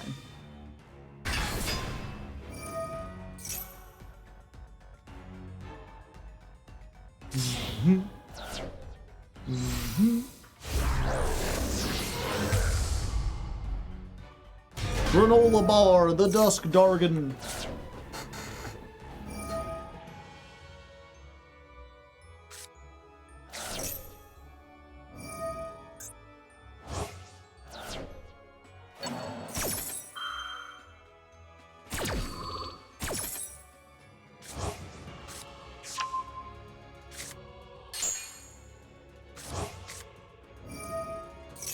Branded fusion, how retro.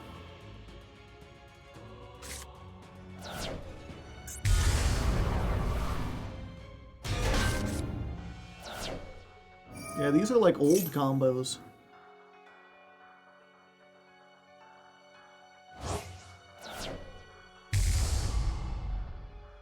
Oh.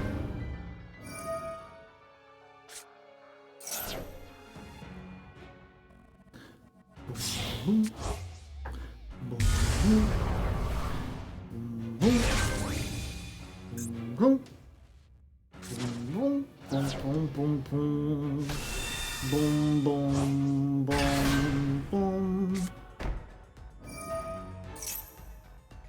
Wow, they really just they don't search at all, do they?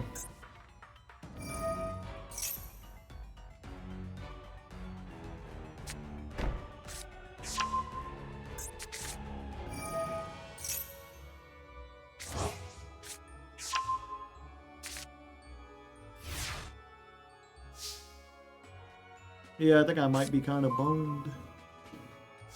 Just a little bit, ba-doom, just a little bit of my bone for you.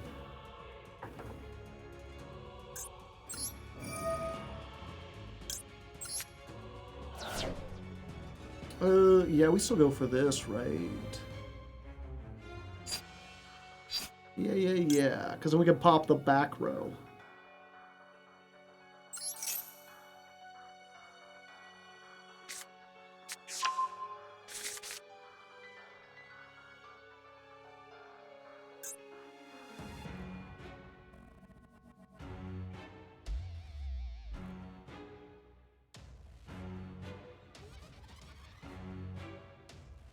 Okay. Hello.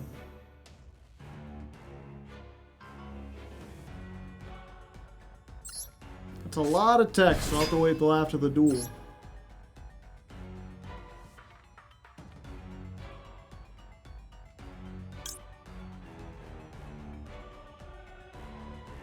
Yeah, I think it's fine either way.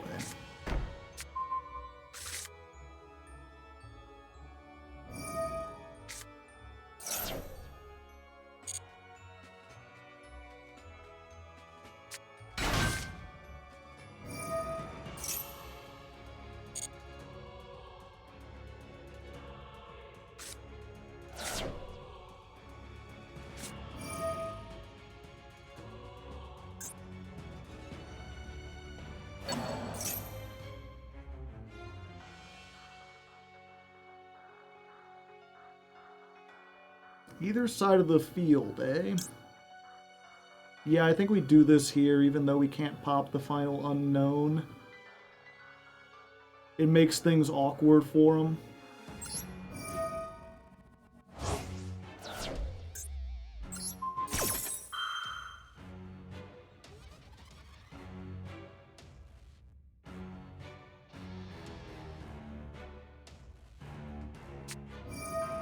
Super Poly. All right.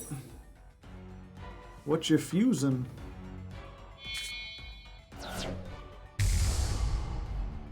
Chaos. That might be enough. Oh, no, because they've got now Mirror Jade.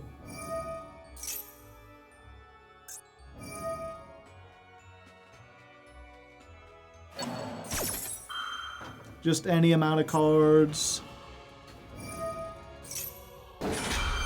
And they get the bird.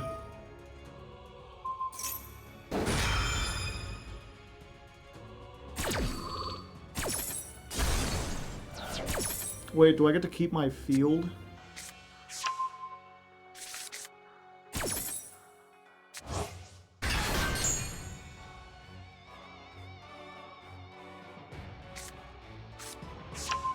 I'm not sure if that matters because I got a monster negate.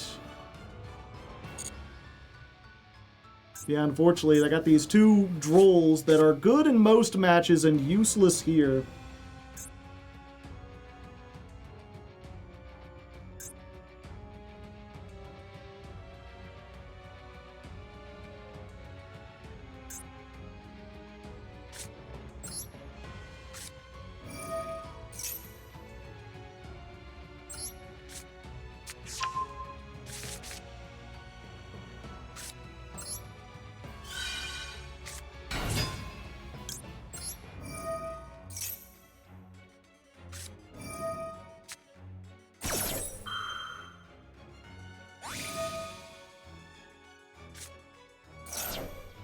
Negate and banish. They just don't want it to do anything.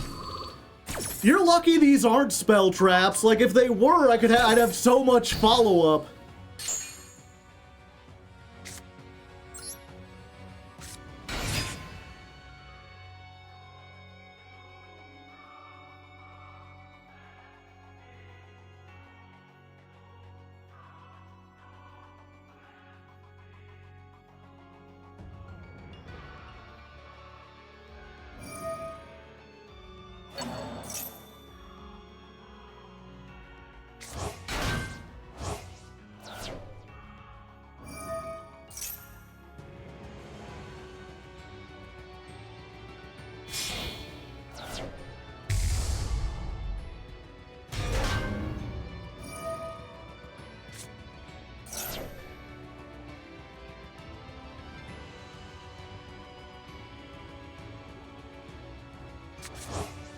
What do they have left?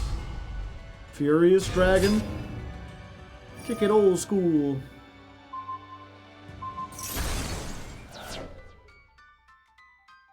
Yep, that'll do it, unfortunately. Oh, we already got opinions from other people. Good, I don't need to chime in then. Okay, yeah, I think we're calling it for tonight, folks. We got up to Platinum 1. It took a little bit longer than we thought. But now it's time for the art portion of the stream. If you don't know, we end off every Artmage stream by drawing a card as chosen by you, the chat. And someone wrote Griffo. I don't know what that's supposed to mean.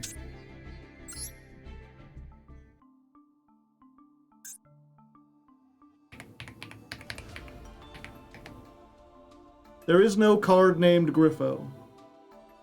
Maybe you meant Griffin,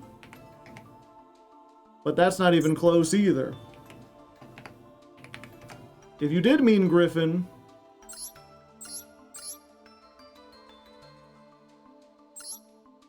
no, that's still not right. I'd have to... You misspelled this so bad if you meant Griffin.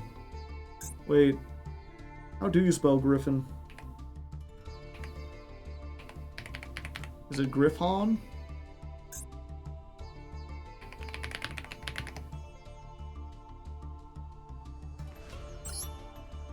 Gryphon.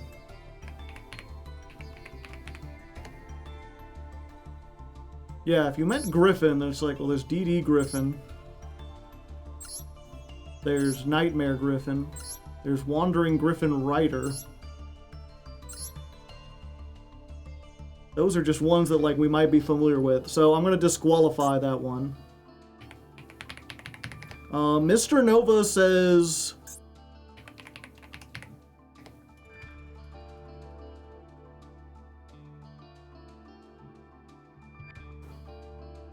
Just look Griffo. I did! No cards found.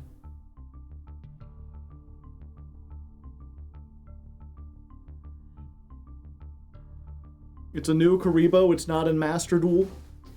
How am I gonna do something that's not in Master Duel?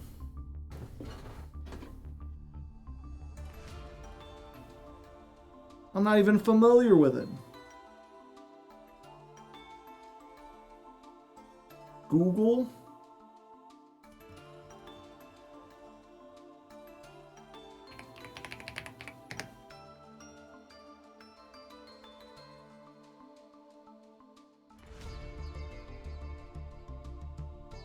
You mean Griffith? No.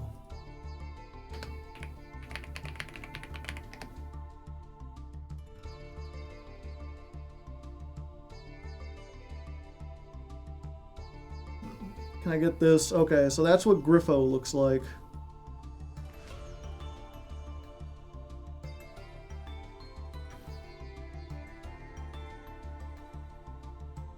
I guess we allow that. I mean, it is a real Yu-Gi-Oh card.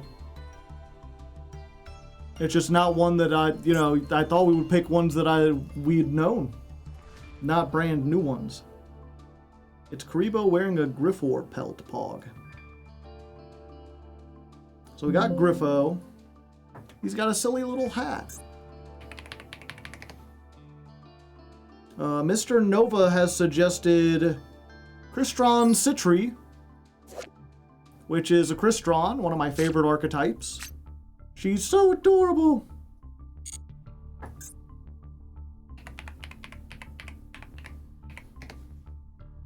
And then we got Predaplant Ambulo Melodies. He's like a dinosaur with like a plant. He's like a Bulbasaur. It's like a six-eyed Bulbasaur.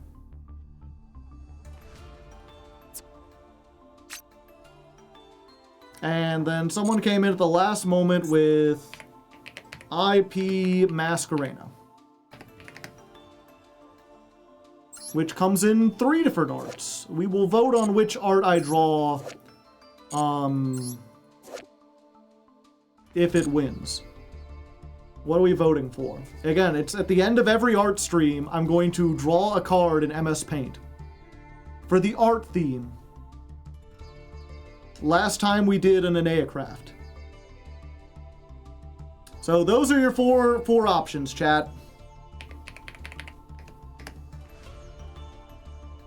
What card to draw? You're gonna have 5 minutes on the clock. Griffo, Crystron Citri, Ambulo Melodies, or I:P. Choose wisely. One of them will get the MS Paint treatment, the other one, who can say? You got 5 minutes. While you're doing that, I'm going to go eat dinner real quick, which is just I'm gonna get dinner. It's just gonna be some cereal.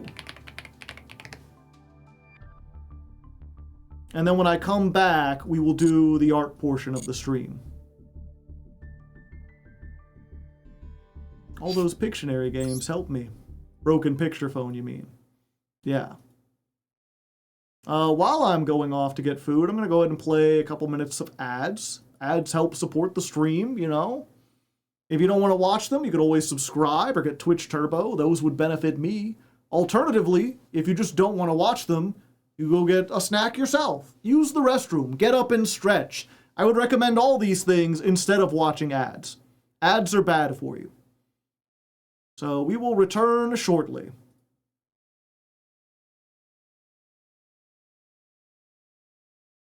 Okay, 3 minutes worth of ads. I'm going to move us into just chatting. Is there an art category? There is.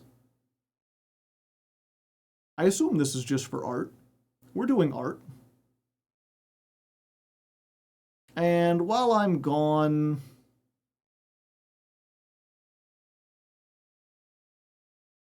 we should play something interesting.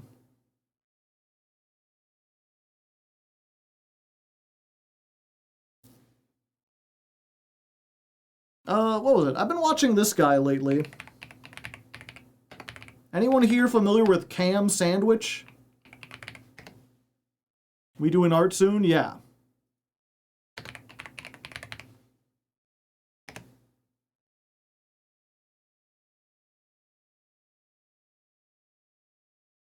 So if you're ever down in the dump... The board game guy, yeah. He talks about board games and board game accessories.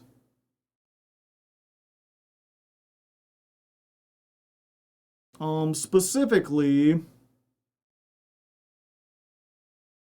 the one that he's kind of known for, I think this is one of his biggest videos. He has something talking about the longest board games ever made. And there's a lot of like war games that are meant to be like a campaign that like go on for a while. But there's one in particular that's become kind of infamous. So I will let you learn about that while I'm getting my cereal.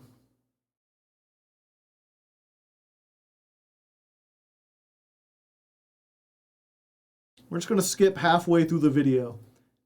This is part of a longer video where he talks about, he has like a video where he talks about all these board games that'll take you like days to complete. And then this is the 100 Club, which is like 4 board games that would take you more than 100 hours to complete, followed by the granddaddy of the longest board games, which is what we're skipping to. The player with the least interesting part of the gameplay, self-enjoying this title, and I'm not sure how I feel about that. And yeah, you know, I won't sit here for the whole thing because it's like a 30-minute long video, but you get the idea. It's basically, it's like they started by making a game about World War II, or this segment of World War II, and then basically turned it into like a historical learning tool, LARPing as a game, where it's like, yeah, if this sounds difficult, imagine how it was in real life. Oh, we've got this much fuel, but it turns out every week 6% of it is evaporating in the desert heat. Actually, 9% is evaporating until it took them 11 months to realize that. And then they switched to a gas can that had less fuel evaporation. And of course, the pasta point. But you can learn about that on your own. I'll go ahead and share that. And I probably should have mentioned this before we went to the little ad break or whatever. But if you're just here for Yu-Gi-Oh!, the Yu-Gi-Oh! Will return in, whatchamacallit, on tomorrow. Tomorrow we'll be playing Master Duel Masochist. So we'll be on the alt account. I'll be doing the challenge run. If you want to see that, you can tune in. If you're just here for the Artmages, those streams are every Tuesday and Thursday. This was week 1. We'll be doing 3 weeks of that, so you can come back Tuesday to see more. Forget Yugi tubing. We're campaign for North Africa tubers now. Wolf, I think he, like, someone there is a YouTuber, I believe, who is currently running his friends through a game of Campaign of North Africa. But they're like, we've set aside 1 day a week and we're playing for like 4 to 6 hours. And at this rate, it'll take us like 8 years to finish. Famously, I'm not sure if he mentioned that, but he's like, famously, a bunch of Antarctic researchers who knew they were going to be stuck in Antarctica for like 3 years brought one down, and they didn't finish it either, even though they played a little bit every day. He's like, it's one of those games that, like, even if you want to play it, you kind of set it up, and then, like, if you've got a desk job or you've got a job in, like, a remote location, you know, maybe you're like a fire watch tower or whatever, where you're just kind of like sitting around waiting for a fire to happen. So like you just play a little campaign for North Africa in your spare time. There's a bunch of comments from people that are like, yeah, my dad used to play this over the phone with his friend. They were in some like, what was it? Some Middle Eastern country in like a small consulate, and they weren't really like free to go out a whole lot, so they would just talk on the phone a lot and play that game back and forth. Like, played it for 4 years. I think he said he made it like a year and a half into the campaign or something. Okay. What was the winner of the poll, by the way?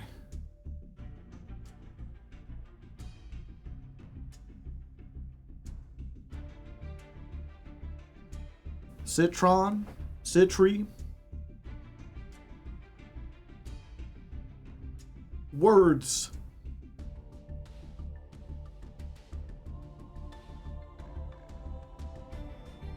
IP was totally the winner, trust me. I wish there was a way in the stream manager to like look at resolved polls. Is this it? I can. I don't know why it opens in a new window. Okay, Citri did win. By 1 vote. It barely beat out IP. Do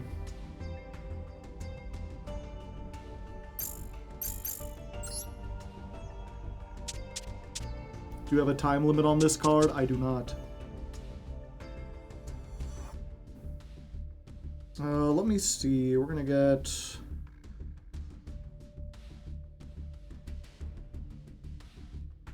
I close this out.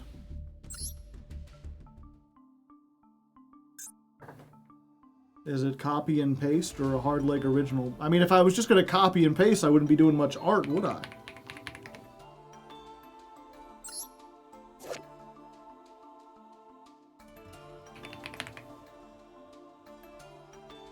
Let me get MS Paint open.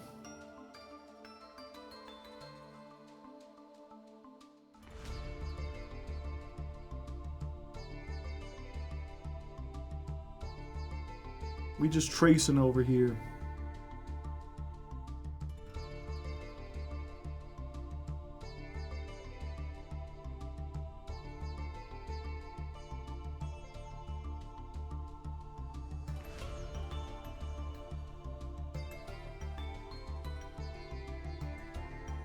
Okay.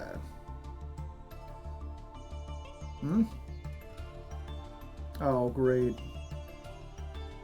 OBS is acting all wonky. I can't see any of my things. What the heck?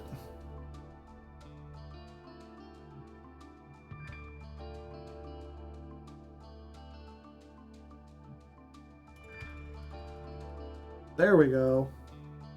That was weird.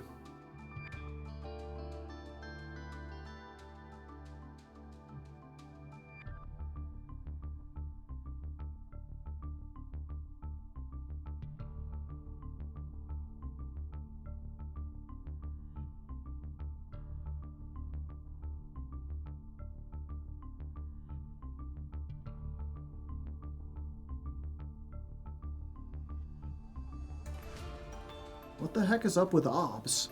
Sorry, I'm just trying to get this to, like, look right, and it's not looking right.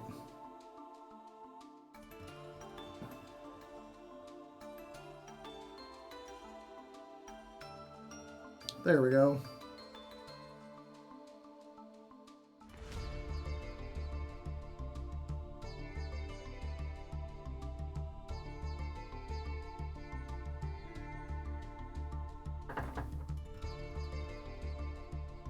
Let's put you...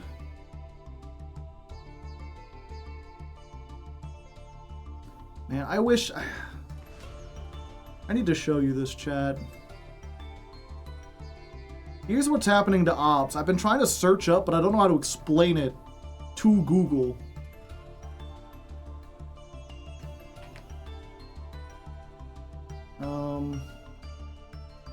Is there some way to...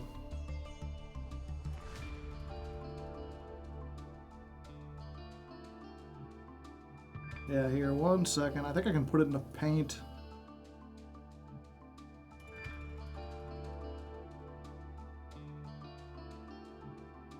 Yeah. Like, the entire program just becomes this, like, blank canvas. And, like, I can't see any of the buttons or anything to, like, switch all my roles or any of the volume sliders. And sometimes when I minimize it and make it bigger, it works.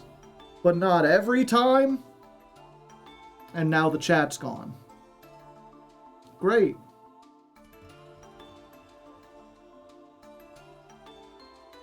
So your assets are gone. Yeah.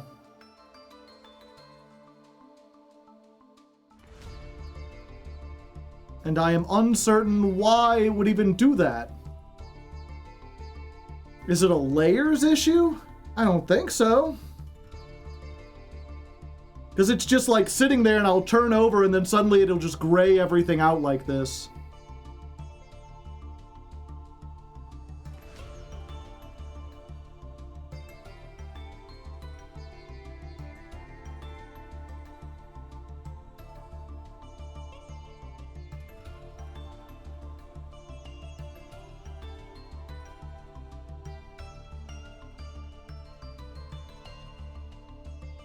Nope, that don't do it.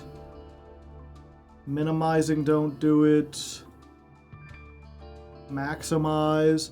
Can you still pull up the docs on the top right corner? No, I don't. The, like, X and everything is, like, gone. Like this, what you can see here is the entire window.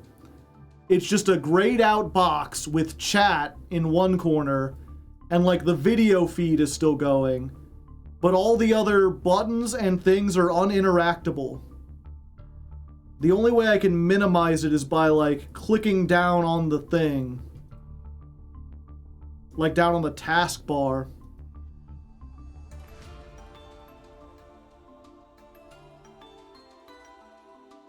The image, yeah, the image is not cropped. That's the entire program. It's like, how do you describe this? What would you say has happened here?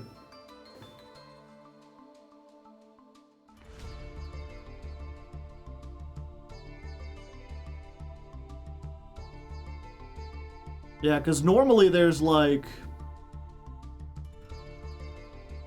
an X up here and like a little like square and then like the minimize tab. But those aren't there. I can't even see how many people are here. And the only way I know how to reset it when it's like, oh, there, now it's fixed. But for how long? Yeah, for reference. Let me save one while it's here. And then it disappears again. What the hell? Can you interact with the buttons? They don't do anything as far as I can tell.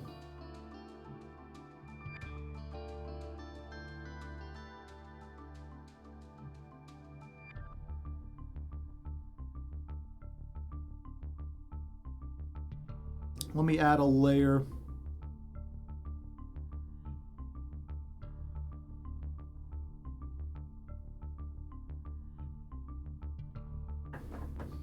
Can I control?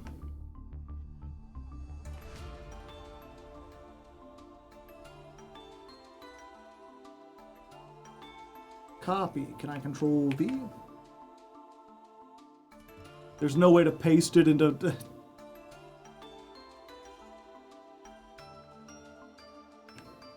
Man, Paint is such a shitty program, too.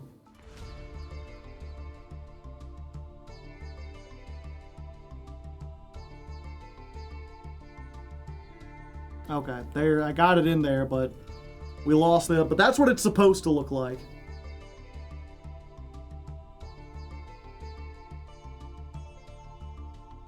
Oh, and again, maybe it would help if I made it bigger. Yeah, this is what it's supposed to look like. You can see, like, there's like the volume bar. Next to that is all the layers. There's all the notifications and everything. There's the X and the square up at the top. Task manager. What can task manager do? Just delete some other stuff. End some tasks.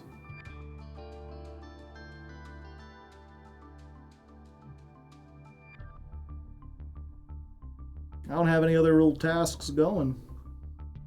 I guess Firefox?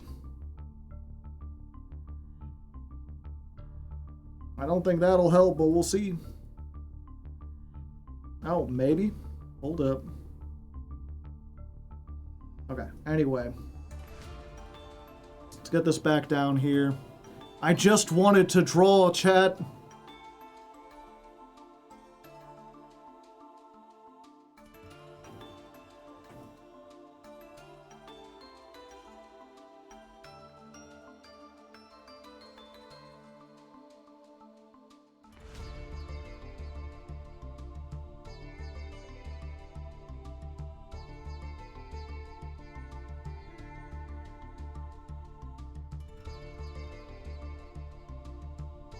I get this to fit on one screen. There we go. That's like a nice square.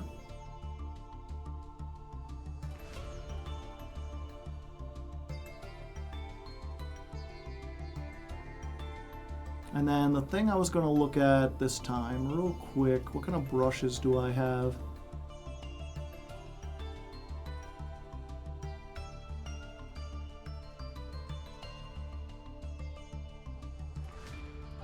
Huh. Fancy. Do they have the crayon? They used to have like a spray paint brush. Did they get rid of that? It looks like maybe they got rid of that.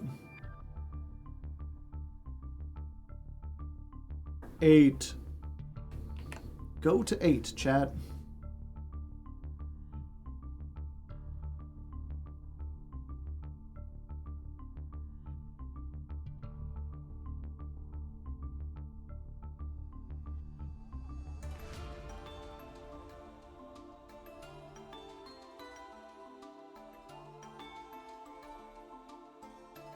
Got text, I can make shapes, I can make different layers. Flip, mirror.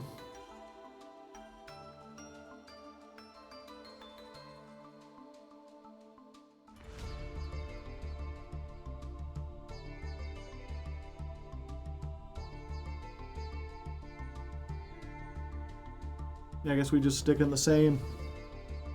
Okay. And then I'll make a time code. Have you done any research on other paint programs? A lot of the free ones are also resource intensive. Again, it shouldn't be that bad. I do also have Photoshop, but I've always had trouble capturing it because it's Photoshop CS2 from like 1998. So it's like a 30-year-old program, and OBS don't know how to handle that. A fine here. Do they have a brush like that?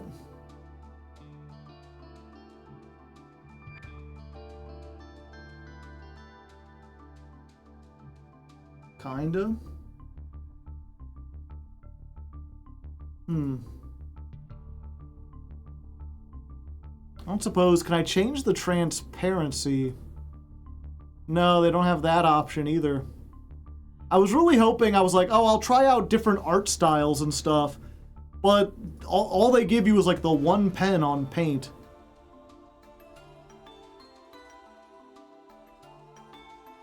Give me one moment. Let me see if I can get this working. What was your favorite stream of Hardleg's? I like the one where he spent a whole lot of time looking at, like, trying to get obs to work. That was my favorite.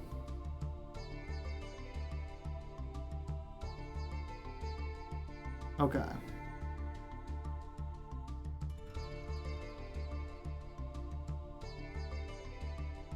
Let me see if I can...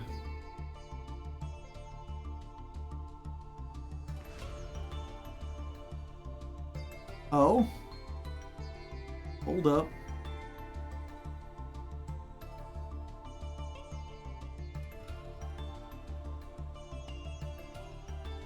Oh, hey! Now this might be a bit of a game changer, chat.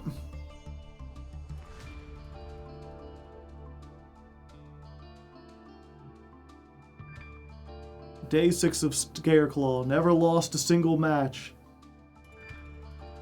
Oh, but you can't see any of the stuff I'm doing.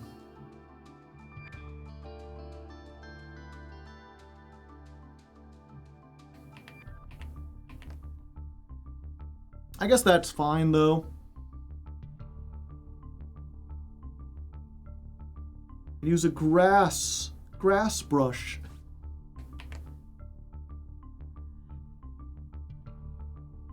I'm looking for one that's like a fine mist. That might do. We have that, but it's not a square.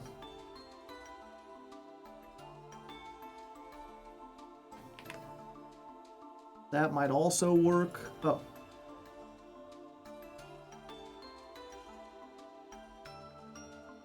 Huh. The slower I move, the faster it fit. Whoa. That's very weird.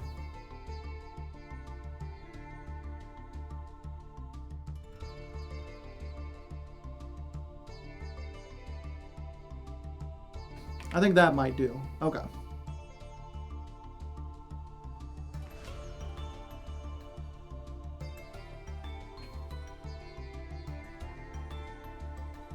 Okay, that's I have very few size. Okay, we're gonna try this. Where's the time codes? I'll let the editor know that at God, we spent so long on that. I'm so sorry, everyone. If there's anything I can do to make it up, let me know.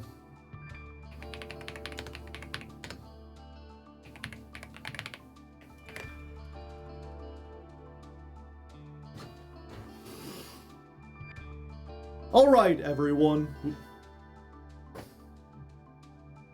Alright, artists. We've reached the end of another stream, and though we didn't make it into Diamond, I think it's still fine to take a moment, relax, and do something a little creative, something a little artistic. And this time, I'm not working with paint because that took way too long and didn't look as good. I mean, it looked fine for what it was, but instead what I have here is Photoshop CS2. Which is a Photoshop so old that I believe Adobe released it for free a while ago. It's like from the 90s. So it's still not the best paint tool, but it should work a little bit better. I've got this cool, like, brush that, let me see if I could show it here. Yeah, it's got kind of like a spray paint kind of effect. So I can make the same color darker or lighter if I want to. And I think that'll give me a lot of possibilities. And this time, the people on chat have chosen for me to draw Crystron Citri, which is one of my favorite monsters, from one of my favorite archetypes. So we'll take some moment, relax. So we'll take a few moments, relax, and try to draw a nice little Citri.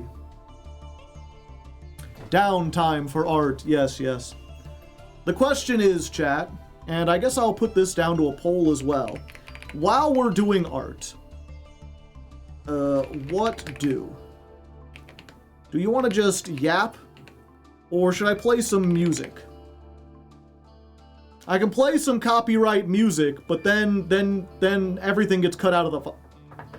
Pardon me, everything gets cut out of the VOD. Yap it up! The big thing is I'm not certain what to yap about. Okay. So we're gonna zoom in here. And we're gonna start with a nice... There's like a crystalline pattern going on, but I want to keep this a little more simple. So we're gonna get this kind of goldish yellow. And then we're going to... Unfortunately, you can't see the colors I'm picking. This is sort of like a orangish gold, I think.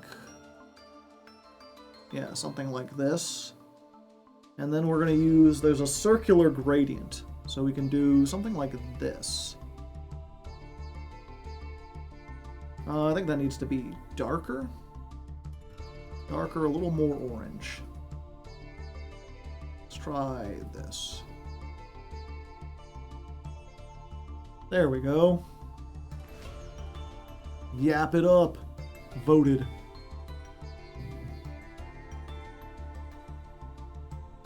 Is there a Master Duel stream tomorrow? There is. And then we can make a new layer for that. Maybe a little darker.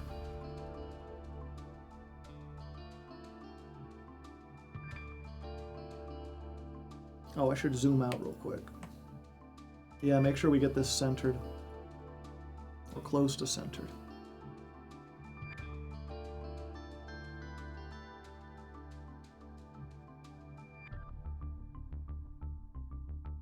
There we go. Okay, so that's our background layer.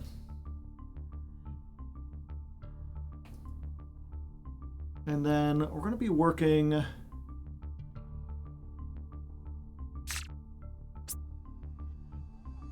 Again, I want to do a little more freeform. I want to do some less lines.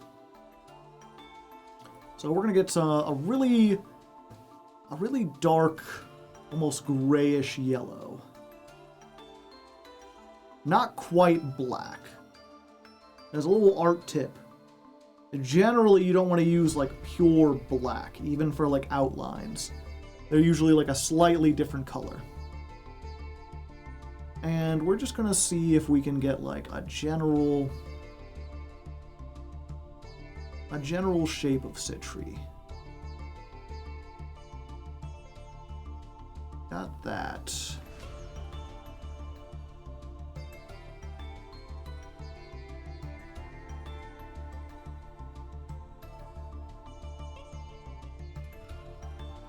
And then she's got like Miku hair almost.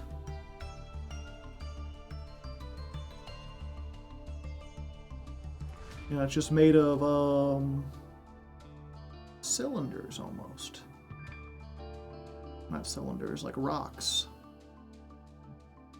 Make these a little higher.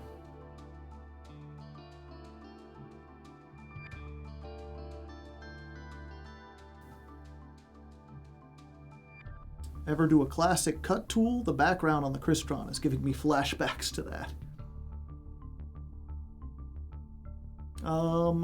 Then she's got her neck right around here. We're given like a chest area. She's got this one arm going out. That don't look right. She needs to be more excited. It's like, yeah. It's got like a happy curve to it, almost like a smiley face. And her hand's kind of blocky. And then she's got this other one in front of her face. She's doing kind of like one of these.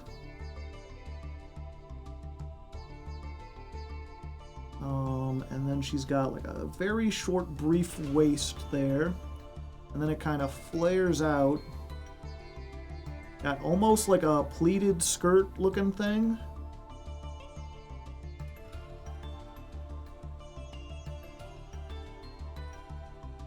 With like some... I would need a smaller brush for the dangles. And then her legs are coming out... kind of like this. You can see the bottom of her boots. Going like that. And then her other leg.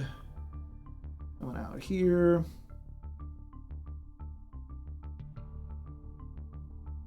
There we go. And let's go ahead and make this a little smaller just for these parts.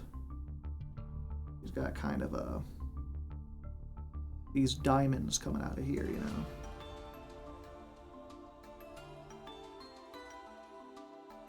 So that looks kind of like the general outline. Would you say, chat? Let me get this back down so you can see it.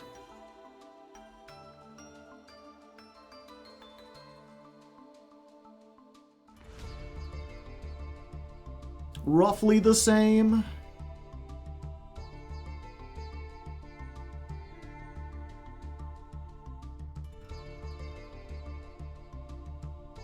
Well, let's go back to 25. Your painting stream makes Bob Ross look like an amateur? I wouldn't say that. Don't try to flatter me. Or mess with me. I can't tell. One of those two. And fortunately, since we've got layers here, we can, like, move this over slightly. There we go. Also, I'm going to go ahead and make a third... We're not going to work on a whole lot of layers. But we are just going to, like, make this... This is, like, our color palette we're working with. So we've got that.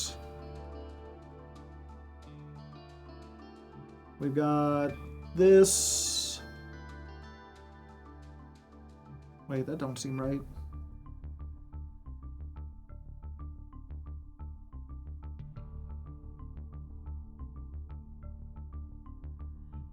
Okay.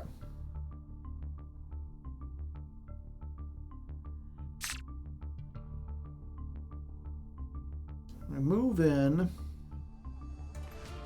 And then we're going to try to get the next layer of detail. We started with the darkest layer. Oh, you can't see this when I zoom in, can you?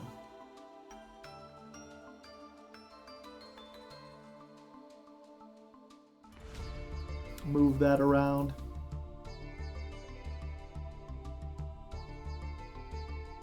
Okay, so we want to go for something that's a little lighter than this. But not the brightest light. Try something like this. And we'll make this significantly smaller. So she's got her mask here. Well, let's start with these. Got kind of a...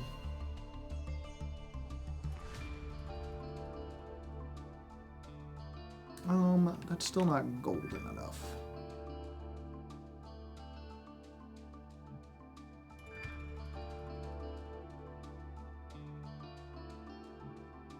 Yeah, and maybe I should make this a little... There we go.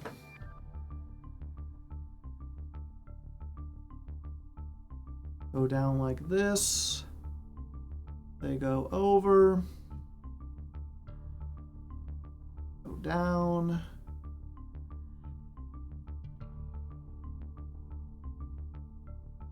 Kind of like this.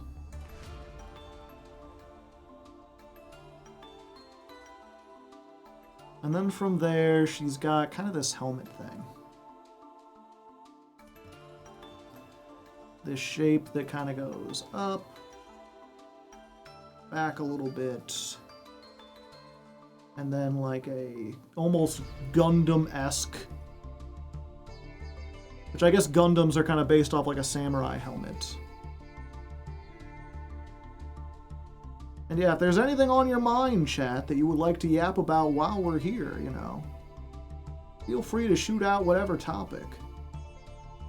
Unless you just like me kind of like explaining, just basically narrating what I'm doing as I'm doing it.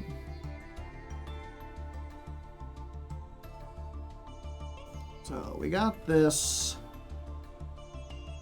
And this kind of goes down. Going over here.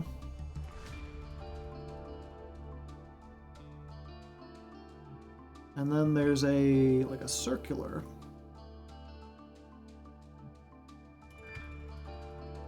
Like a circular thing. Playing Mozart in the background of this. My 5-year-old gaming chair is dying.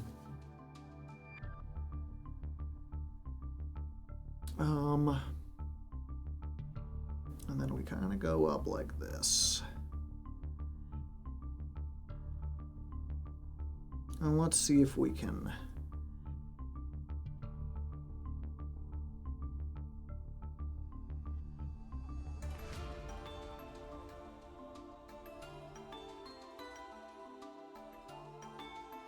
Well, it's not even. That's too thin.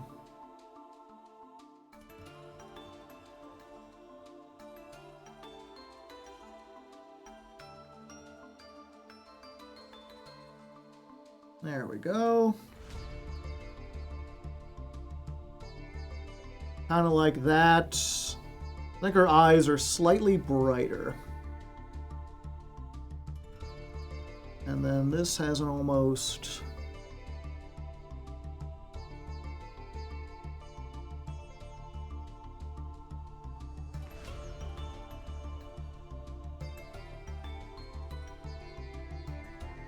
There we go.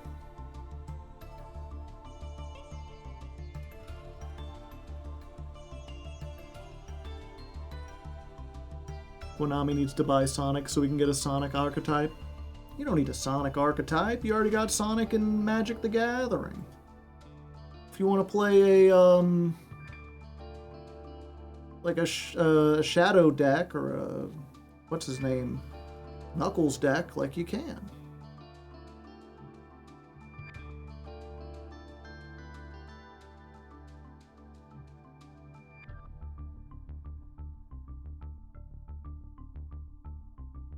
Okay, so this goes over here. And she's got kind of a spiky thing. It's hard to see exactly because it's behind her hair.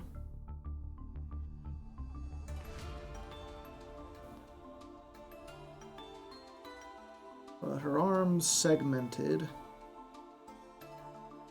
And then this arm is bigger, yeah.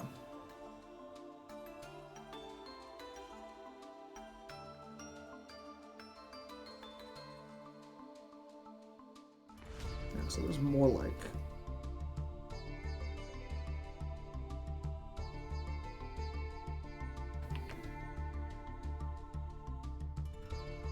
more out like that.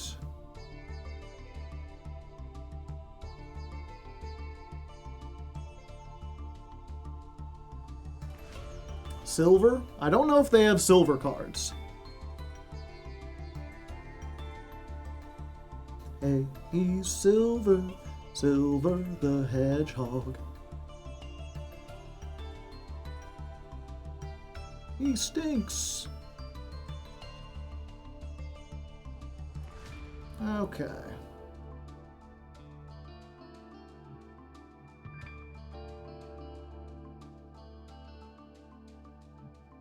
So we got that.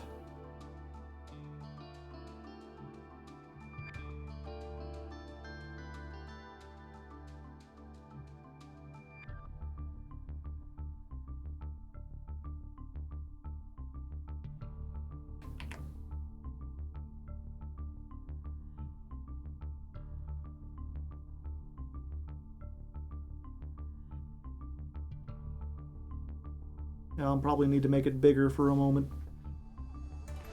Now this is pod racing. Spinning's a neat trick. Remember that line, Chad? Classic Star Wars line? Any Star Wars fans in the audience? I used to like Star Wars for a long time.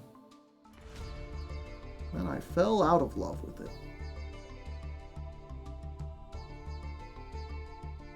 I think that was when I was like, you know what? I think a good show ends. a good series just comes to an end at some point.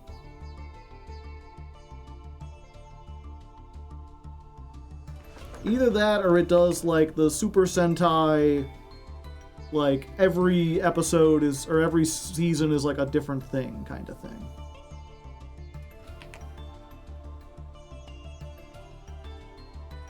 I think if you try to make something go on forever, it just don't work.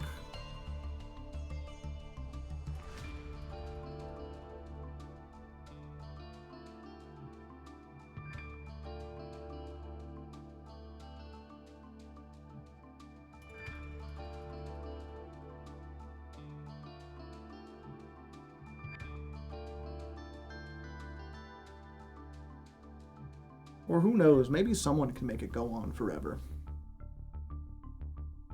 It feels nice not to be a Star Wars fan. It is interesting. The curve of my life has really like... It's like everything that I thought I wanted when I was younger is like... I eventually got and then realized it wasn't as good as I thought. Open world sandbox games, I used to think that was so cool. You could go anywhere, you could explore everything.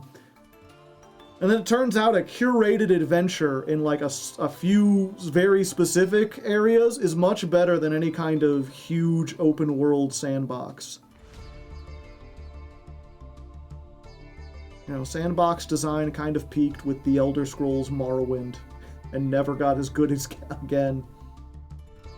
I'm sure there's some games that are like better.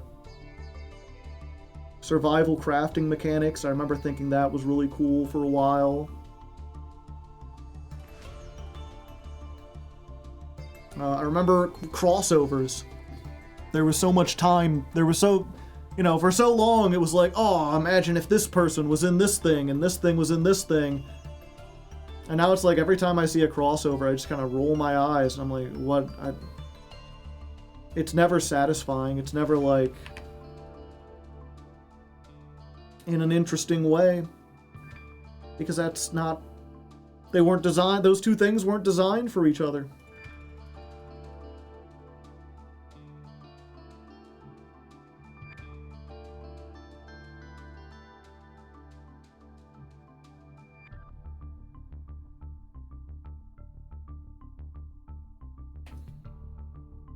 Okay. Oh, her other arm. We're getting there.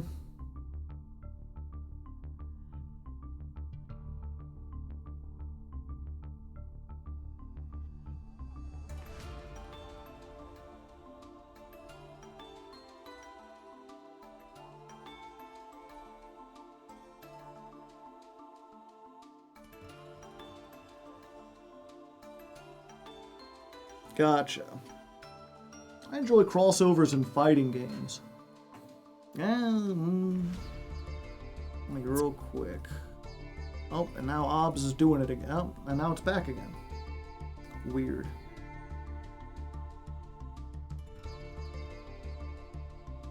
Oh, let's see.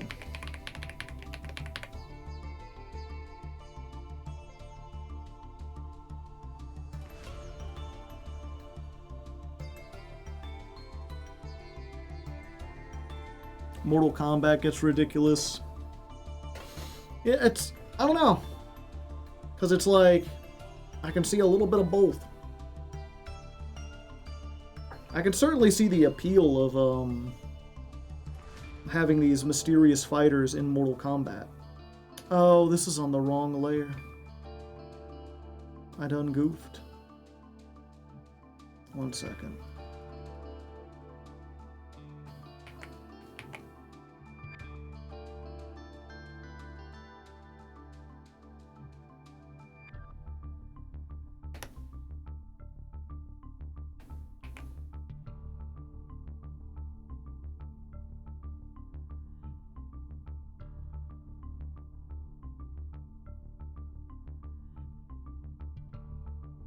Put this, I guess that's fine. I guess I am doing multiple layers.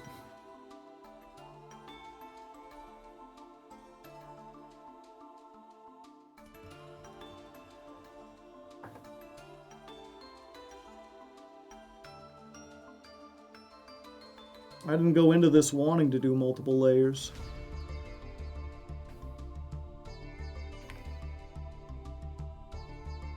Have to make this dark to get this to work.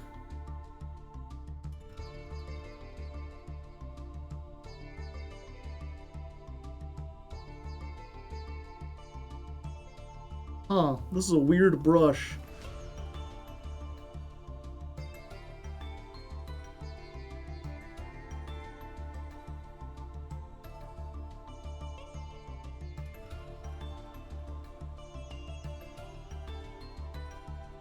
The eyes, the soul of your art.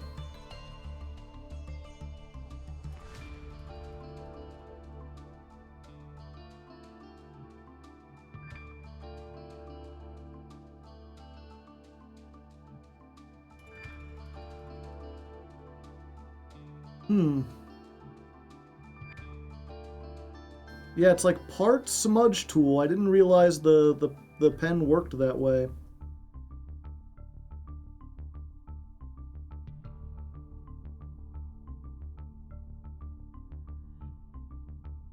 Okay, so maybe I do have to go all the way black if I want it.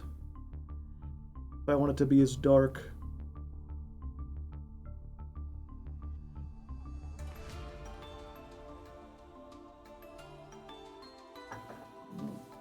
Damn it. Okay.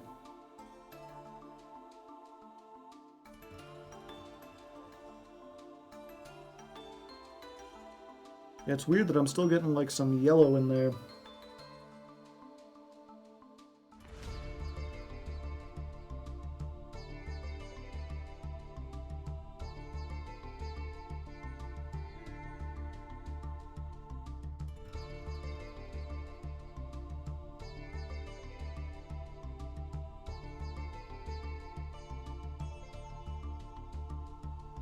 Oh, is it because this? Hold up. Ah, it mixes it with the color I have chosen second. Gotcha.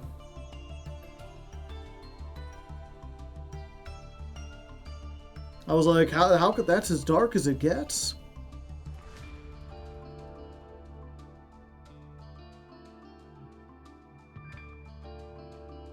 Okay. That's what I was looking for.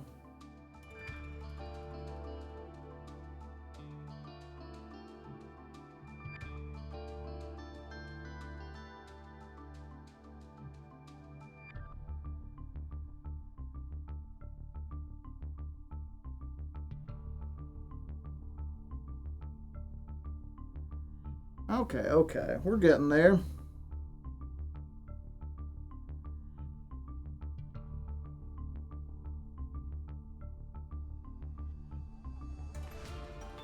And then I do think this needs to go a little lighter.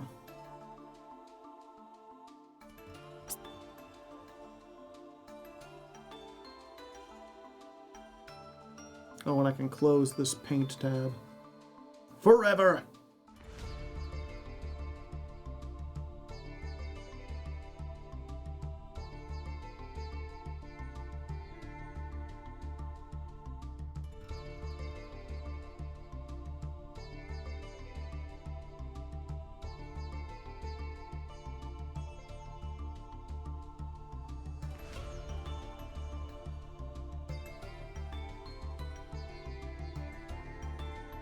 I was never great at hands.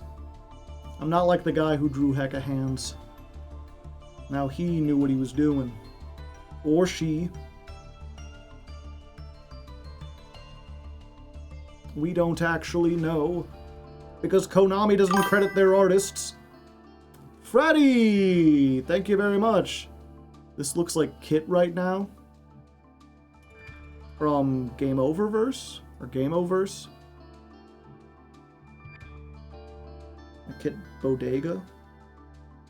Or is there another Kit?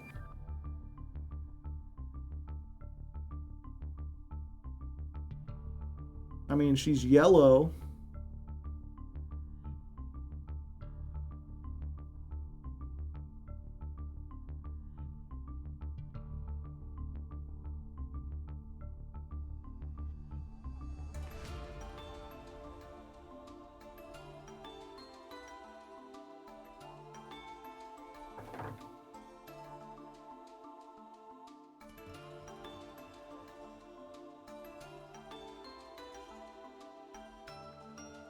a little bit, not a whole lot though.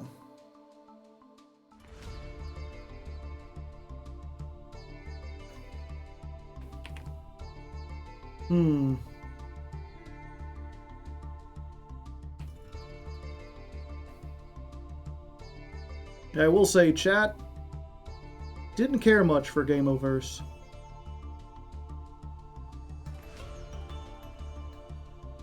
Nothing to the people who enjoy it or whatever. Okay. That entire hand was just not great.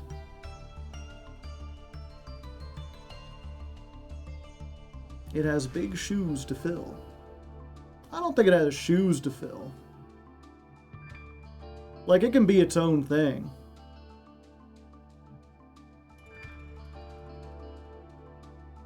Like, it doesn't have to be the amazing digital circus.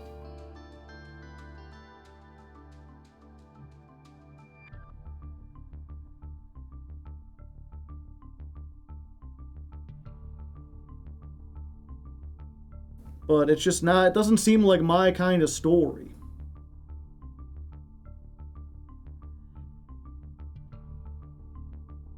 I like stories where, like,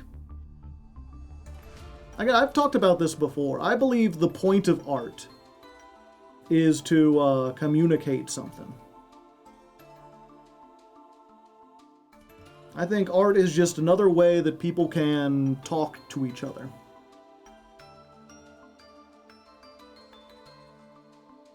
And making art entertaining is kind of like the equivalent of, like, giving a cherry flavor to medicine. It's like, I want to say something to you, but you'll get really bored and you won't enjoy it very much if I just say it to you outright. So I will add some flair to keep it from getting disinteresting to you. And so when you get a show that is just like a lot of Marvel stuff, right? Like the movies, it feels less like someone had a message and more like some people thought that the cherry coating that they had seen before was really, really delicious, and they just want more of that. It's just sugar. It's all sugar with no substance to it. Murder Drones remains my favorite, despite I haven't seen that one. And, you know, I could be wrong. It's entirely possible that, yeah, her one leg is, like, way too short. Both her legs are kind of short. It's entirely possible that they are building up towards something, but it's like, when I saw The Amazing Digital Circus, I kind of knew what they were building up to when they were doing it, right? Or at least I had a general idea. And by the end of it, I had a really good idea of what Gooseworks was trying to say. There's a very clear, like, attempt at communication. But at least with Gameoverse, it just kind of feels like, you know, I like video games. What if I saw like a show, but the show was like a video game? I can't imagine it like, oh whoops. I can't imagine it saying anything like profound or like interesting that I would want to hear.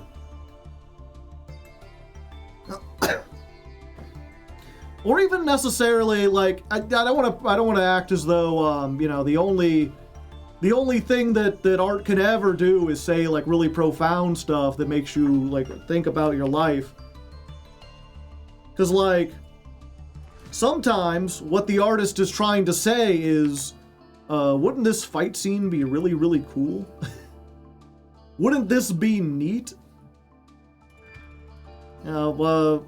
The John Wick movies are kind of like, what if one guy could like fight all these people and he was all like cha-cha? Like, that's fine. Sometimes you want to communicate fun stuff. You told us the digital circus was okay. I did. Do not take cherry medicine if you are not sick. Exactly.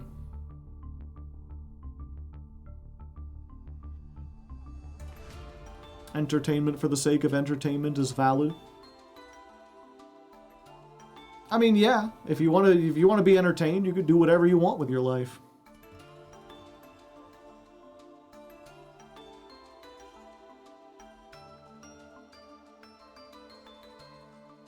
It's entirely up to you. The problem is, it's like, here's the thing to me, right? Entertainment, or not entertainment, but art does serve a purpose. And entertainment is one facet of art. And if all you know about art is the entertainment part, you get a lot of people who basically become media illiterate, where they do not know how to, like, they see art that is trying to communicate something to them, and they are unable to understand it. They're unable to get the good part of art because all they've ever consumed is like escapist media that's entertaining. And then you get people who like engage with art where they're like, all I want from art is to give me a world I can get lost in. I just want escapist media. And it's like, I don't know, I feel like you gotta kind of engage with the world, you know? Engage like a certain amount, you know? You don't have to engage all the time. But I feel like, you know, it's kind of a problem if all you ever do is live in a fantasy.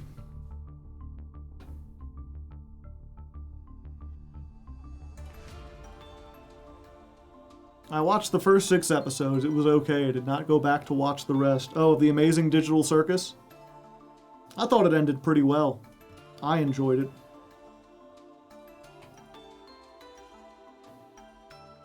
Oh, yeah.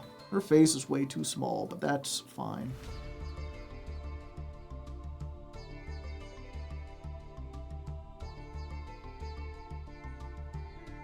That's under.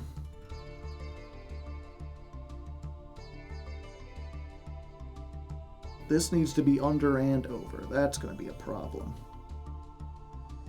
I think we go over.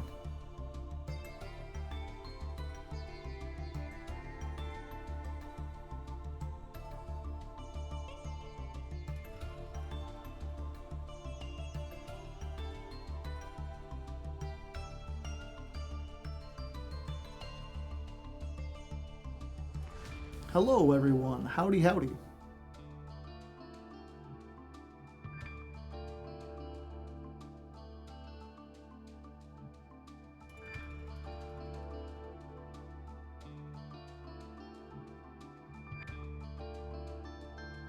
And now I lost my train of thought. Darn it.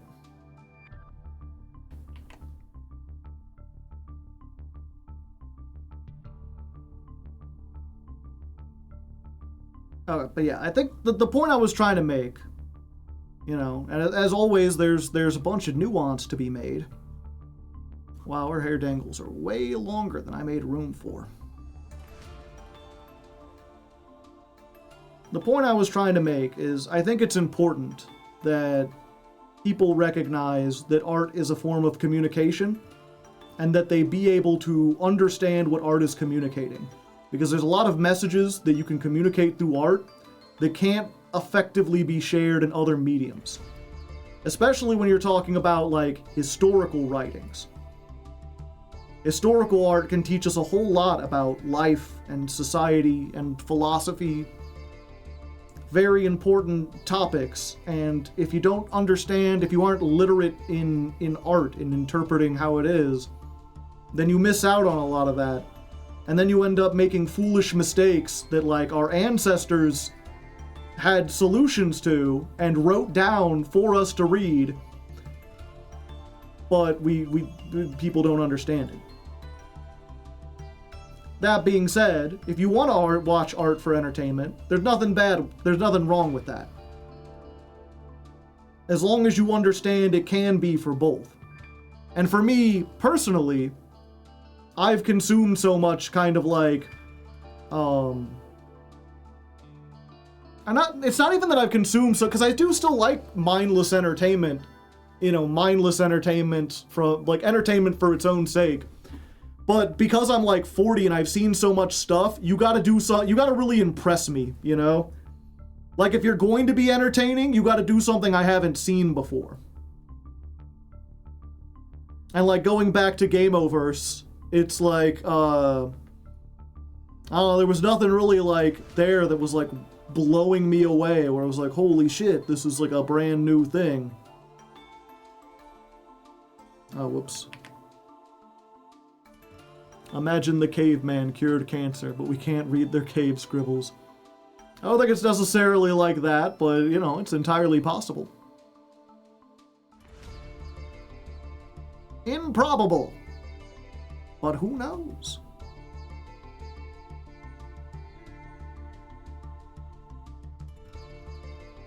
How you doing, Eros?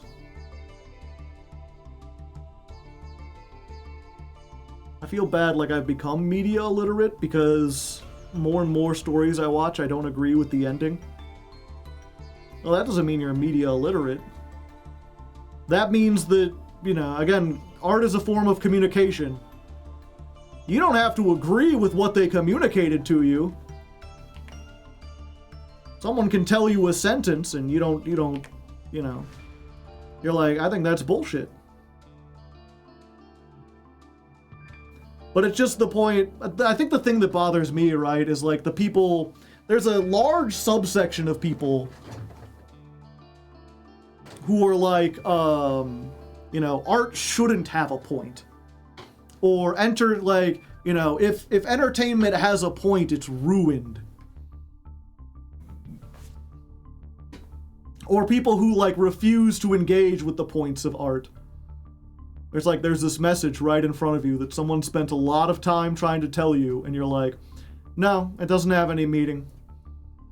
Like, oh, why did they do this? It would have been cooler if they did that. It's like, yeah, it would have been cooler, but that's not what they were trying to say.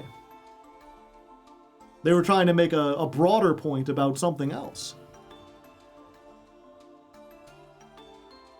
Oh, let's go.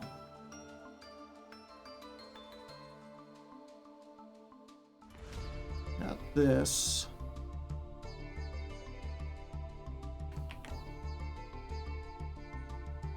I'm glad Rubber Ross is making art. Yeah. He seems like a neat guy. I wish him the best.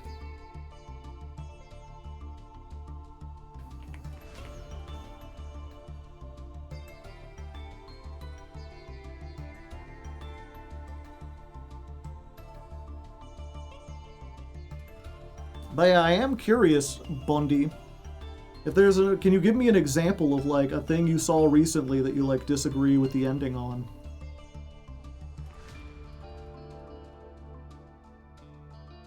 I'm kind of curious for an example now. Granted, I haven't watched a whole lot, so I'm not sure. I might not necessarily know what you're talking about.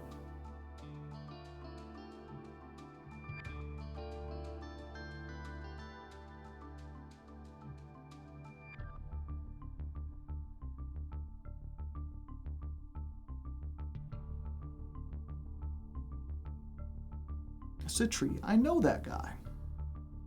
She's pretty neat, huh?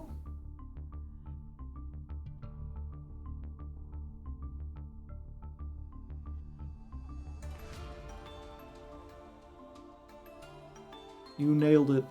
I am in the process of nailing it.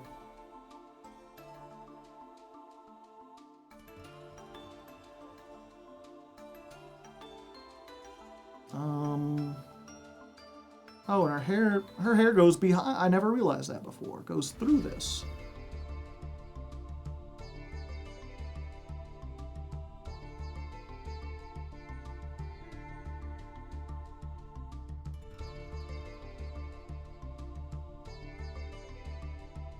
And there's kind of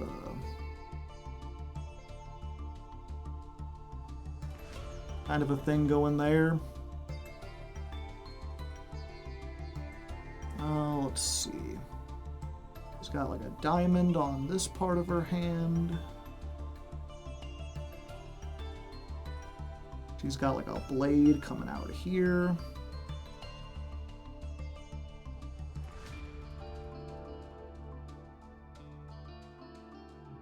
He's got little dots on all her knuckles.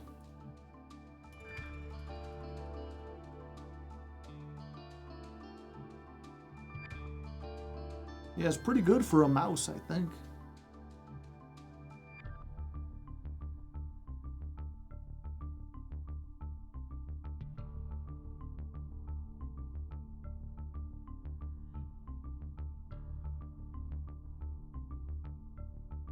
And then the Crystron Signet. I think I'll have to draw that. I want to draw the other thing first. Yeah, we'll have to come back to that.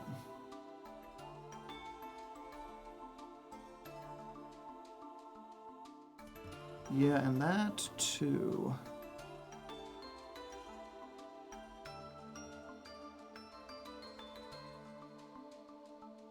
Okay. This needs to be a little darker.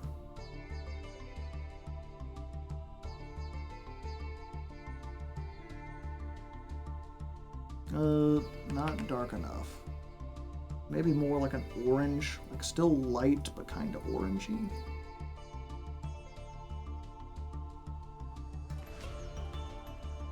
Yeah, there we go.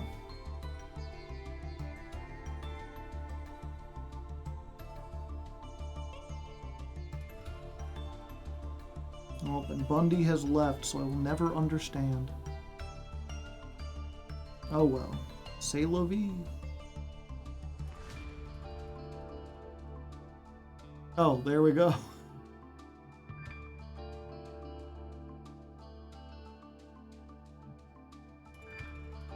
I just had to be more patient. I never left. I was here the whole time.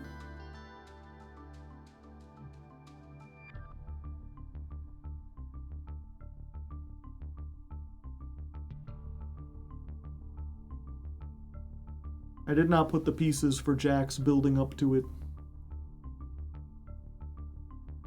Like you didn't think well,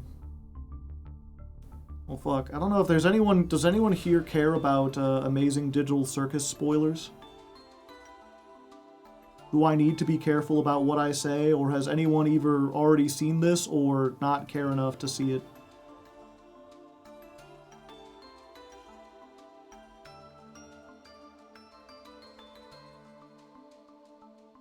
NARP. I don't know what NARP means.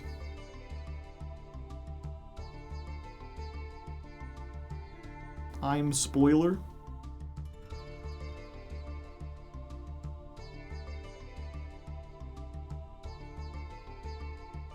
Yeah.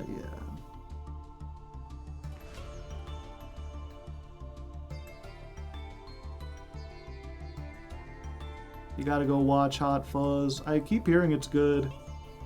But it's like, it's a movie I need to see with friends.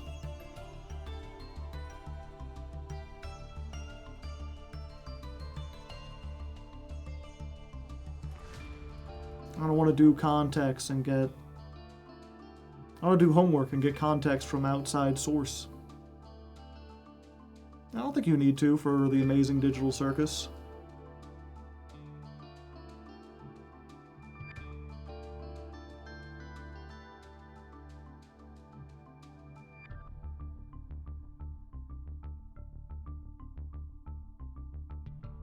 Okay, we got that.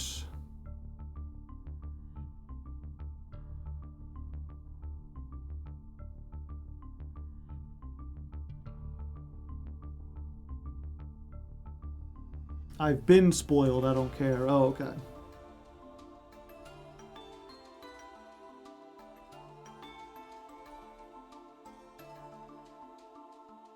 Yeah, what was it exactly he said?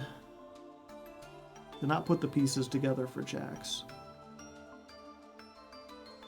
Again, that's, I feel, I'm not sure what pieces are there to put together. Like, almost everything is kind of explained in the finale.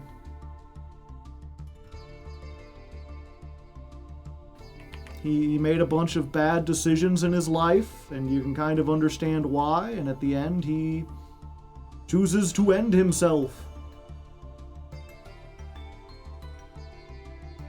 But in another life, he could have been better. Since it's day 2 of the ladder climb, what are your thoughts on Artmage? I still like it.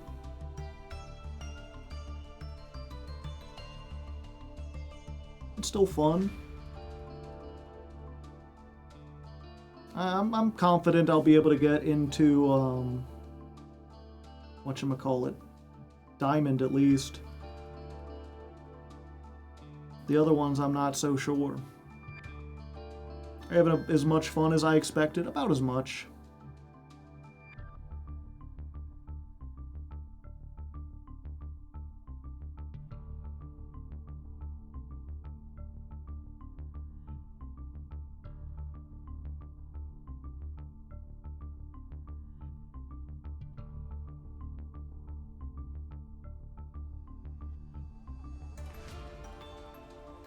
I've been losing hard to mid-high plat with the new Predaplant stuff. Oh, you've been playing the new Predaplant stuff? Not as exciting as you were hoping?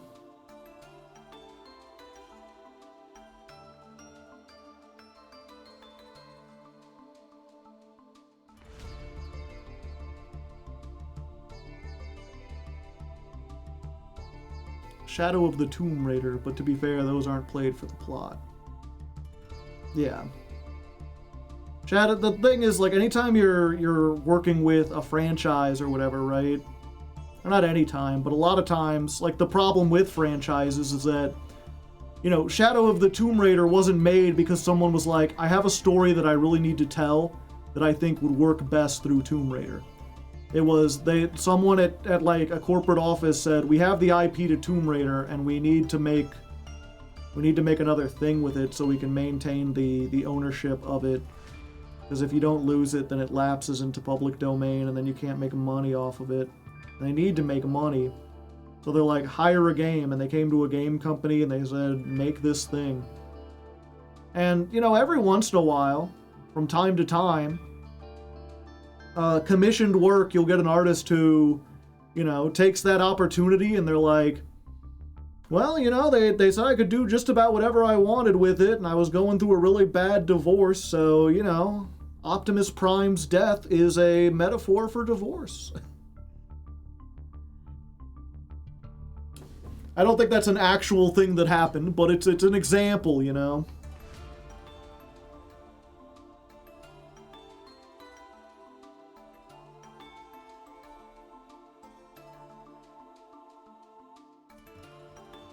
But most of the time, it's just like, yeah, what do stories usually have? There's like, someone needs to have a character flaw, and then they have an arc where they learn about it, and they get over it, and there's a bunch of hurdles along the way. They're just filling stuff in. They don't have anything to say about overcoming adversity or whatever.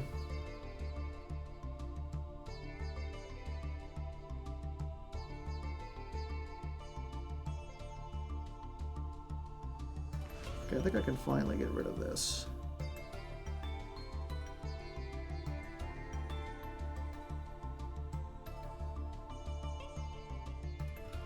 Sometimes someone who really cares goes to cook. Yeah, well, it's, what's one of the big examples I can think of? Final Fantasy VII. Although, I forget if that, like, I know the first couple Final Fantasies were obviously made by, you know, a small team that, like, wanted to make RPGs. But eventually you reached a point where, like, Square was a company that needed to make money, and they're like, well, we gotta put out another chapter in our best-selling franchise, so they're like, you're in charge of the story this time. And there was someone who, like, I think they recently lost their mother. And so they were like, fuck it, Aerith dies. And they're like, was there some way to prevent it? Is there some way to, like, stop it from happening? And they're like, no. They're like, and it just happened suddenly? Like, that's how it happens sometimes. You know, they did that because they were dealing with a traumatic death, and they were kind of disturbed by how untraumatic and casual death was treated in a whole bunch of media. So they decided to make it a little more serious.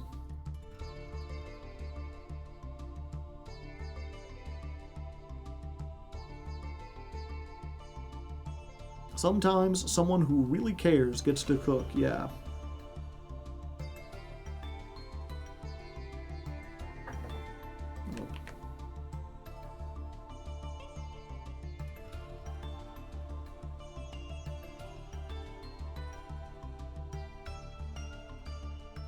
And oh boy, did they. At least for that part. I mean, there's a whole bunch of other stuff that happens in Final Fantasy that's like, I don't fucking know.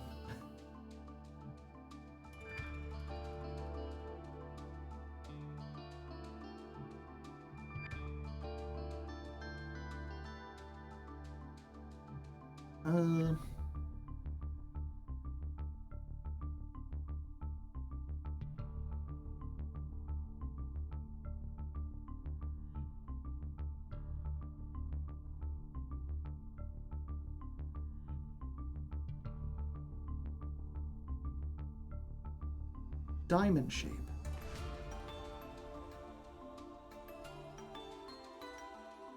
Kind of. I'm at my time limit.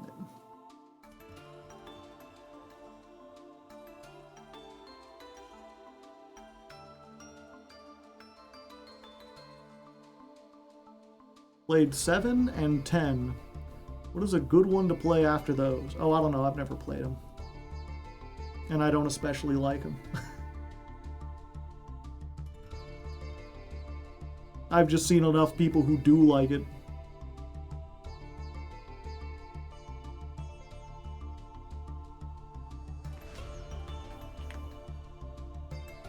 Gasp, I understand.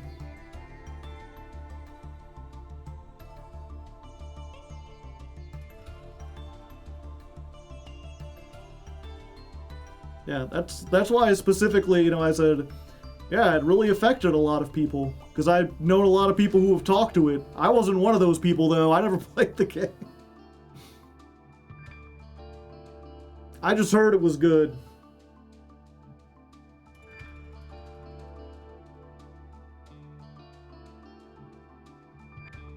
It was good and it was subversive.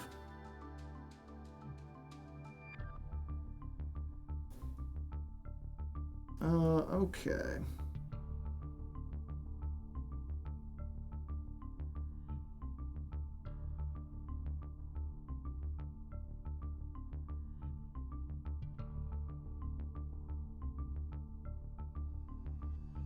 I forgot these little bits and bobs.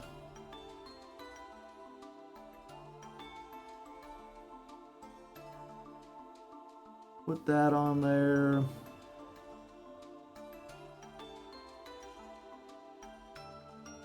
Oops, I looked away for too long.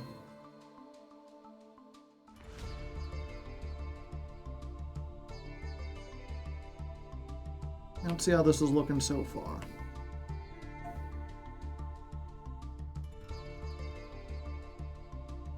Fairly good. We're getting there. This is taking far longer than I expected.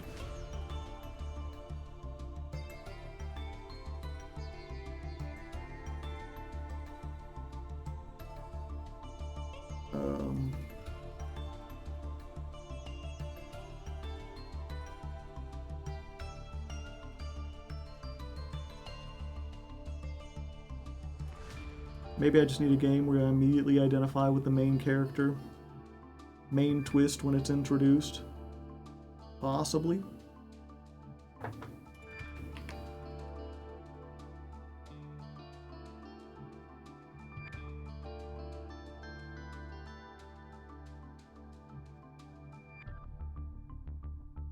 Mind you, that was like the third time a main FF character was killed off. It was just a lot of people's first Final Fantasy. Ah, I see.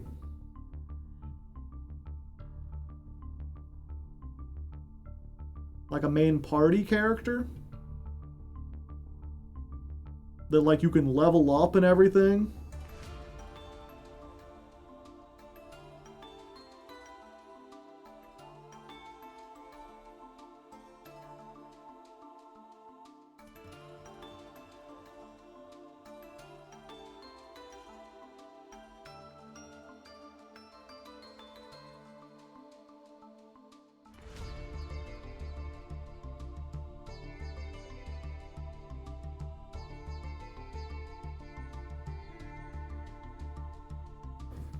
None of them were the obvious love interest, but yeah.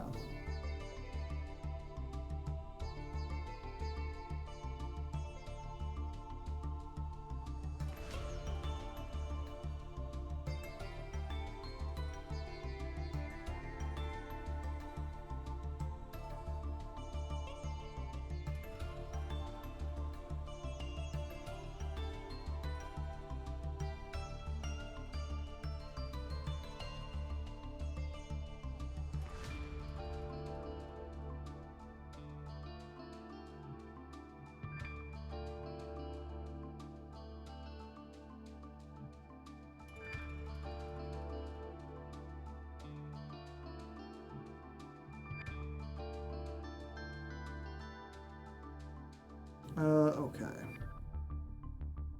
And then this is like one of the few parts that are like light gunmetal gray. Like her neck.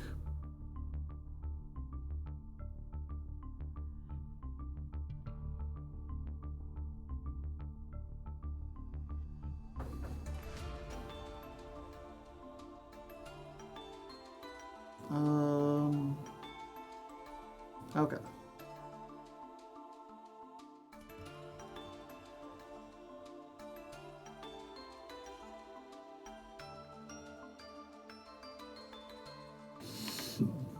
A little too dark.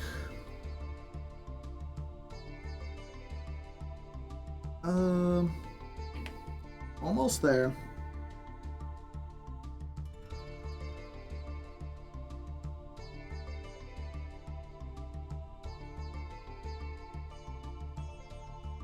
And now it's not dark enough. Pants to be darkened. That's an obscure meme. A rare Pepe, one might say. Did you change the hue? Yeah, a little bit.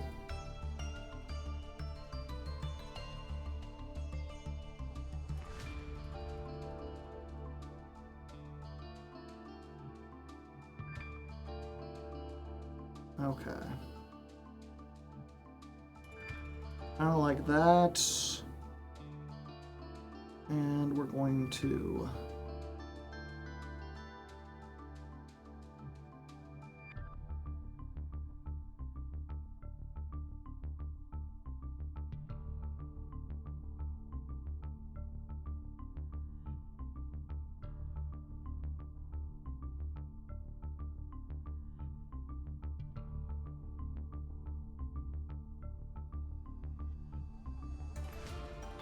I think I just cured from my alleged color blindness. Allegedly. Doctors say I'm colorblind. I don't pay attention to none of that riffraff. That's just crisscross applesauce to me.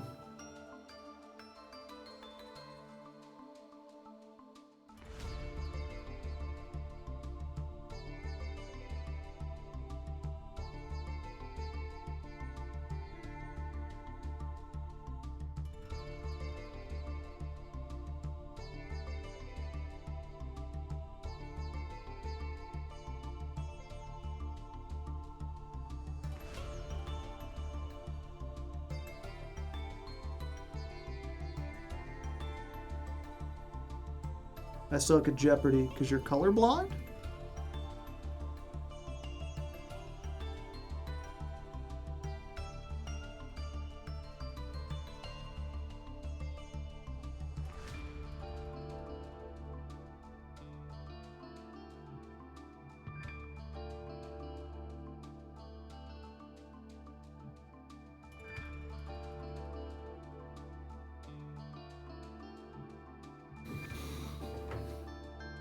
Just bad at answering questions quickly. Ah, I see.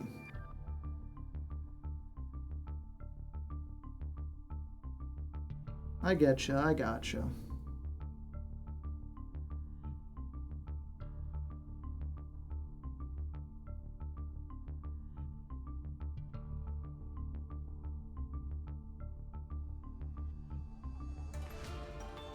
I lost on Jeopardy, baby. Ooh, I lost on Jeopardy. baby. Ooh.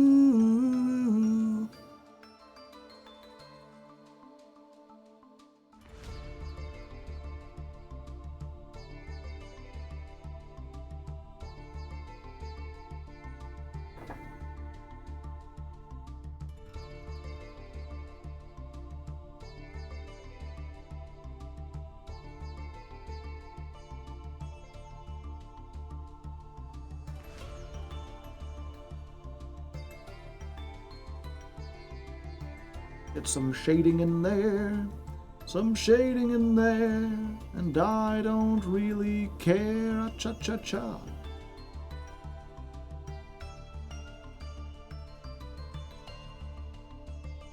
All these mouse movements are making my table rock back and forth. It's a good thing I don't have neighbors.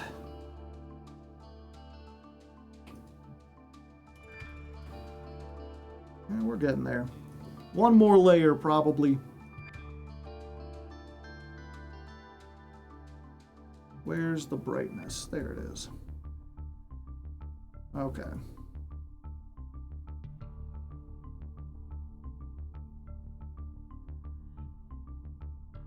Kids running around at almost midnight. Pretty late, but I guess it is summertime. Summertime and the living's easy.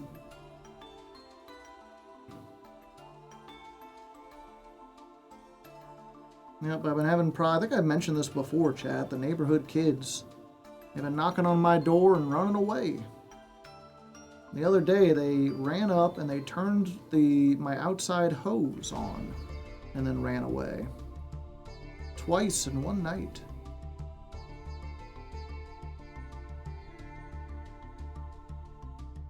I don't know why. I don't know what I've done to deserve such treatment.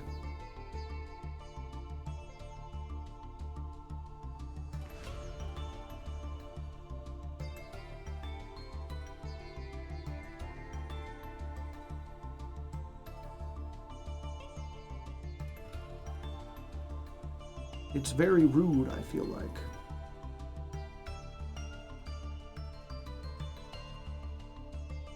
Really now? Yeah. It's kind of crazy.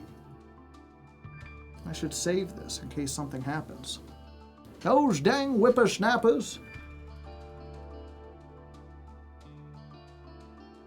Okay. Now we go real dark. Max see the kids.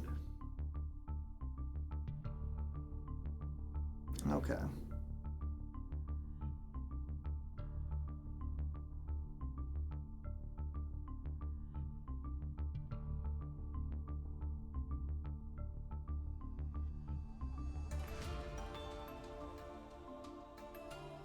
Oh, whoops. Need this on the topmost layer.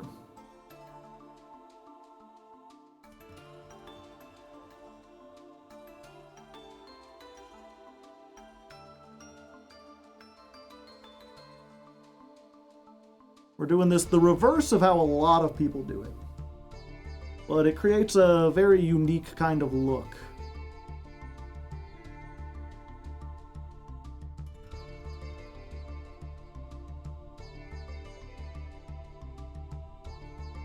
Where basically you do all the under things first and then you end with the outlines.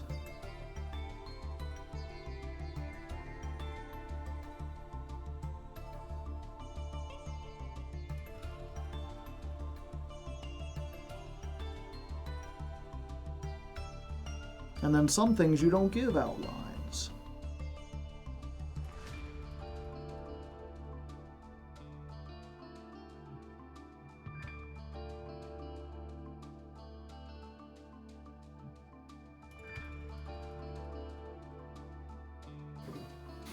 Whatever happened to the classic pranks? You can't get TikTok views for those. How's Best Girl coming along? She's looking pretty good, I feel like.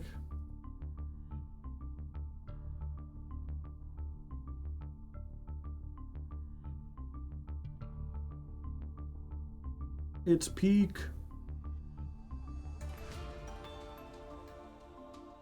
We've been talking about a few things, but I didn't have anything really in mind to talk about. And chat's just been kind of chilling, you know? Like some kind of villain, perhaps.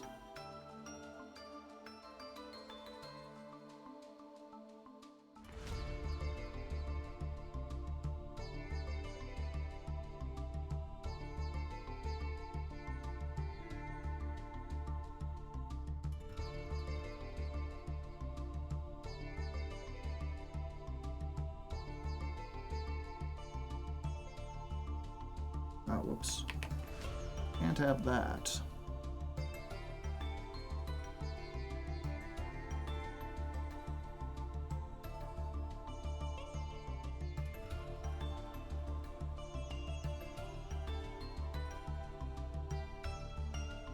Do Sangan next. Well, you have to come out here Tuesday if you want Sangan. You also have to be on the Patreon, because they're the ones who vote for what I end up doing.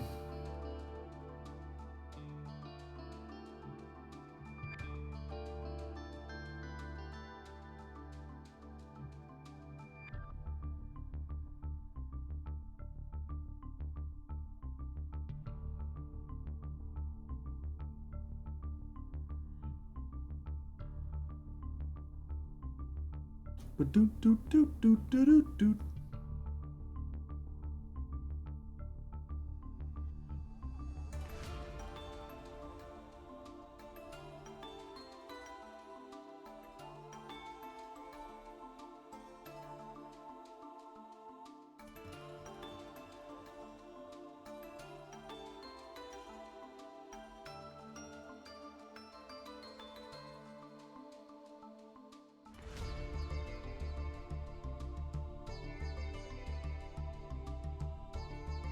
Do one of these, and one of those, and one of them, and one of these. Oh,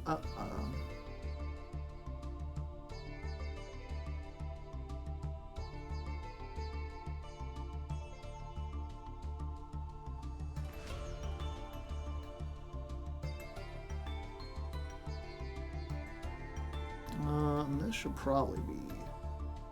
This whole thing should probably be darker. Oh well. You know, it's not about making perfect art, chat. You just gotta do your best. It's all anyone can ask of you.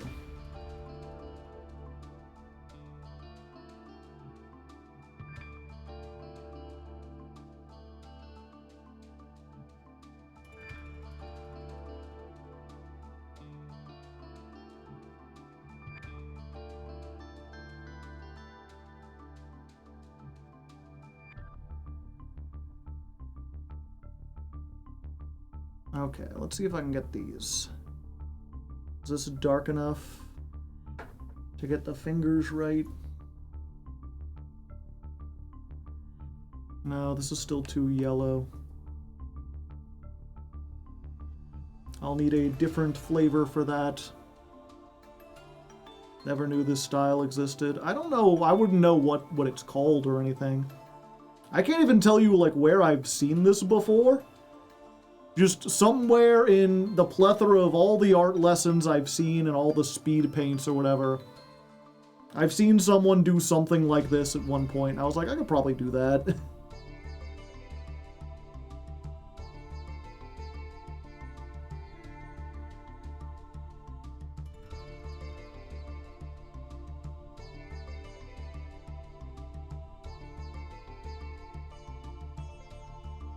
There's like a version of this, if you've ever seen... There's like a famous performance that like I know a lot of people do it. They came to my school once, or a guy did. Which now that I'm realizing, I think it was, I think he was proselytizing. I didn't realize it at the time. I was just more interested in his art. But they'll like do this thing, right, where they'll where they'll start drawing and they'll start with these very vague shapes that are like unrecognizable. And it looks like they're just like drawing nonsense. And it's not until the very end, after they've formed all these like big shapes, that they add a bunch of outlines over the top of it. And suddenly like everything comes into focus and you can see what he's actually drawing.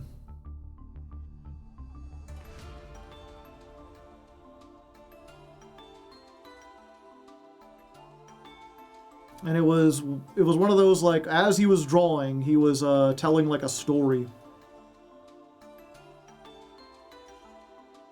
And it's the story of like the guy who goes to the beach, he's feeling like really depressed or whatever. And then suddenly a strange figure, like, you know, he's not sure if he can make it. Things are looking really bad. And then a figure shows up and starts talking to him. And I forget if he's like explicit about who the figure is. I guess it depends who's telling the story.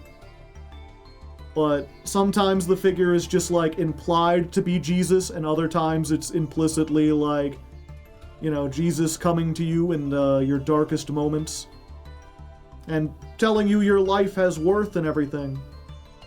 And then at the end, after they makes it to the other side of the beach and he feels really nice and everything, and he looks down in the sand, and there's only one set of footprints in the sand, because even though he was walking, Jesus was carrying him the whole time. Making these emotes for your channel? What would they be what emotion is this? When would we put out the Citri?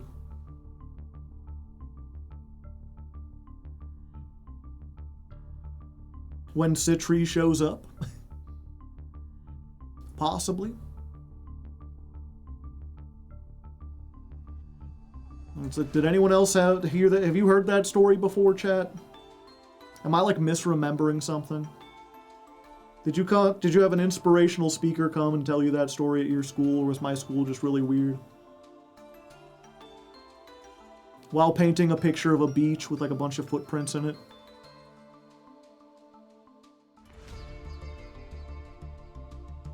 I don't live in the US. Yeah, that makes sense.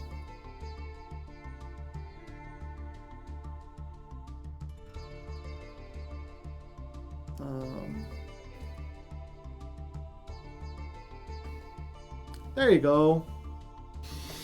That came together really well. Ugh.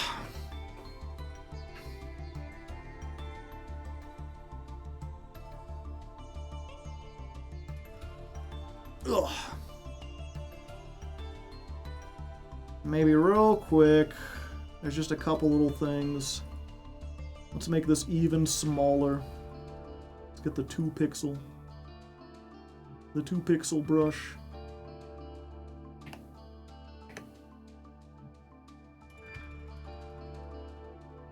Crow says that looks really good. They told us to get into classical music. Beethoven was carrying you the whole way.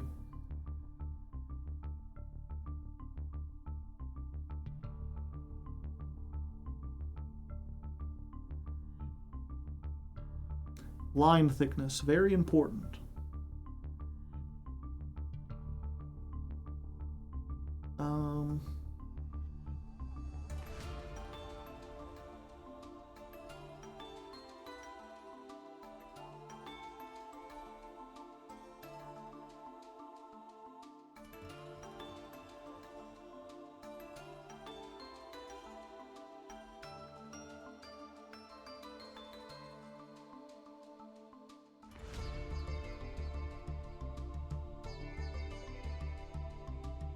Yeah, I think I do need to add at least something on the hair. Like a light.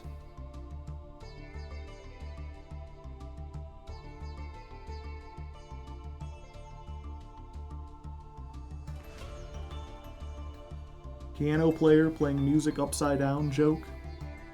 I'm unfamiliar with that one.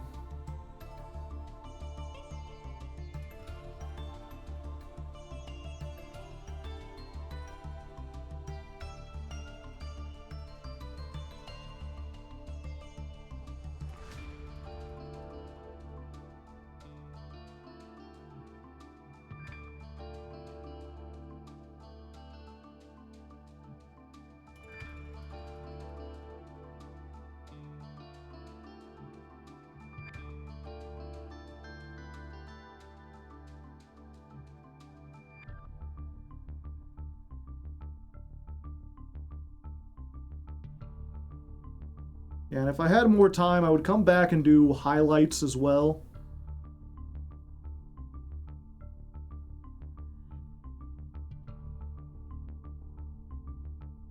Like, you come back with like a really, really light shade in the same way that I'm coming back with this dark one.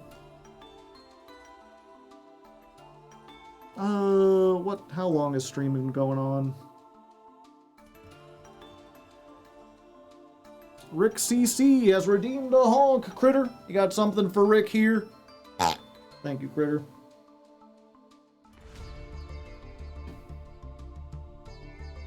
$6.45. Yeah, maybe I'll just do it on the eyes.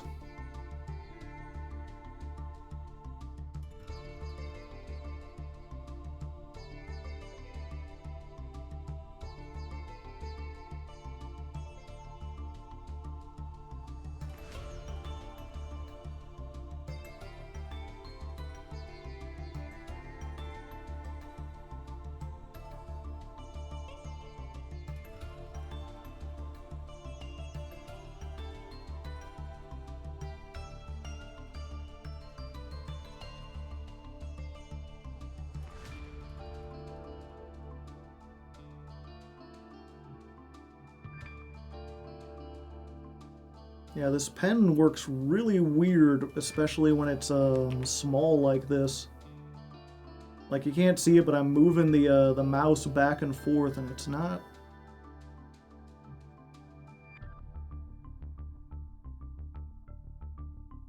always drawing. I have to move it several times before I get something.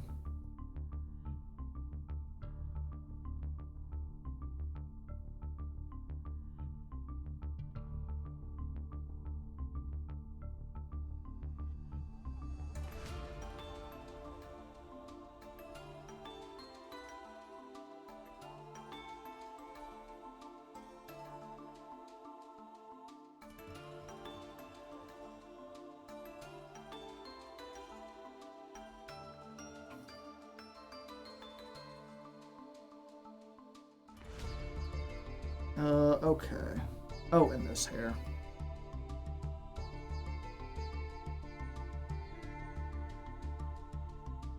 Yeah, you'd be surprised in general, like, the amount of,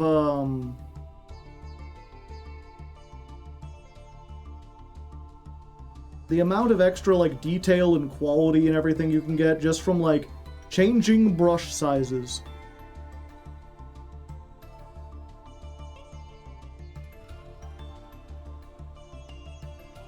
It's like just a few lines with a significantly thinner brush can make it seem much more detailed than it is, because your eyes kind of fill in the rest.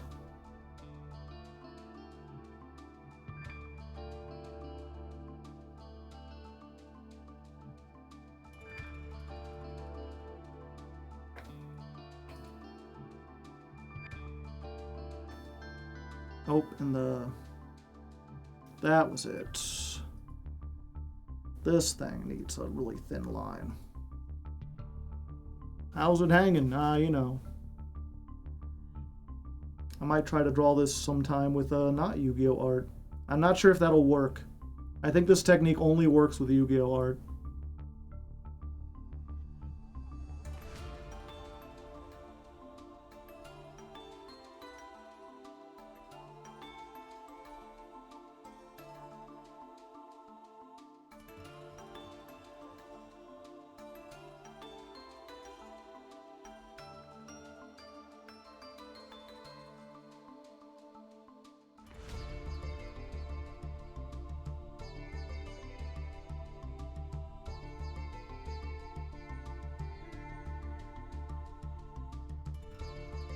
Can't you freestyle with it?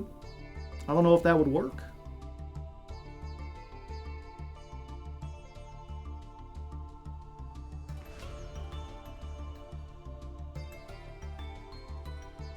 I think it only works if you're drawing Yu-Gi-Oh related things.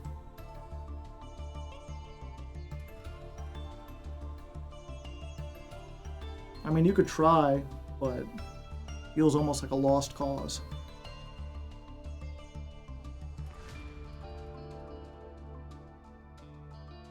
I think in all of Western society, it's only ever been done with Yu-Gi-Oh art. Okay. I'm not doing the fingers and everything. It's fine. One more layer.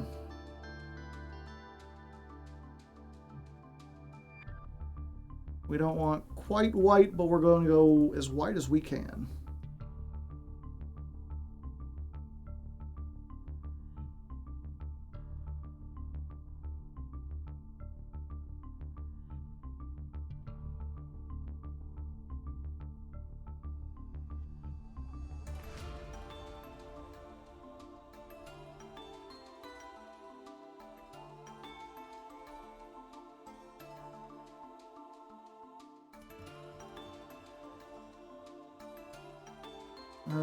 Need to go whiter.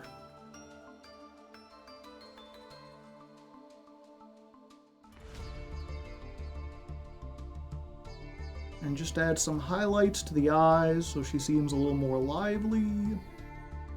To this gem. And yeah, I should go and add it to all the other gems, but I think we're probably good. And then turn on the background. The background seems really simple compared to everything else.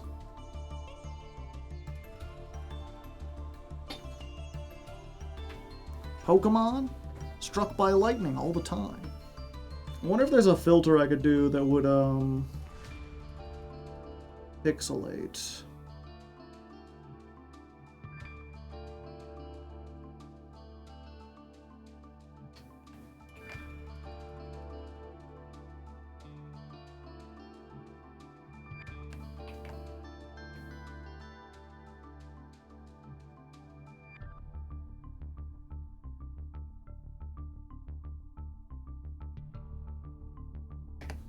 Make that, and we'll just use the image contraster. Higher contrast, lower brightness.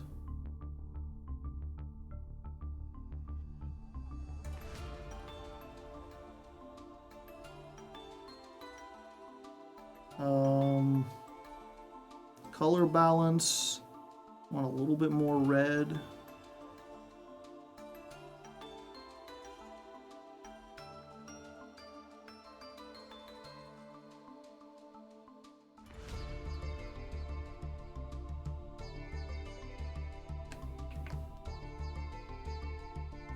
Stretch it out a little bit. There we go. You know, it's not perfect. And even with this, it still took me quite a while. And there we go. One Citri. It's not quite perfect. Oh, okay. Let's... For the thumbnail, yeah. Let's get Citri up here.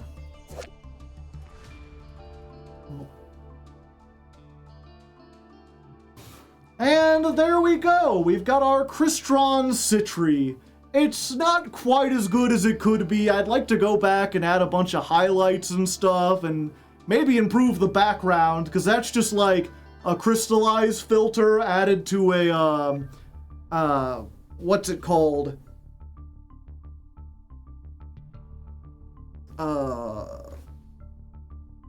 Gradient, okay. I'd like to maybe redo the background because it's just kind of a crystallized filter added to a gradient, but we've been here almost 2 hours. Has it been 2 hours? No, we stopped around for, yeah. Okay, well, let's try this take 2 again. And there we go! We've got our Citri, and it looks pretty nice, if I do say so myself. I mean, it's not exactly on model, but that's what makes it artistic. It's got some flair to it that the original don't have. I think it looks lovely. Who knows? Maybe even put it on merch or something? I don't think I could do that. I'm not sure if I can legally do that, but... Damn it, okay. Take 3, we'll get it. And there we go, a Citri of our very own, and it's not half bad if I do say so myself. I mean, if I had some more time, I'd like to go in and, you know, add a couple highlights, make some bright parts in addition to those outlines, and The background's pretty simple, it's just a gradient with like a filter over it, but it does the job pretty well, and I think it turned out nicely. You'll have to let me know if you enjoy this style a little more with the shading, or if you liked the really stark angular lines of the Aeneas craft that we did last time. What art will... What art awaits us in the third night? The third stream, okay. What art awaits us in the third stream? I mean, I don't even know. It's gonna be a mystery, but I look forward to finding out, so let's jump on over there. What art? Okay. One more try. Let me see if I can get that, make it easier for the editor. And there we go, everyone. A nice, pleasant Citri to look at of our very own. And, you know, I quite like the way it turned out. I tried a little different style here where I put the outlines on, like, the topmost layer and did them last. It gives it kind of a painted look. You know, it's not bad for a mouse and everything. And for the time limit, I mean, I'd like to go back and maybe add some highlights around the eyes and some of the crystals, and the background is just a gradient with like a crystallized filter on it, but not half bad at all. You'll have to let me know down in the comments which of these you like more, like this kind of style that's a little more shaded and kind of organic looking, or the stark angular lines that we had with the Aeneas craft. And as for what happens in the third stream, I have no idea yet. You will find out, though, as we transition over to the next stream. Ooh. You can have a cool wiggle effect or something. Okay. And then I will make another time code. 522 653 parentheses end art segment.